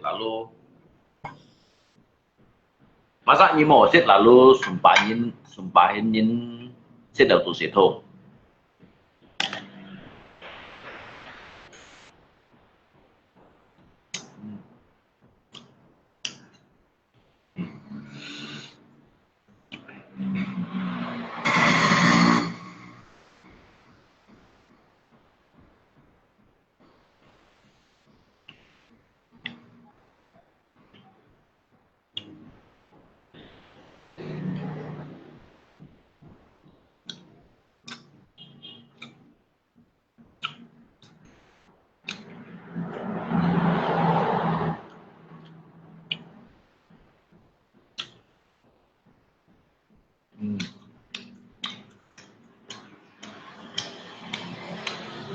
Ăn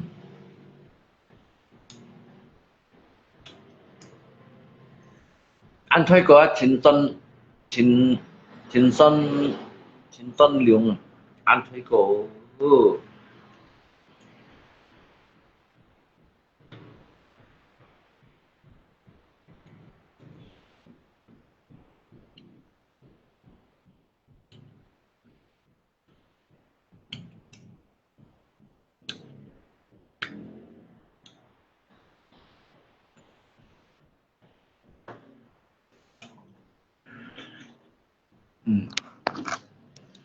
Kamay. Kamu nggak pernah makan bebek ya? Nggak lihat jijik cara makan seperti itu. Oh, như khéo chỉ nhìn, như khéo chỉ nhìn mà nó hiểu tổng lý theo quay trong hình. À đủ cái nhiều khéo chỉ nhìn à. Ừ.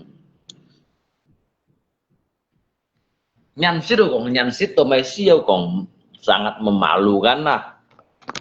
Tomay may siyaw kong sangat jijik na. Nyansit kong nyansit lan nga. Nyansit kong nyansit an nga. Khéo chỉ nhìn nyansit kong nyansit và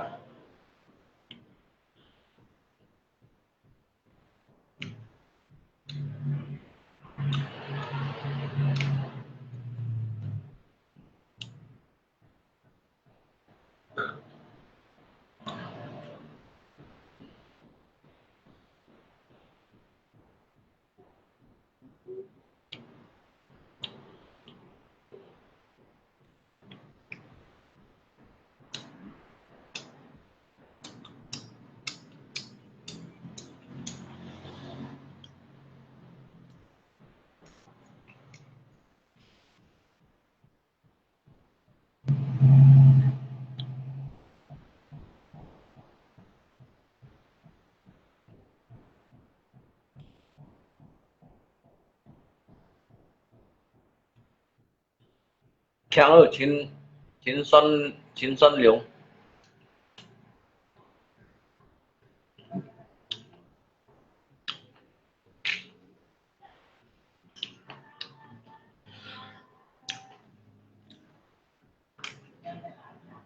嗯。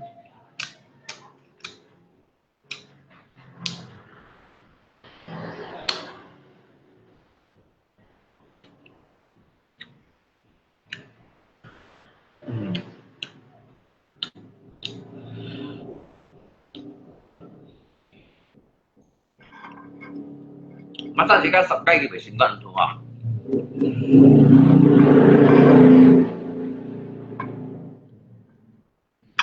Masa jika sakai pun belajar gitu simpan tuh kawan kawan. Đi ba kỳ xin trong thiếu chỉ lo à. Ở như thiếu chỉ nhiên, ở như một lửa máy cây sạp. Ở như còn á thầy cô thằng á dạ, nó thầy cô cái thuê không còn là như còn cái thằng cái kỳ bữa như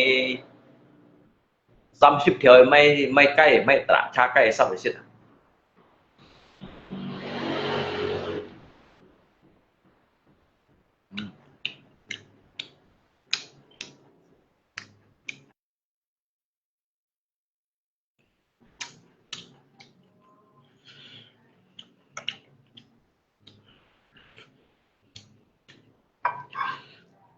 呢個我提過騰一隻。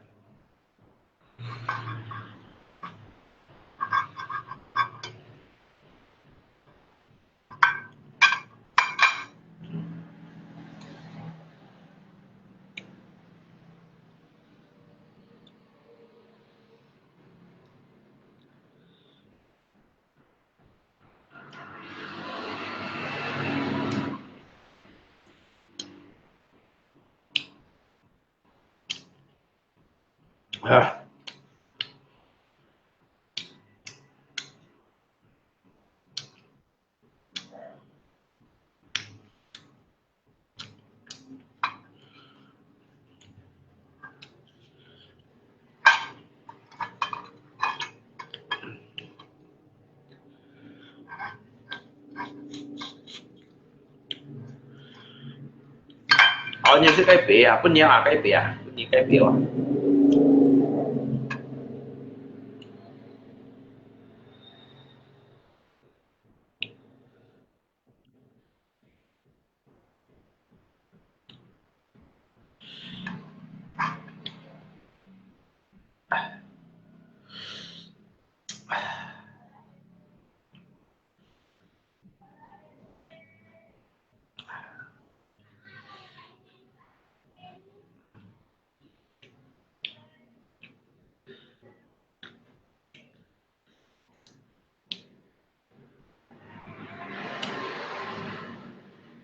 À, trong cái khoản dịch dân.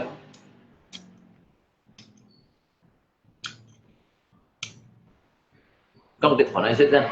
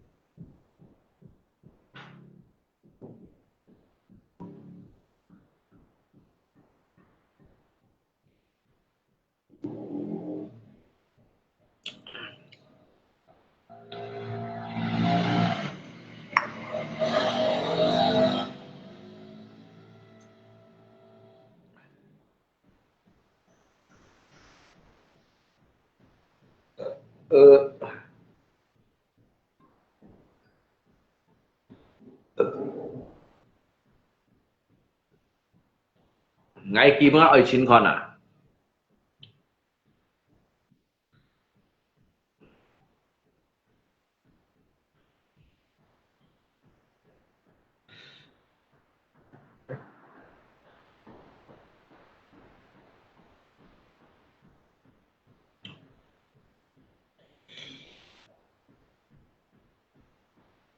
Ta tarik sis semongko.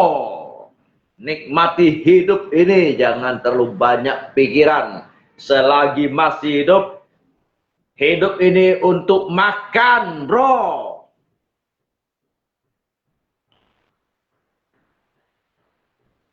Tarik sis semongko. Nikmati hidup ini, jangan terlalu banyak pikiran. Selagi masih hidup, hidup ini untuk makan, bro.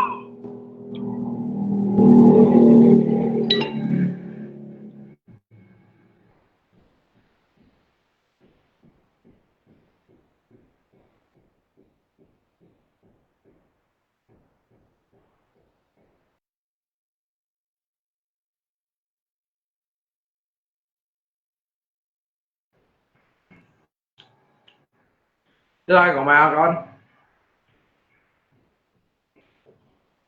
ngay chân mày.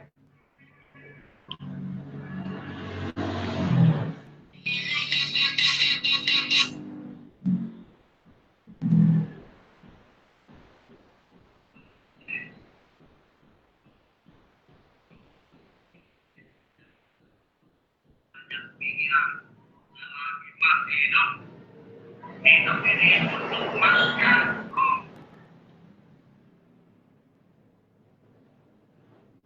Ngay chân mày.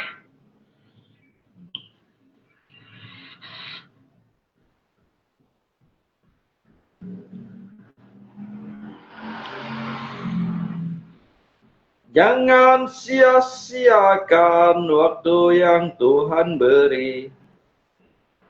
Hidup ini harus jadi berkat. Oh Tuhan,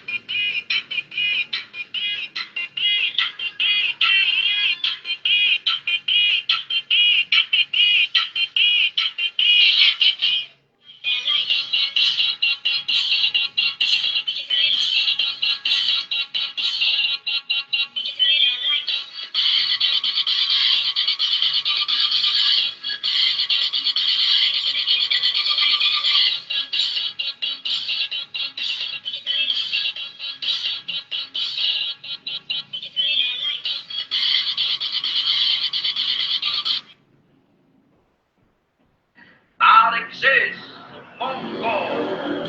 Nikmati hidup ini, jangan terlalu banyak pikiran. Selagi masih hidup, hidup ini untuk makan, bro. Thế thôi, còn mày bay không? Ngay khóc kèo nha mấy chiên to à.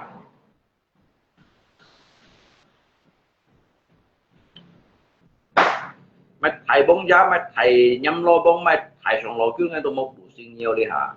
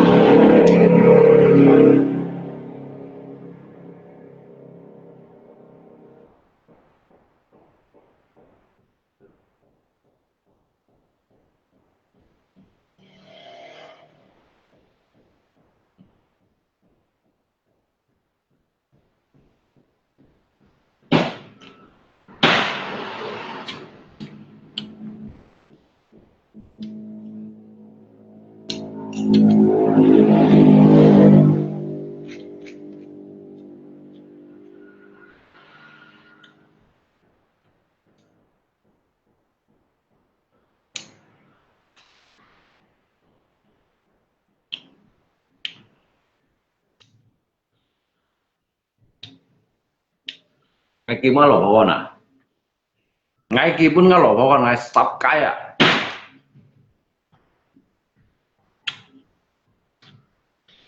Ngay stop kaya sih dah.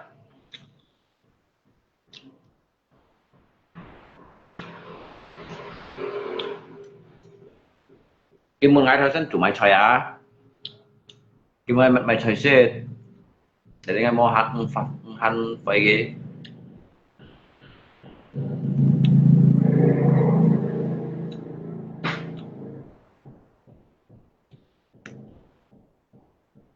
cái sắp cái à?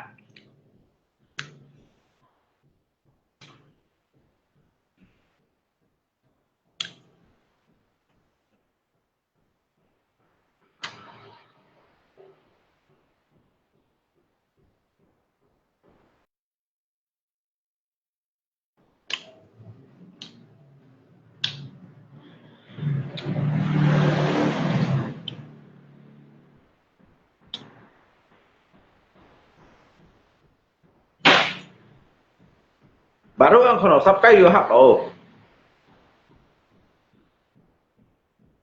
Baru yang kono sắp cái gitu hạt đồ. Mấy con một phiên cái này chơi thử trắng. Cái liên tổ cái liên khe đâu rồi cặp bè lắc đâu chiều chiêu rồi gan có hạt đồ hả? Baru sắp cái đã hạt đồ à? Có một phiên này mày này chơi thử trắng. Này chủ xuân lắc đâu à? Chủ xuân thiêm đâu một phiên này chủ xuân thiêm à? Hắn có hạt đồ luôn à?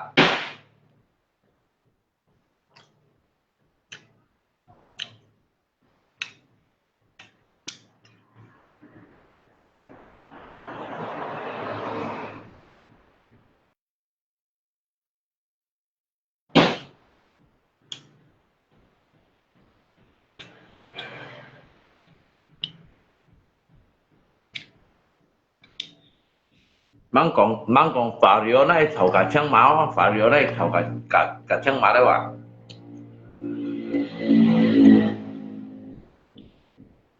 nhớ sao xích xích phá riêu này thầu cả chân máu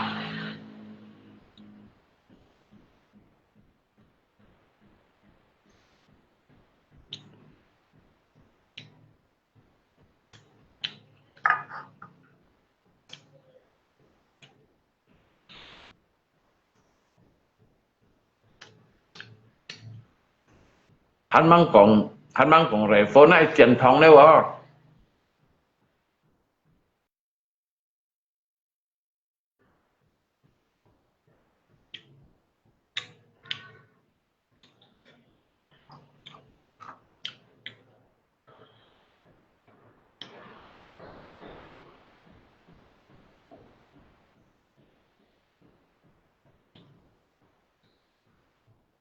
hắn mang còn dù bị tất này chơi thử trường đấy à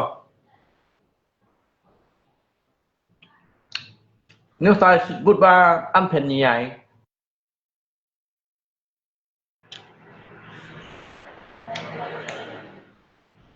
để đâu kêu chỉ nên xịt bút ba ăn phèn như các bạn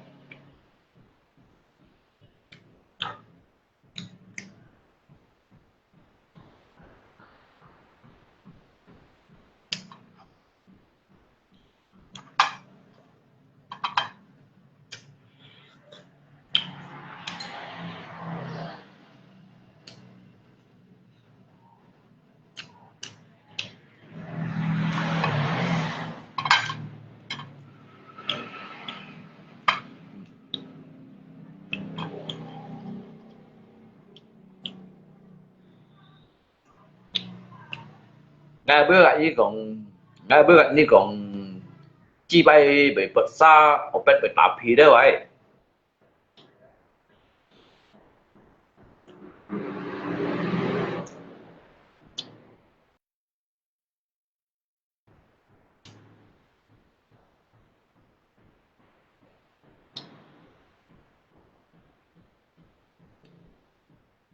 全部挑戰外國人。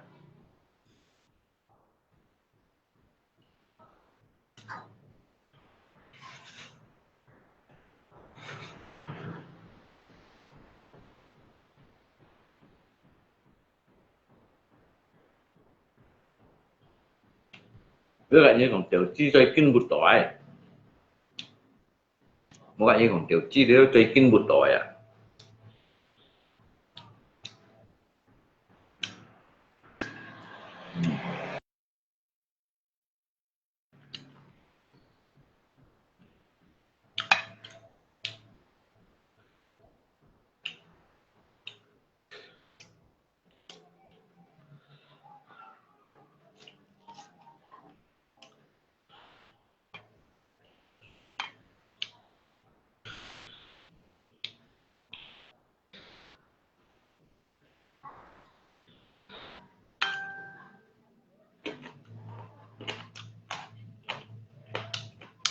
mau lu mau pun sih do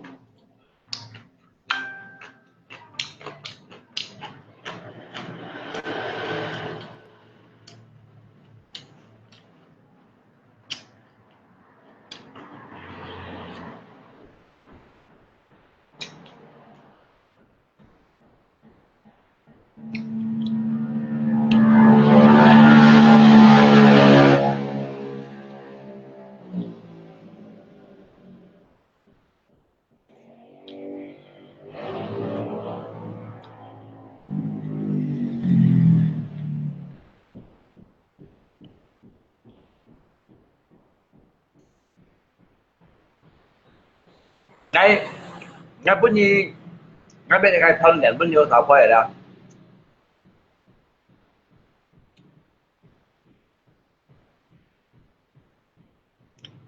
ngay bên cái thân đèn bunyi sao quay thầy nhớ sao quay cho thế ba cái pun chưa nhớ cả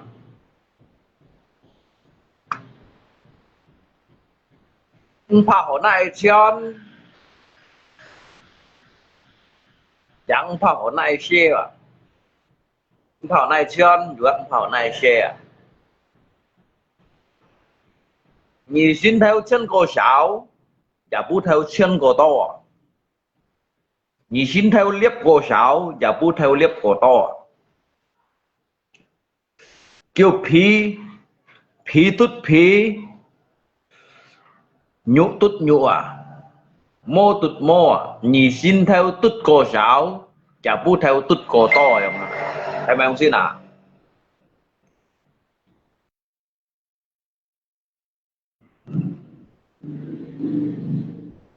này chân juga mười số máy này xe juga mười số máy này liếp juga mười số máy nhì xin theo ba cổ sáu này liếp phải không của tôi đã bút theo này liếp này chân của tôi đó của tôi đã bút theo này chân này liếp của tôi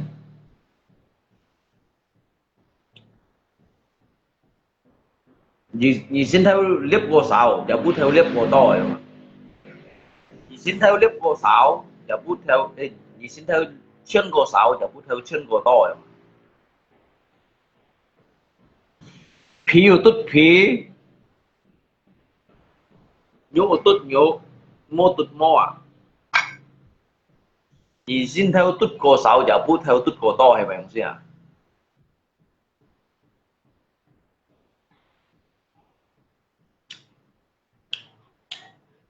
nhưng mà con xe chi á nhưng mà con chân chơi á lấy xin mày chân chơi cả xe chi á các bạn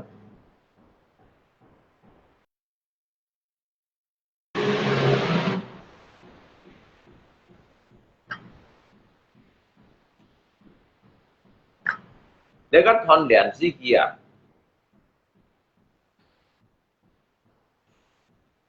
tiếng phá hồ này xe phá hồ này chân phá này liếp ở trong đó phá ní này chân này xe mày cho mày à nhì xin theo chân của sáu nhì xin theo chân của sáu nhì xin theo liếp của sáu giả bút theo chân của to giả bút theo liếp của to không thế mày nào in nhũ tút nhũ à phiêu tút phiêu à mô tút mô à nhì xin theo tút cổ sáu giả bút theo tút cổ to nhá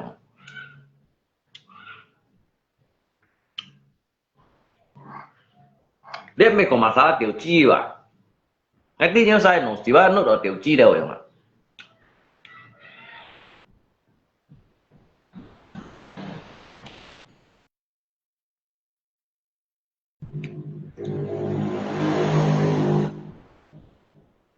nhịp phơi gì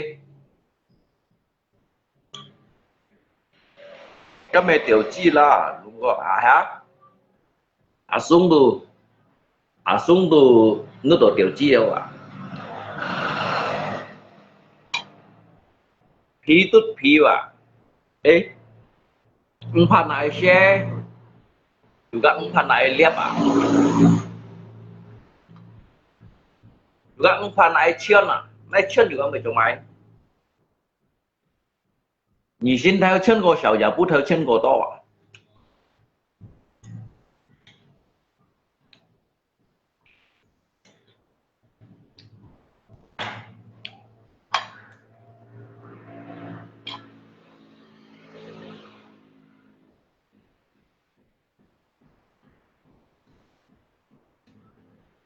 Chứ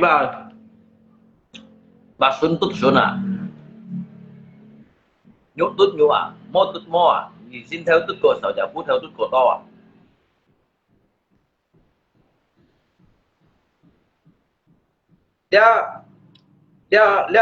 Dia kayak mau.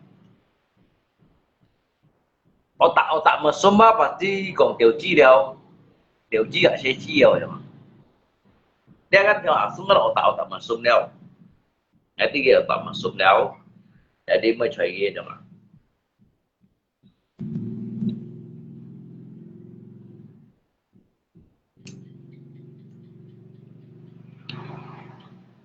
Jadi kan nhớ rằng tidak như gọi thằng. Kalau udah menyerah udah như gọi thằng.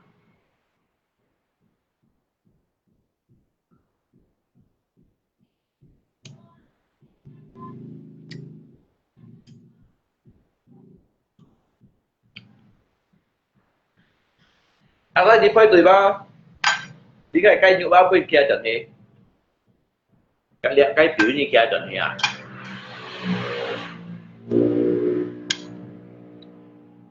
chỗ này liếp đâu à nhị xin theo liếp cô sáu giả bút theo liếp cô to rồi mà còn này xe đâu à nhị xin theo xe cô sáu giả bút theo xe cô to à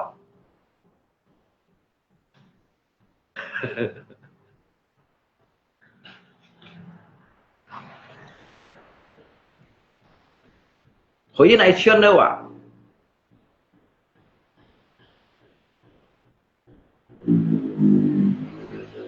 你现在圈过少吧？恁你第一吧，就圈嘛，圈到上两年啊，到三年你现在圈来啦，你现在share từ tới ba dịch chặt nhất share sang dịch lượng lên, liệp sang dịch lượng lên là nhung.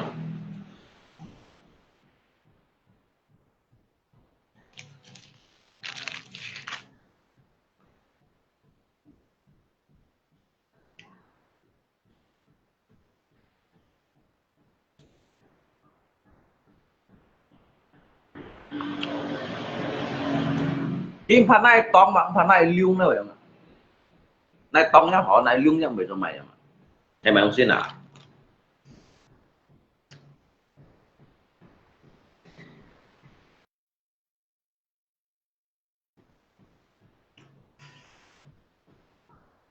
ông phần này tóm juga ông phần này liêu mà ở này phì juga mày cho mày ở này phì juga mày cho mày em không xin à các bạn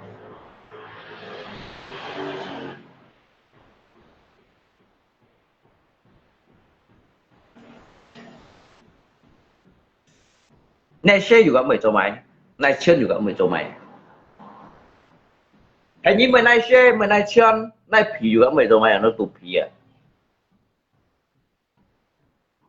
như khỏi như này liung đâu à nhưng mà này liung nhiều nhất xíu chỉ trong buồn ghi juga mày cho mày nhiều nhất xíu chỉ trong khẳng ghi juga mày cho mày khẳng này phì này share đâu mày cho mày không em mày không xin à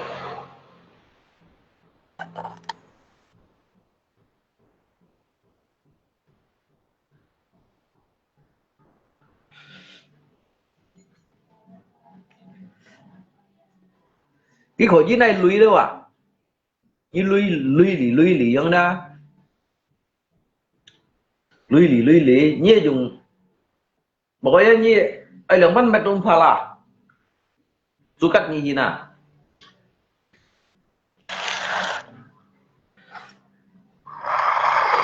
khi chả phút theo ê nhỉ xin theo mô mày chú này thì dùng gì ăn sầu dùng còn cái à biết tiết trong đòi đúng xí là hay cái nhị xin theo rồi sen lê à lê còn sen liêu à cái đồ nhị xin theo của tôi dùng gì à chả bút theo đồ có sầu dùng đâu kia chẳng à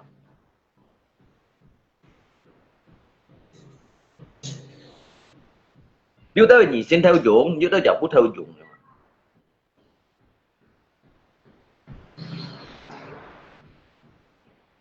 Dia bebas mày cho mày, không phải nhì phơi đầu, phơi một cuốn xíu đó à, cái gì gọi thằng, ngay vậy cũng như thằng.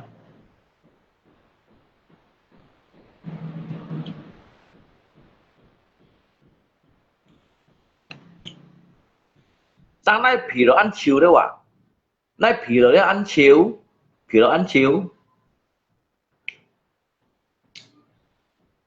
Là biết này xe đúng 10 chiều rồi mà, này xe đó là này xe đúng 10 chiều rồi mà.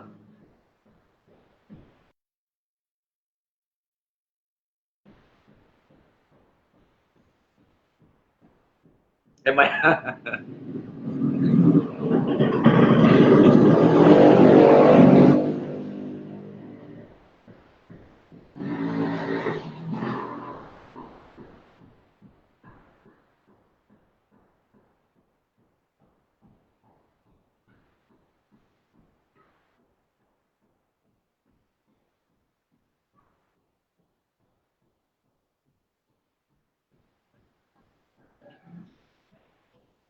như tao đó, như tao kia em mình phì khu ấy, em phì khu ấy, cái khát này chưa này không,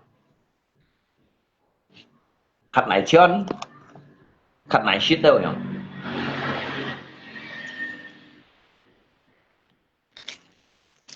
Như chân kiểu gì thực dễ đâu à, hay mày không tin là con.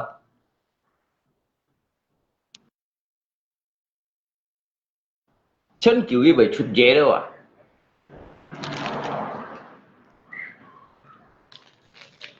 Lẽ ai cũng lẽ lý tưởng nhìn ba mong nhìn ba cái nữa lẽ sáu cầu vậy, và lẽ ba mày sáu cầu vậy.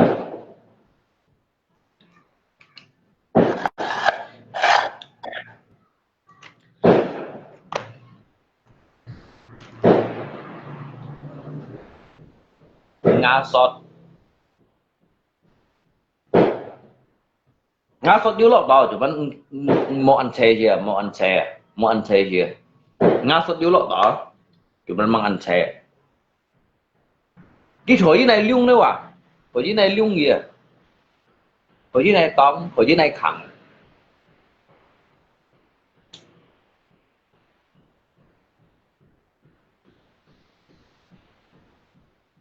thổi này phí như mấy tủ xe juga thổi này tủ phí à.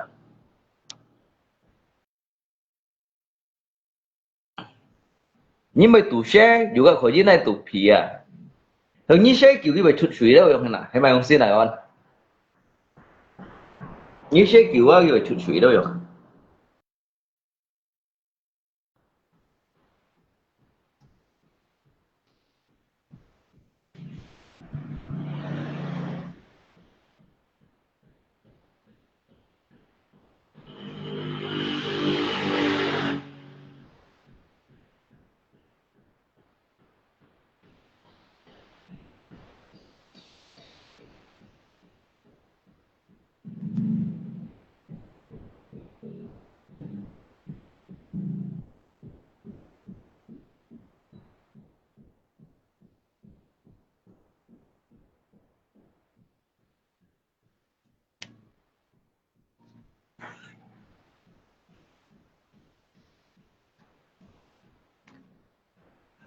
Như tốt giả chỉ có một thao tốt có kiểu có yêu thao đâu không, hay mày nào.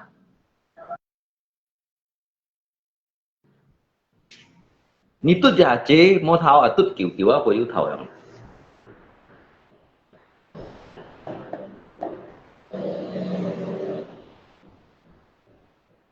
Dia posisi cũng chọn leo, ngasot juga diulok, cuman ngay HP ba, ngay dia ba ăn tôi giọng ấy, đấy cái về mặt bằng cải như thằng, kiểu này, có gì này chion, tên hà ngay chỉ muốn là có hạ sen, cái có gì này chion, nhưng mà này chion này phí juga mấy chỗ máy, mà này mặc khoai còn juga mấy chỗ máy, nhưng siêu hi chít, nhưng siêu hi tông juga mấy chỗ máy yang nào.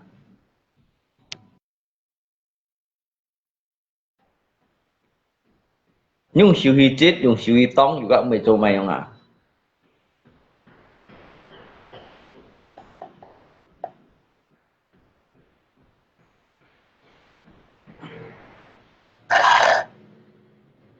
还有你写叫會出水了用嘅呐，會出水了啊，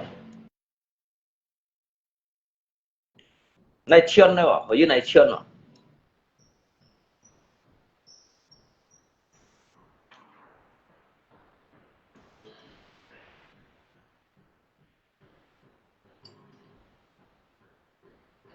Di sini tahu orang yang saya salut adalah Aluk Chen. Kenapa tidak blokir netizen walaupun dibully? Ngày hôm nay phải thon lihat lihat không masalah diblokir atau tidak blokir atau jahe kok mai boy. Khổ gì này xe, khổ gì này phí, khổ gì này chiên à. Xuân tút xuân, mô tút mô, nhụ tút nhụ à, nhì xin theo tút cổ sáu, và bú theo tút cổ to vậy mà. Khổ gì dùng xíu này cáo, khổ gì dùng xíu này chết. Nhưng mới này xe dù các khổ gì này phí mới cho mày vậy mà. Hay như này xe kiểu cái phải chút xíu đâu vậy mà.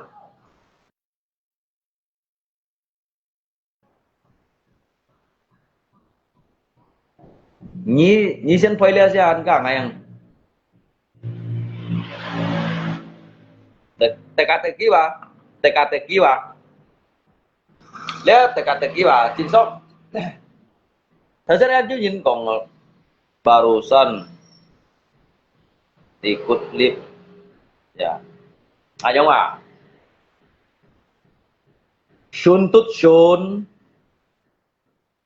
tut mo à nhụ tút nhụ ở đó nhị xin theo tút cổ sáu và bút theo tút cổ to à khổ gì là ai xe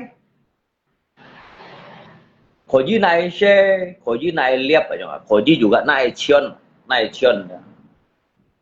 nhưng mới này xe mới này chiên juga khổ gì này phì ở chỗ khổ gì dùng xíu hết tốn juga khổ gì dùng xíu hết cào ở chỗ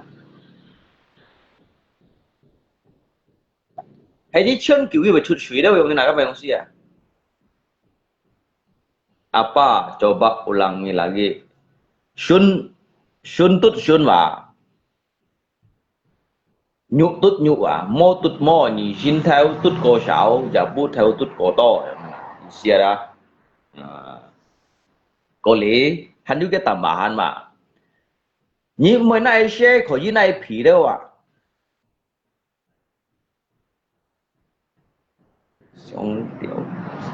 Nhưng mà này xe khỏi dưới này phí à khỏi dưới dưới này chiên khỏi dưới này chiên khỏi dưới này liệp khỏi dưới này chít đâu à khỏi dưới này cậu đâu rồi khỏi dưới này cậu hay như cậu kiểu như vậy chút suy đâu à như cậu kiểu á vậy chút suy đâu à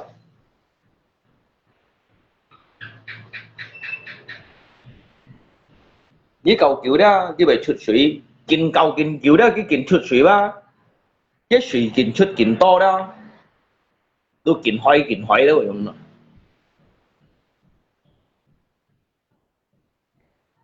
kinh hỏi đâu à cái mô của dưới này tụt mô à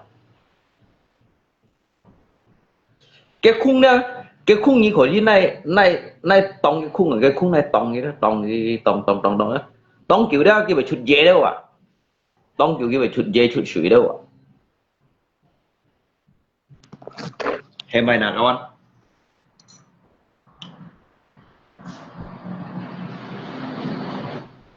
barang hidup lah xin chào barang hidup lah cái truy tùy đó ngay bề còn nhớ sao cho như sao phải cái truy tùy đó ngay bề còn nhớ sao thật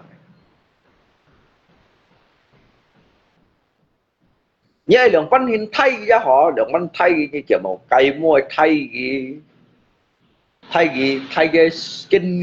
cái nì tì đó như này thay giữa cây môi thay đó juga betul mai yang nak jadi như ấy lượng văn hình cầu betul mai yang nak hidung ở dưới trên ngọn hidung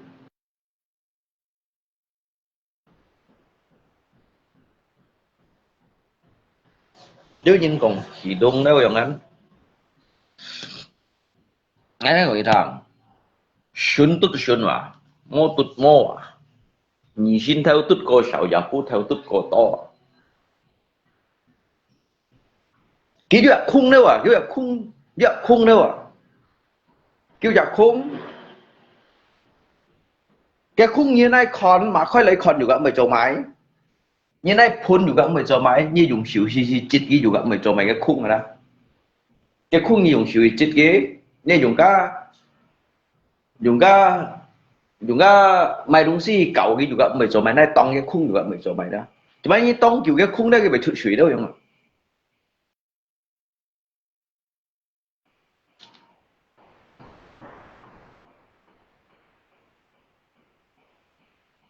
kau nhị khung cái huruf depan em Ali itu nhìn phơi tùy đâu sebenarnya thời gian đầu kia nhìn phơi tùy đâu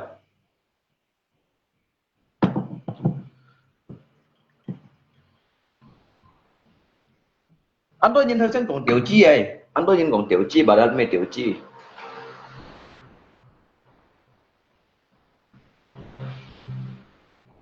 anh tôi nhìn thời gian này còn tiểu chi giống nào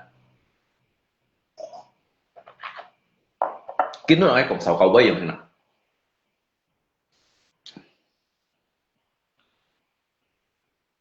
họ bán đâu có như họ như còn ai thằng không như cho như phơi như đâu còn cầu gì khôn các cầu gì khôn gì tăng tận ở bên hi liệu cái còn cầu thì khôn juga tăng tận ở bên hi liệu không tăng dặn nào đó tăng dặn đâu cái khung ở dưới này tòng à cái khung đâu à cái khung như khỏi dưới này tòng kiểu như vậy chút dê chút suy đâu à mata hả họ liệu phô đó thời gian tùy xem này đó tôi còn mata đó tôi chọn liệu tôi mới sao là liệu jadi cái phi ở đó cái phi kan tút phi tút mô ở đó thời gian như trả phô cái trả có còn tùy xem gì còn mata liệu phô mata juga chọn liệu karena cái juga saya cũng dặn jangan thì không á cái kan mô tặng coi mô tút tại hai mô ở đó tặng coi mô tút tại hai mô cái nhìn xin theo ba anh sầu cái tút tỏi anh sầu những tút tỏi anh một chút sao tút tỏi leo cái mô tút tỏi leo hả cái nhục tút phi yang ada jadi japu theo ba cái tút cổ to nhìn xin theo ba tút cổ sầu hay còn nhìn xin theo tút cổ to berarti cái lần suy nhìn là đó cái đôi nhìn xin theo tút cổ to yang đó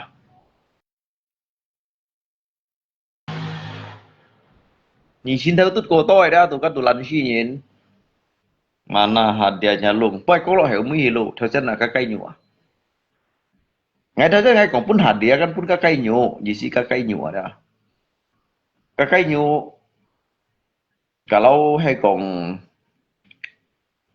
nyi oi angan me pun đâu nyi ya nga jadi pun đâu nyi me loi li shit lo cái này giống hiện ngày mong còn gì pun nyi ba ngày mong còn gì pun nyi đó vào thời gian vậy hả jadi dia tak sekung kan muncul kan dia tak sekung ni khỏi dưới này cậu kia đó khỏi dưới này tòng kia đó khỏi dưới này tòng kia đó tòng kia chỉ sẽ cậu cái mũ xì chuột đó cái bị chuột dê đó rồi phải chuột dê bị chuột suy giống như nào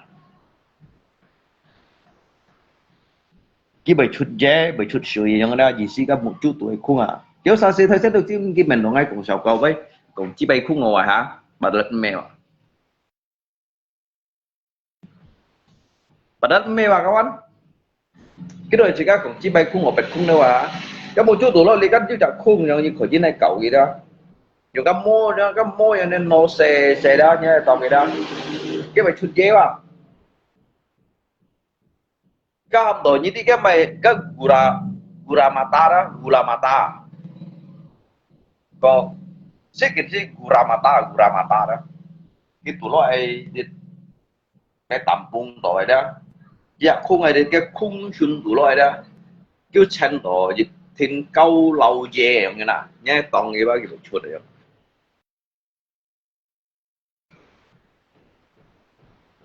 kêu kêu chân là câu lâu dê đâu à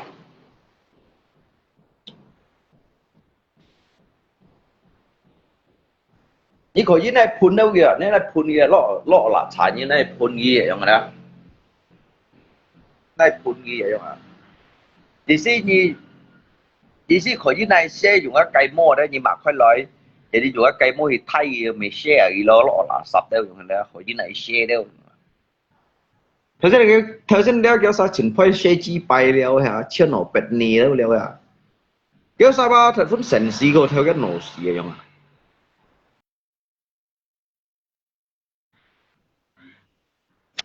kita ba phun sensi go theo vào đó sehingga cái xong cái mày bởi du khung đó à cái khung bởi chụp suy đó à memang bởi salah sih cái còn ở đó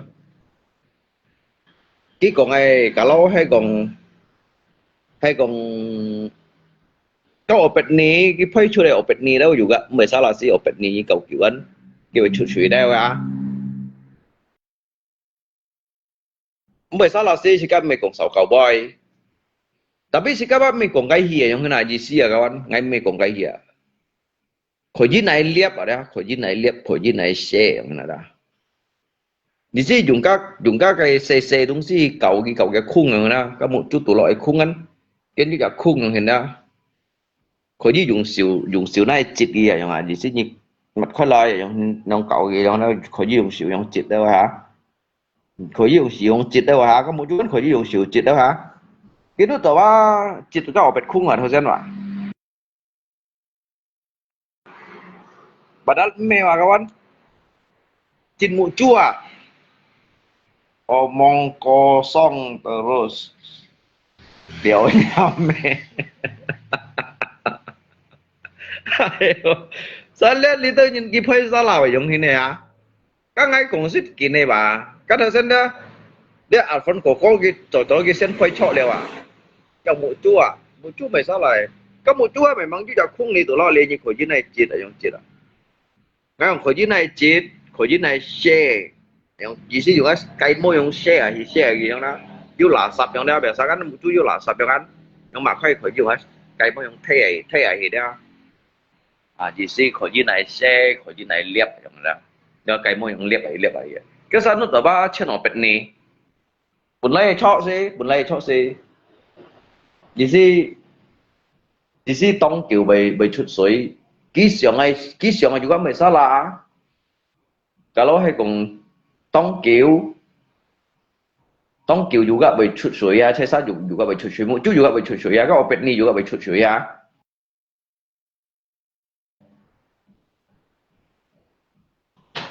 cái cầu kiểu saya juga bị chút suối yang mana jadi ngapa mấy còn cái thì cuman gitu sama siapa mau telepon file yang cái sự mà thật vốn phải à ngay mấy thân nhận mà bún gêu sao cũng đi làm văn nên còn đồ điều chi liao à còn liều chân ở bệt nì liao đi làm văn hình liao hả mà đó bác ngáp bơi bác mấy cái còn là gì các bạn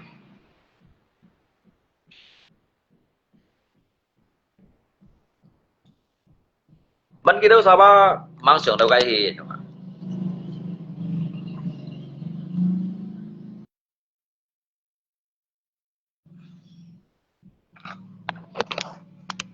cái sikap apa còn đâu cái itu bebek hasil udah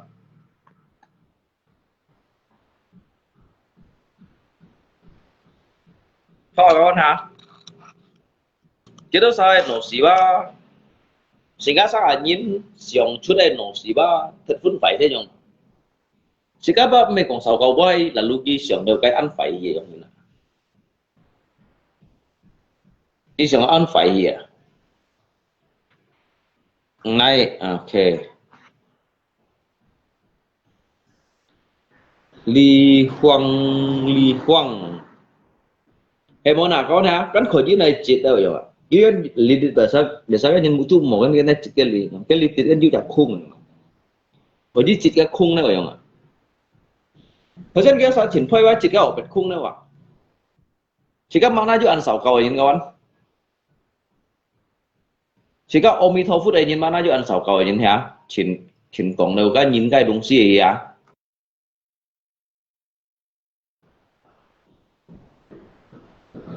Cik omi tofu đây nhìn mana mau an sau kau. Cuman ngay còn lihat cái boy cuma thu kêu saya komentar kêu saya kong opet khung này mà có opet khung này chít yang na. Barat mi chít opet khung này mà. Yes ya kawan. To chân dia si kêu saya kong cika sau kau kau à, barat mi ngay sau kau à. Kau sun tut sun à.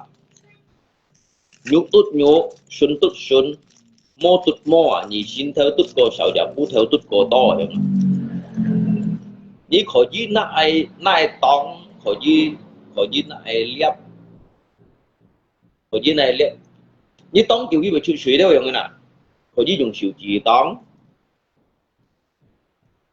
khỏi gì dùng mai dùng gì tông đâu vậy nè không cho ta dùng dây tông đó dùng dây tông thì không cho ta đó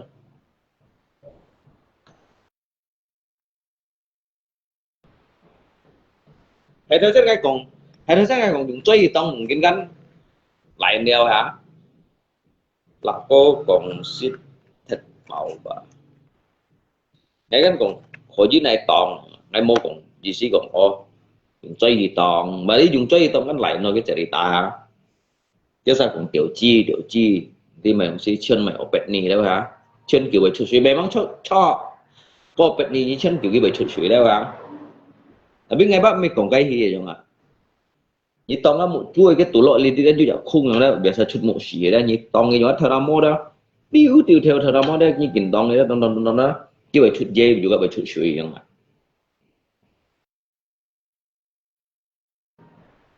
ngày xí mày sao là kéo sao xí ngày mày sao là kéo sao xí bởi còn đâu xưởng đâu cái gì rồi cả nó chỉ cần tiền kinh tí mình mới chơi gì đâu hả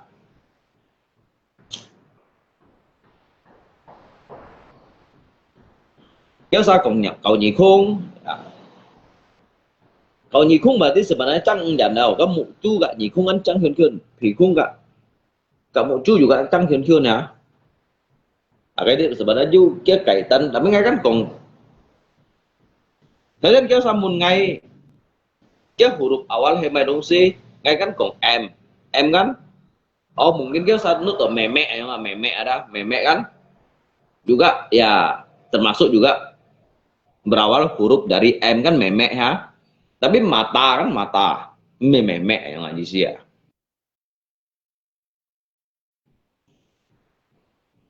meme tapi mata yang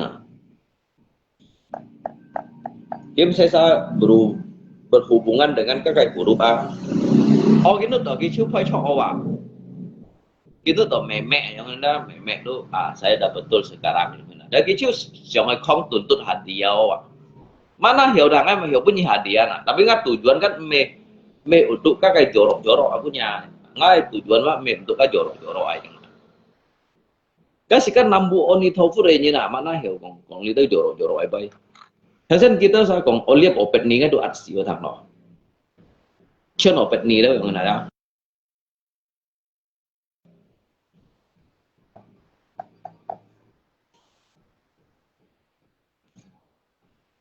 biết cái hubungan là cái memang gieo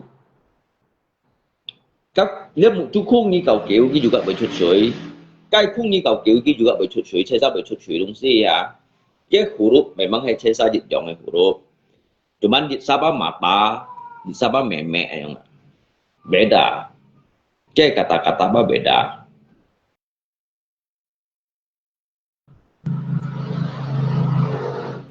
cả sung lọ tèo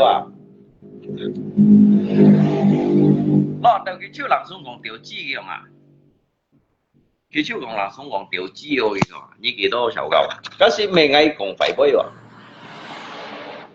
để đi liền ngay cái phân mừng làng nghe nữa mừng làng nghe ngay còn khổ gì này tòng cái khung khổ gì này tòng đấy ạ tòng kiểu cái juga bị chụt chùi à chứ sao chứ còn Cái chú còn opet khung như thế nào? Opet khung là kita sầu cầu kita sao hả? Cái gì mình ngay sầu cầu à? Kita sao sầu cầu à? Nah, mesti HP bisa berbicara pasti dia minta ampun. Ampun liao. Hay là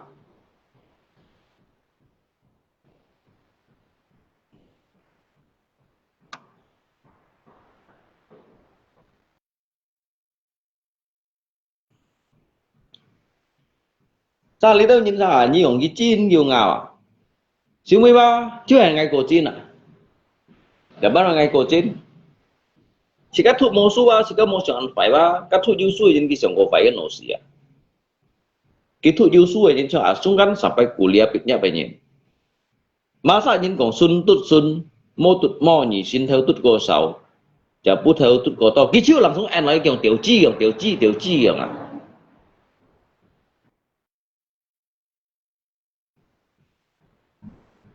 Memang sih tiểu chi memang juga hay sih, gitu sun ya, sun tut sun, mo tut mo ya, juga hay nhỉ xin theo juga, cô tut cô sáu ya, giờ bút theo mungkin tut cô to là ho, ya lah juga mesau kau boy, ki kau ngai boy, kia cái pandangan lo cái tiểu chi juga mới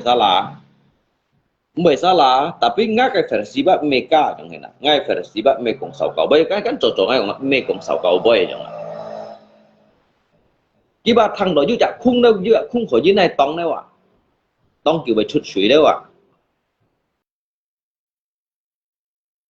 cái làng súng còn opet khung rồi à.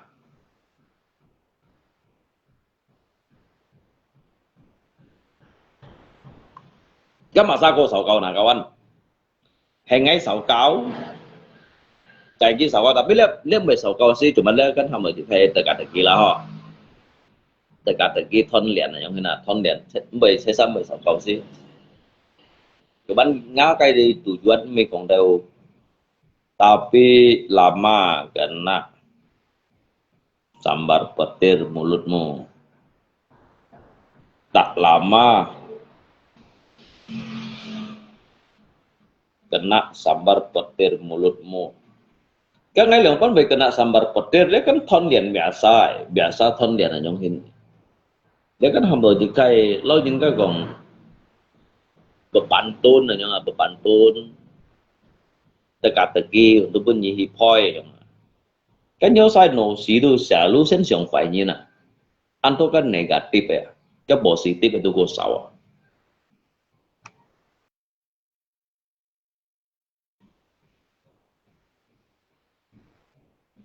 Cái tu khỏi gì còn đồ hay còn nay còn á, và đi xiong phải quá cô to vậy à, xiong phải cô to à, cái xiong hỏi quá cô sawa vậy. Nếu dễ lượng sai lượng sai những phải tùy kiểu mata ngay ba xiong đồ ba chỉ chọn léo, à cái phôi chứ vẫn còn mata chọn léo. Tapi cái barisan tại hai đó, contoh dia, itu tentang hal-hal yang negatif ya nggak. Chứ còn chiên opet ni leo, chứ còn xe opet khung leo, chứ còn chít opet khung leo, chứ còn tiểu chi leo ya nggak. Jadi ahli tiba jika lời kon ada, kon kita sakai positif cái pikiran ahli tiba, như kita trả. Mấy cái phải của tôi à, phải cái hỏi ba, mau mày chứ mà cái nút đó, dia kan mengenai jejak, si cái nhìn này organ tubuh aja nggak.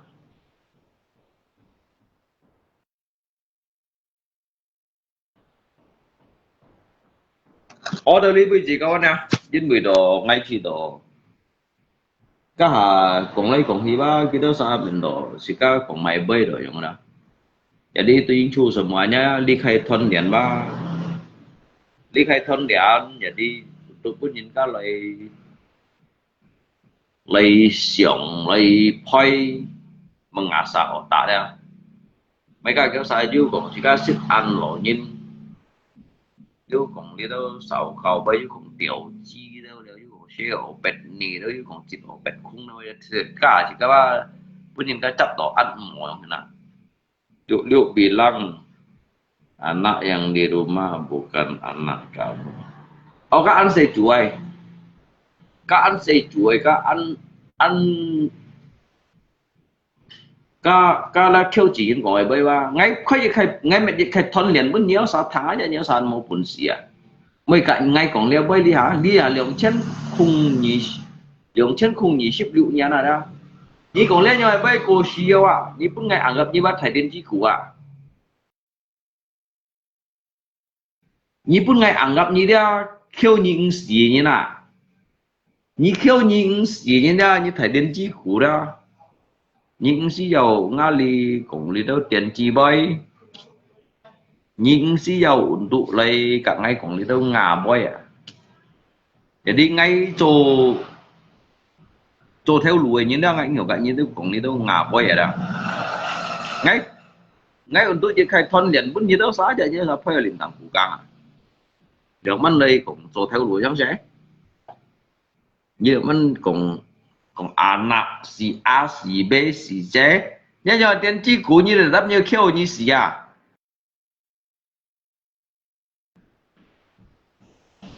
因为老是冇进步呀，因老是cũng有进步啊。chẳng còn cái過去vậy à, lý kinh của Nhật ba冇nhìn bạn như vậy đâu, tiền chi cũ. Anh ngay ở lung co đó, như sáng ở lung co đó. Anh ngay ở lung co yang bạn như đó. Như ta tất như nhất nổ xế冇进步冇變化nhất nổ xế đó.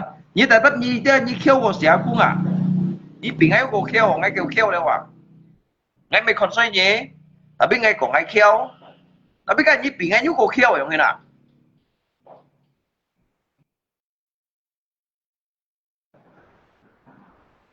Như bị ngay đó như của kêu à hả. Nhất nổ xế ba冇进步nha. Jangan mai Vanilla, Liu bilang anak kamu itu bukan anak kamu. Cái là dòng hiền á, ya, ngay hanya ngay mình hiện nay cuma ngay còn sáng bún như thằng, như chả khéo chỉ như này nổ xỉa đó, như khéo chỉ như một cuốn xỉ biến nhá nổ xỉa đó, như bà đi á, nhiều một banyak cái kehidupan aja. Cuma ngay alung sensei hanya cùng như thằng này ada, hanya cùng như thằng, ngay mới chỉ được áp, ngay mới chỉ được thùng sim. Ngay mới chỉ được kết sim, tapi là cô siêu bagi ngay đó. Jadi kinh bu như đó, ngay cũng như đó, như thế gì chả kêu chỉ như nó đó. Các kẻ ship nhà này bay hắn tay chụp lấy ly cậu đó. Và đi những nghèo chụp chung này như là tên chi của.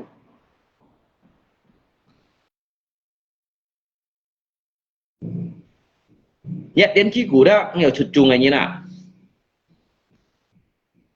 Mình ngay còn suy nghĩ vào. Mình ngay còn suy nghĩ vào đó. Mình ngay kỳ hiểm nhé. Cuma đi sang sang đó, ngay truy ngài như nó, xoay điện xe cái chồng.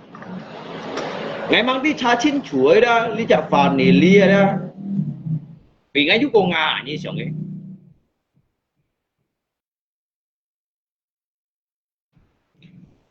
Ở như nó tỏ ngay chú bày liều cũng hỉ liều, chú bày shit phấn nọ liều. Chú bày năn có lên nhiệt chiều. Nhé nhoi tiến chi bây cũng ngay thằng hến. Như bây siêu nhỉ à, như kêu xí nhỉ à.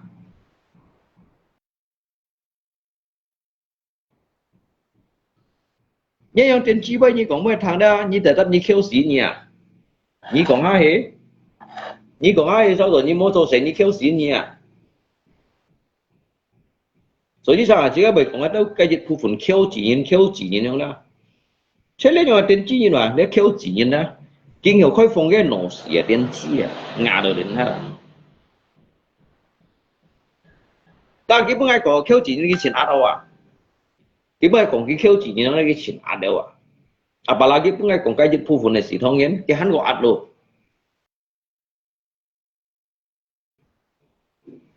佢就很個壓到啊，kawan。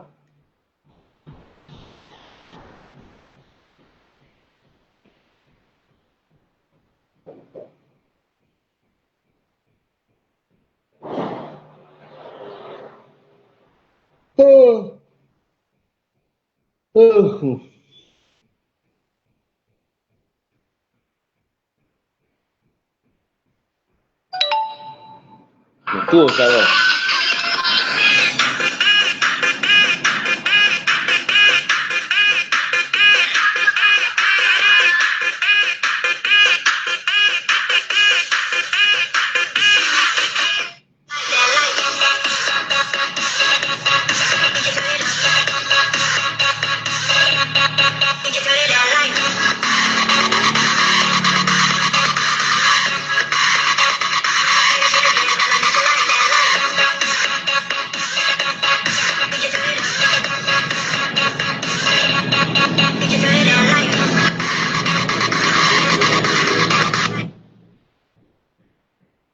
Tarik sis, semongko.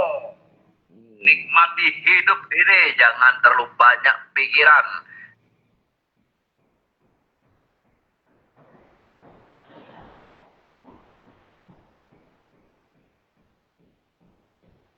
Cái nhân hạt đó ạ.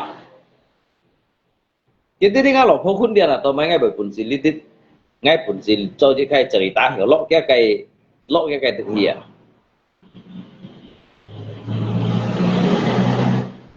Ngai cerita dah, ngai koji bagi un lok dia. Tapi kalau kau kinh hiểu bagi cái cerita lok ngali. Cái đó những kisin pun kita ngai koji konsiu ah.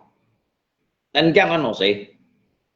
Selagi masih hidup, hidup ini untuk makan, bro. Dan jangan nasi. Awet nih bos, apa cari? Canda dulu. Ini mana?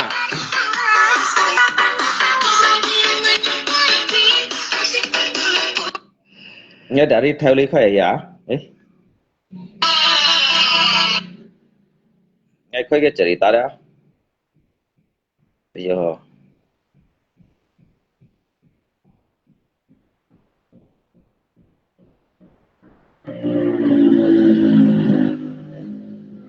ini kaya cerita sian. Ini kaya cerita kan. Dalam ngalok kawai.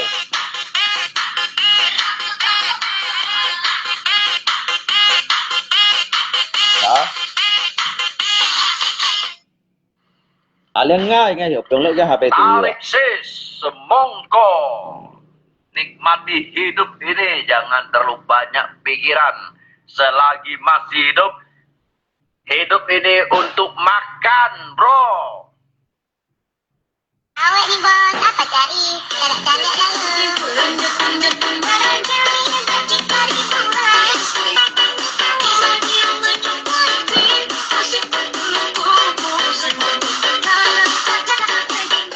Ku pandang-pandang ada dari seberang, senyummu manis bikin hati goyang. Trong cái đó sa kỳ chết đã kỳ pun ngalok po dah. Ngay dùng HP juga koji konsiu ah. Masa kau thian mun ge cái durasi kita kiểu Kiki mai sen cái koji chút hạt bạn dari cái HP koji chút hạt tapi ngali cái hiểu chút ah. Cái pengen đó ah. Nhưng koji kisin kilo cái HP tu dah. Kipun ge cái koji này chút hạt tapi ngali dia cái này chút hạt. Ngali ngay kali HP ngali pada dah. Cái koji này chút ah. Cái hiểu chút ah. Cái chút nó ngali. Tapi kilo ngali dia langsung otomatis penyimpanan yo ah. Dan jangan no sih.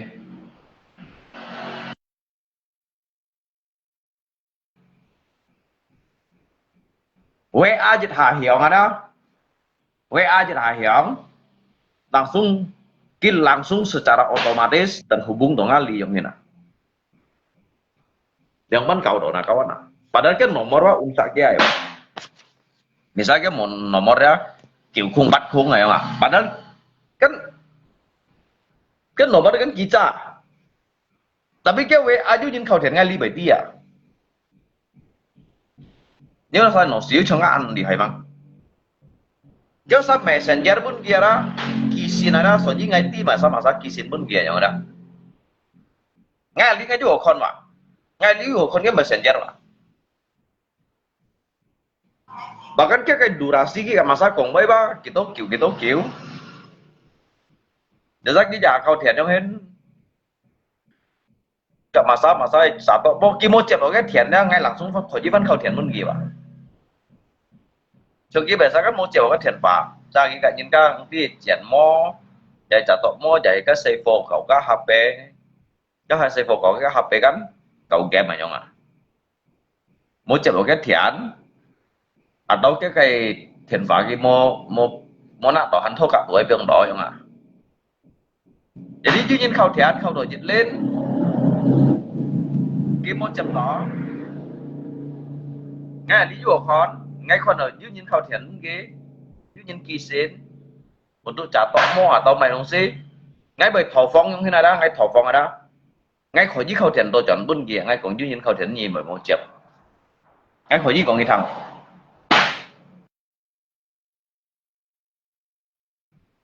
tapi kalau ngai HP dah kalau ngai HP ngai kisin pun kan nyam lobong aja gitu han dia. Còn ngay HP ngay trai đó, ngay kisin kan nyam lobong aja, kisin kan nyam lobong aja gitu han dia. Tapi kisin pun masa đó ngai đi chiu.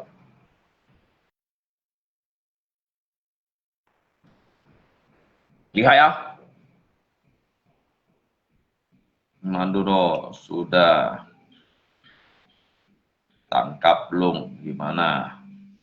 Nicolas Maduro sudah tertangkap belum gimana? Masa Maduro sudah tertangkap ngay xịt đi đâu kèo theo kèo chọn đi đâu mua chẳng mua chạy nhưng ngay mới xịt đi đâu như nào như một con thằng kia này xa cả này xa ngay phun mình kia ngay xịt đi đâu khéo chỉ như nào ngay mua mày xịt đi đâu khéo chỉ nhưng mua chạy như nào ngay udah khéo à tiếp xịt đi đâu khéo chỉ nhìn ngay mình dulu nhìn bằng hai con đi kia bây giờ đó ngay udah khéo tụi bay tiếp xịt đi đâu khéo chỉ như nào因为ngay khéo bị xíu ăn xịt đi đâu khéo chỉ nhìn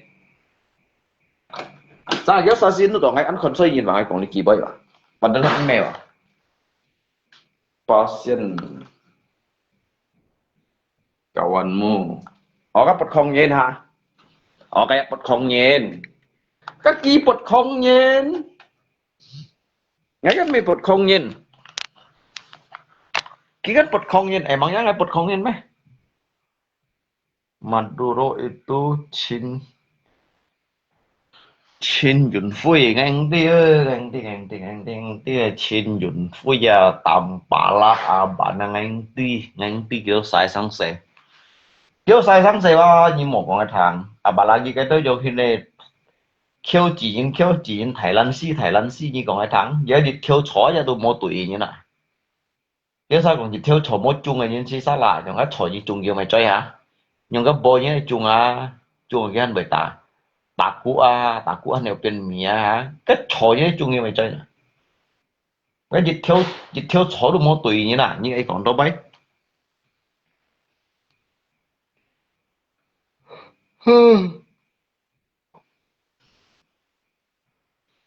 bà lấy cái tầm bà lấy cái abang Rizka Betty là sao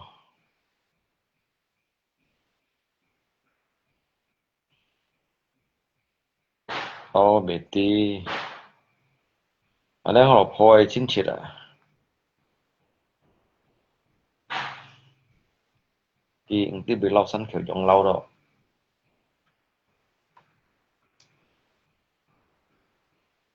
cái lột phơi lột mày à nhá cái miền juga xong chong cái lột phơi lột mày sần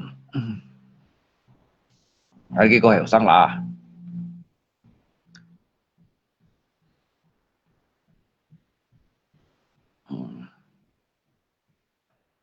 jadi ya cái miền Bắc kurang đã bị chọn nhớ là phơi lột mày à chuyện tí bị lâu à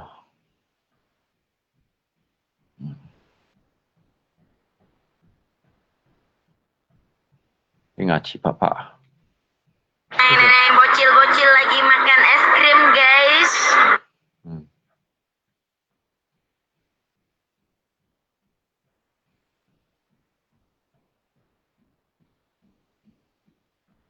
这是新橋用地方咯，可能啲新橋用咯。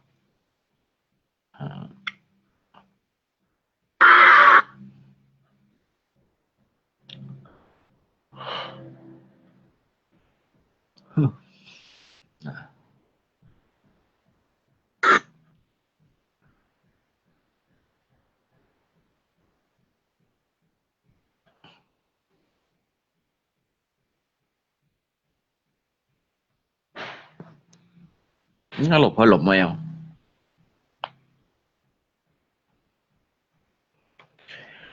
啦啦啦啦啦啦啦啦啦。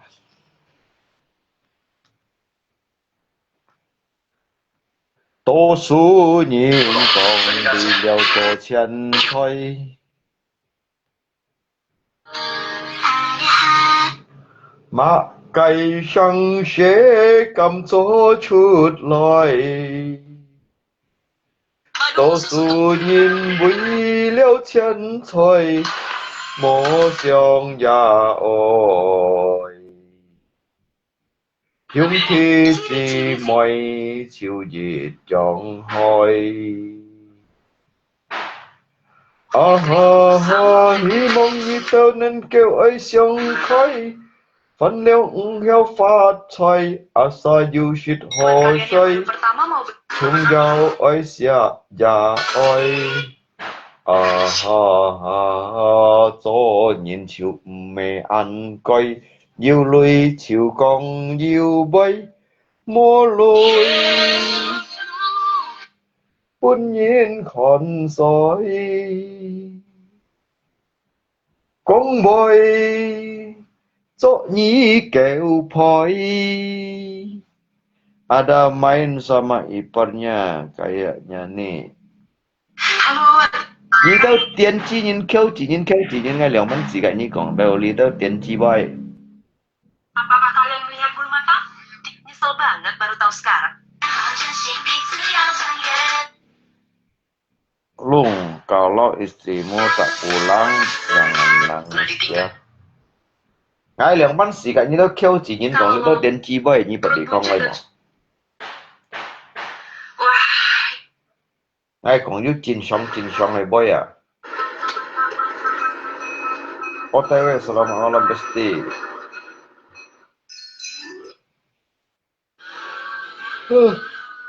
Part 3, Panggang Lajib. Panggang part 3. Ayamnya belum datang. Iya dah. Sudah part 3. Mana ayamnya, Jim? Gatot Subroto. Hari ketiga. Panggang hari Senin dah bantu kami nih. Panggangnya Jim ya? Ya. Mana ayamnya Jim? Masih proses. Proses ya? Oh, ini ayamnya. Ini kah? Proses bumbu. Tak perlu bumbu lah karena campur Ini sama bumbu bumbu nanti. lengkuas. Pakai lengkuas. Buat wanita hebat Zimuno Indonesia. Testimonial lagi semua. La la la la la la la la la la la la la. Song tờ vòng bài ngày hành khéo cày chi sĩ bún nhìn không trong diệt tôi sĩ. Song lấy cả nhìn cha lui cha lối mai mì hắn mô nhìn cả cha bún nhí. Chỉ lối giang chít cả mô bún si ban kỳ nhìn mỗi ngày lùng mô chân chi.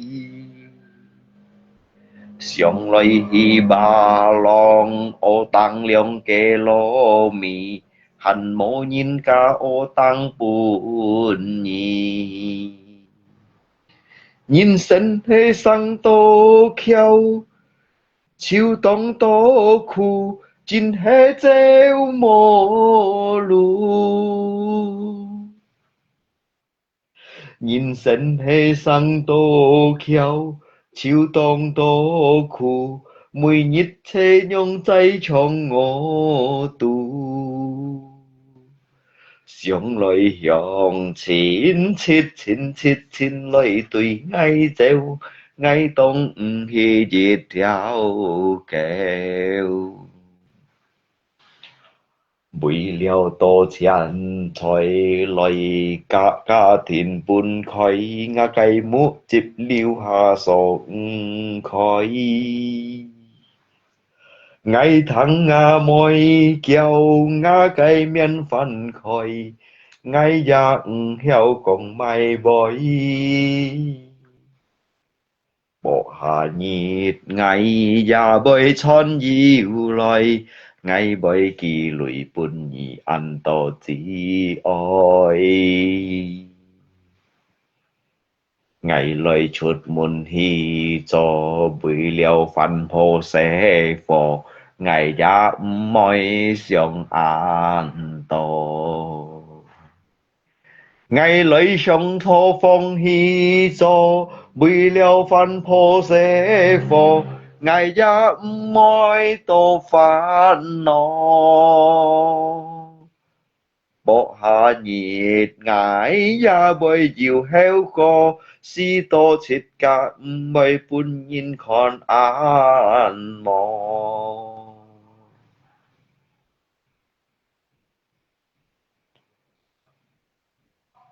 la la la la la la la la la la la la la la nhìn sinh hệ sang tô khéo chiếu tông tô khu chín hệ treo mò lu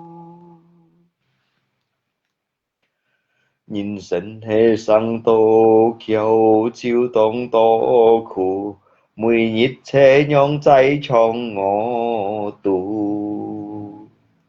sông lại hướng chín lại tùy ngay treo ngay tông hi dệt theo kèo bụi liều to chán choi lại cả thìn bún khói ngà cây mũ chịp liu hạ sông khói ngày tháng ngà môi kêu ngà cây miên phản khói ngày dạng hiểu còn mày boy bỏ hạ nhịp ngày ya bơi chọn yêu loài ngày bơi kỳ lụy bún nhị ăn to chỉ oi ngày lội chuột môn hi cho bơi leo phân phô xe phò ngày ya mỏi xiong an to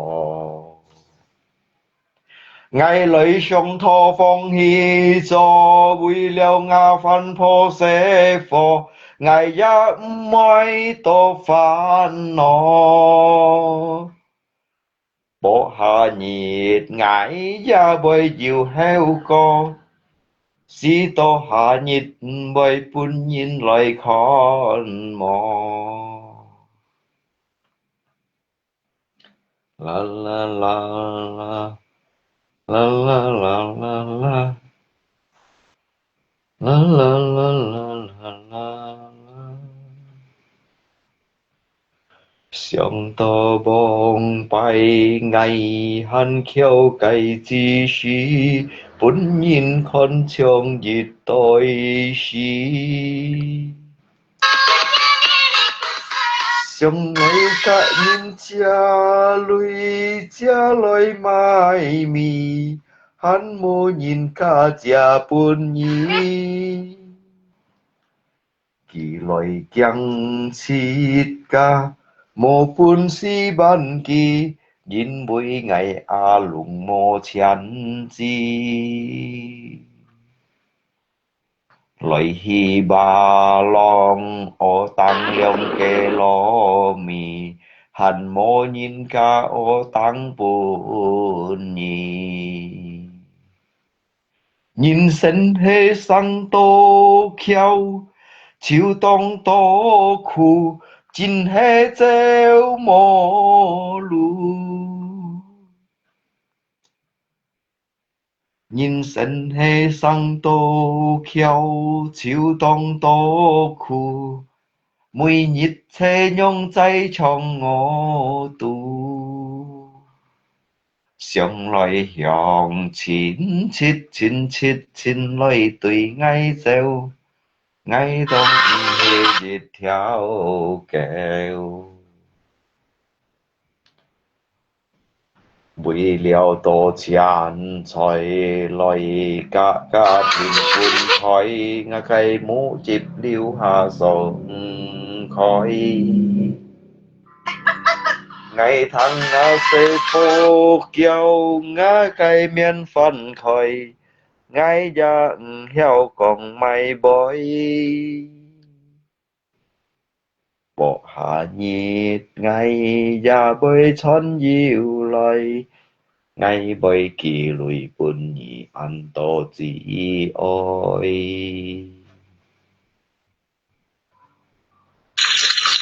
ngày lời chết mình hy cho vì liệu phần thô sẽ của ai ngày giá môi bác mà si yang làm mai ở lùng mà si yang làm mai ở lùng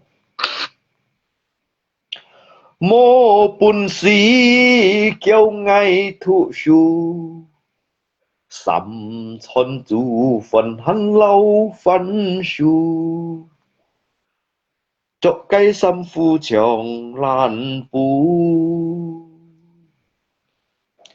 cho ngài bong bay rồi xoay có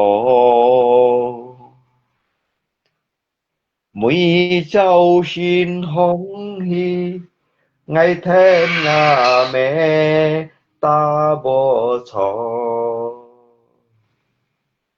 cả cây chiều xeo phần ngày gia sẽ xin an to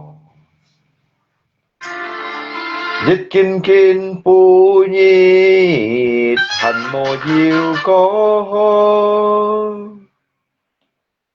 diệu ly phân phô cả xê phô ngày phô ngã xê phô hà nhịp bơi cố hô mây trong ngày nhung sẽ lúa sau phổ sau phiang chiêu đó cho tiêu lô la la la la la la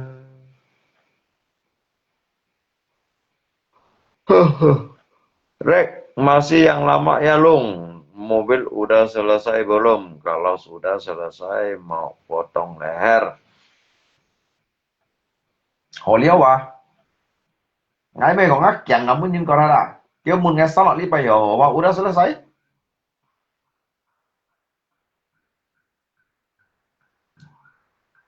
Sudah terselesaikan. Terselesaikan itu dalam arti murni 100% atau tidak, ya setidaknya kita mampu menyelesaikannya sampai 25% begitu.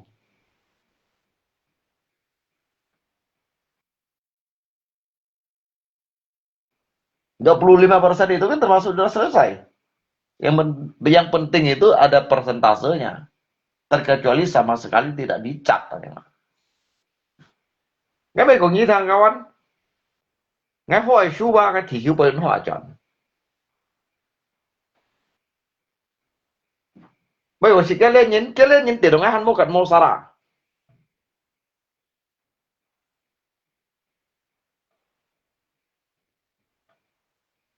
Cái lên nhìn tiền ngay Tuhan mua cận mua sara, ngay còn như thằng. Bây còn như đâu nhung cái này nhìn ngắm nhận chân đi còn bao nhiêu em. Cái lên nhìn tiền ngay Tuhan mua cận mua sara, ngay còn như thằng nào. Yang bang dengan am kian, ke jalur abi loya. Memang aman ini sonin do, ni men do ngai an shan ni mà, ngai do me shan ni na, ngai cầm dần ni dòng sắm mặt lý bay, ngai cầm dần gì à, Ấy cầm dành gì vậy? Bilang Alung Chin sudah dikebiri tak bisa rangpot lagi. Lihat yang ada ji bay lihat kêu chỉ nhìn bay ngàn mau mày thu lihat kêu chỉ nhìn kok. Mentah lihat ji tidak berkelas ay. Kapan kita duel? Apalagi dia denci duel yang hanya denci kêu chỉ nhìn yang duel yang hanya. Ini pas enak pinung dah. Pas pui hiểu suy pui nya xong vuan miền chiu à. Pas khách dịch tới tham ai pui nya thằng này cái thằng nan bảo à. Pas enak pinung ni tu han kêu là hai tiệt anh nhìn à.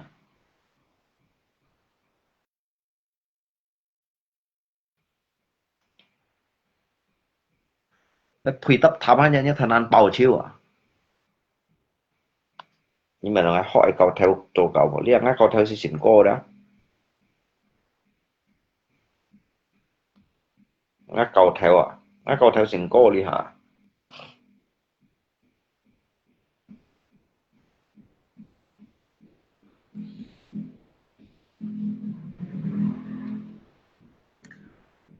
Tam pa la nhi bầy môi liếp liao. Chạ chạ nhìn chiều ăn tô xìm châu nhi. Tô mai nhi thung hà tô chiều blô kiết nhìn. Nhi tô nhìn cho tổ nhong bên hình. Tam pa la nhi dít nhân sống dòng theo lù. Mô dít dòng theo lù nhi cho tô hiểu chính phủ. An to nhìn chiều hệ bún nhi xa hạ cũng phá phù lù. Nhi na to nhà mô bít nhi chiều kín cây thú. Chạ chạ nhìn bún nhi phiền tèo mô xịt lù. Tam pa la nhi ngày phù khi mà ăn nhi. Nhi cho nhìn chiều hệ lăn lăn xì xì. Mạ cây xì giá xì ôi. Nhi chiều con tết to. Mùi chá nhìn chiều hệ bún nhi còn to ca mô khai bòi. Tam pa la nhi cho nhìn ôi hiểu tì.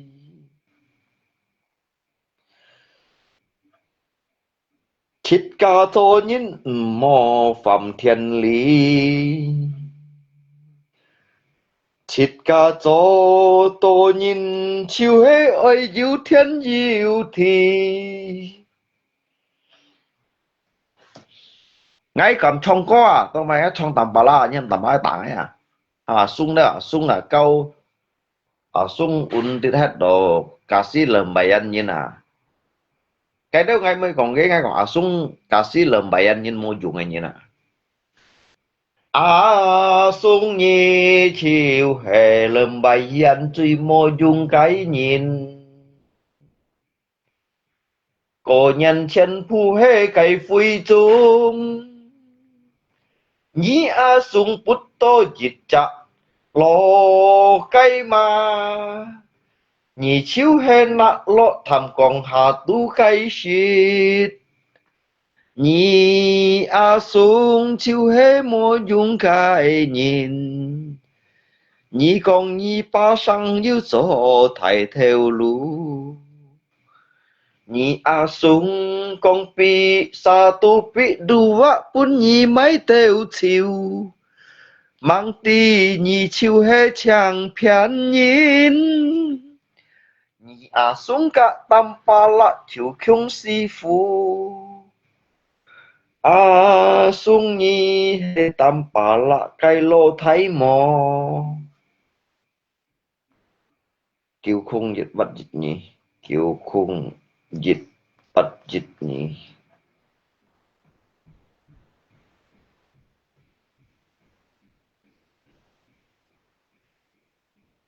Ê là cái chiều máy à. tiểu nhá bác hỏi.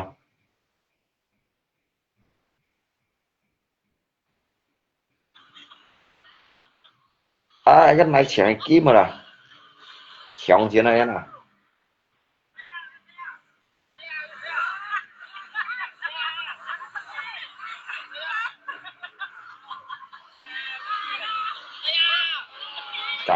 Kaya gitu. Memang nanti lepas ke kayak banjir bandang kan naik siang kim lah. Yang thành thọ kim mà, naik thành thọ. Berarti ki lepas dia kayak banjir bandang đó. Ki juga cái hồ chu đấy à.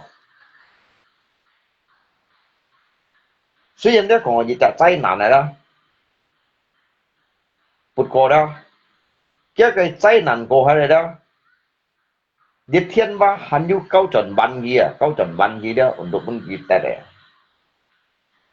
太叻啲乜嘢呐？cái tùng đằng liều hai kim đó, kéo tuổi phong là hòn đấy à, tao lấy chỗ gì thành phố đây nghe nè,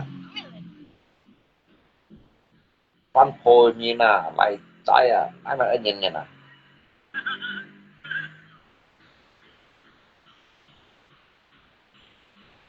Nổi tiếng chi là thiên tội sĩ trên chi mô nhân hiểu tí ơi.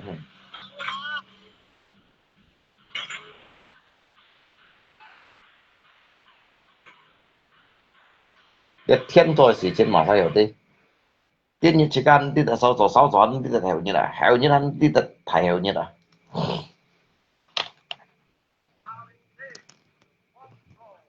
Yani Yoyon.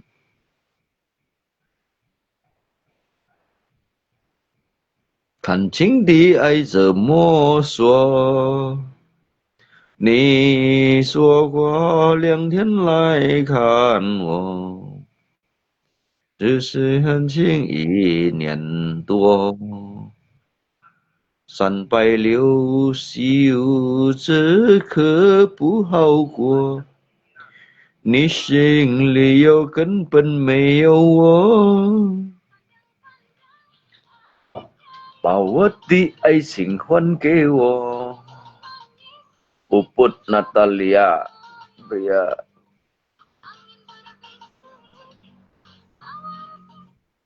Chưa chật cao đâu vậy.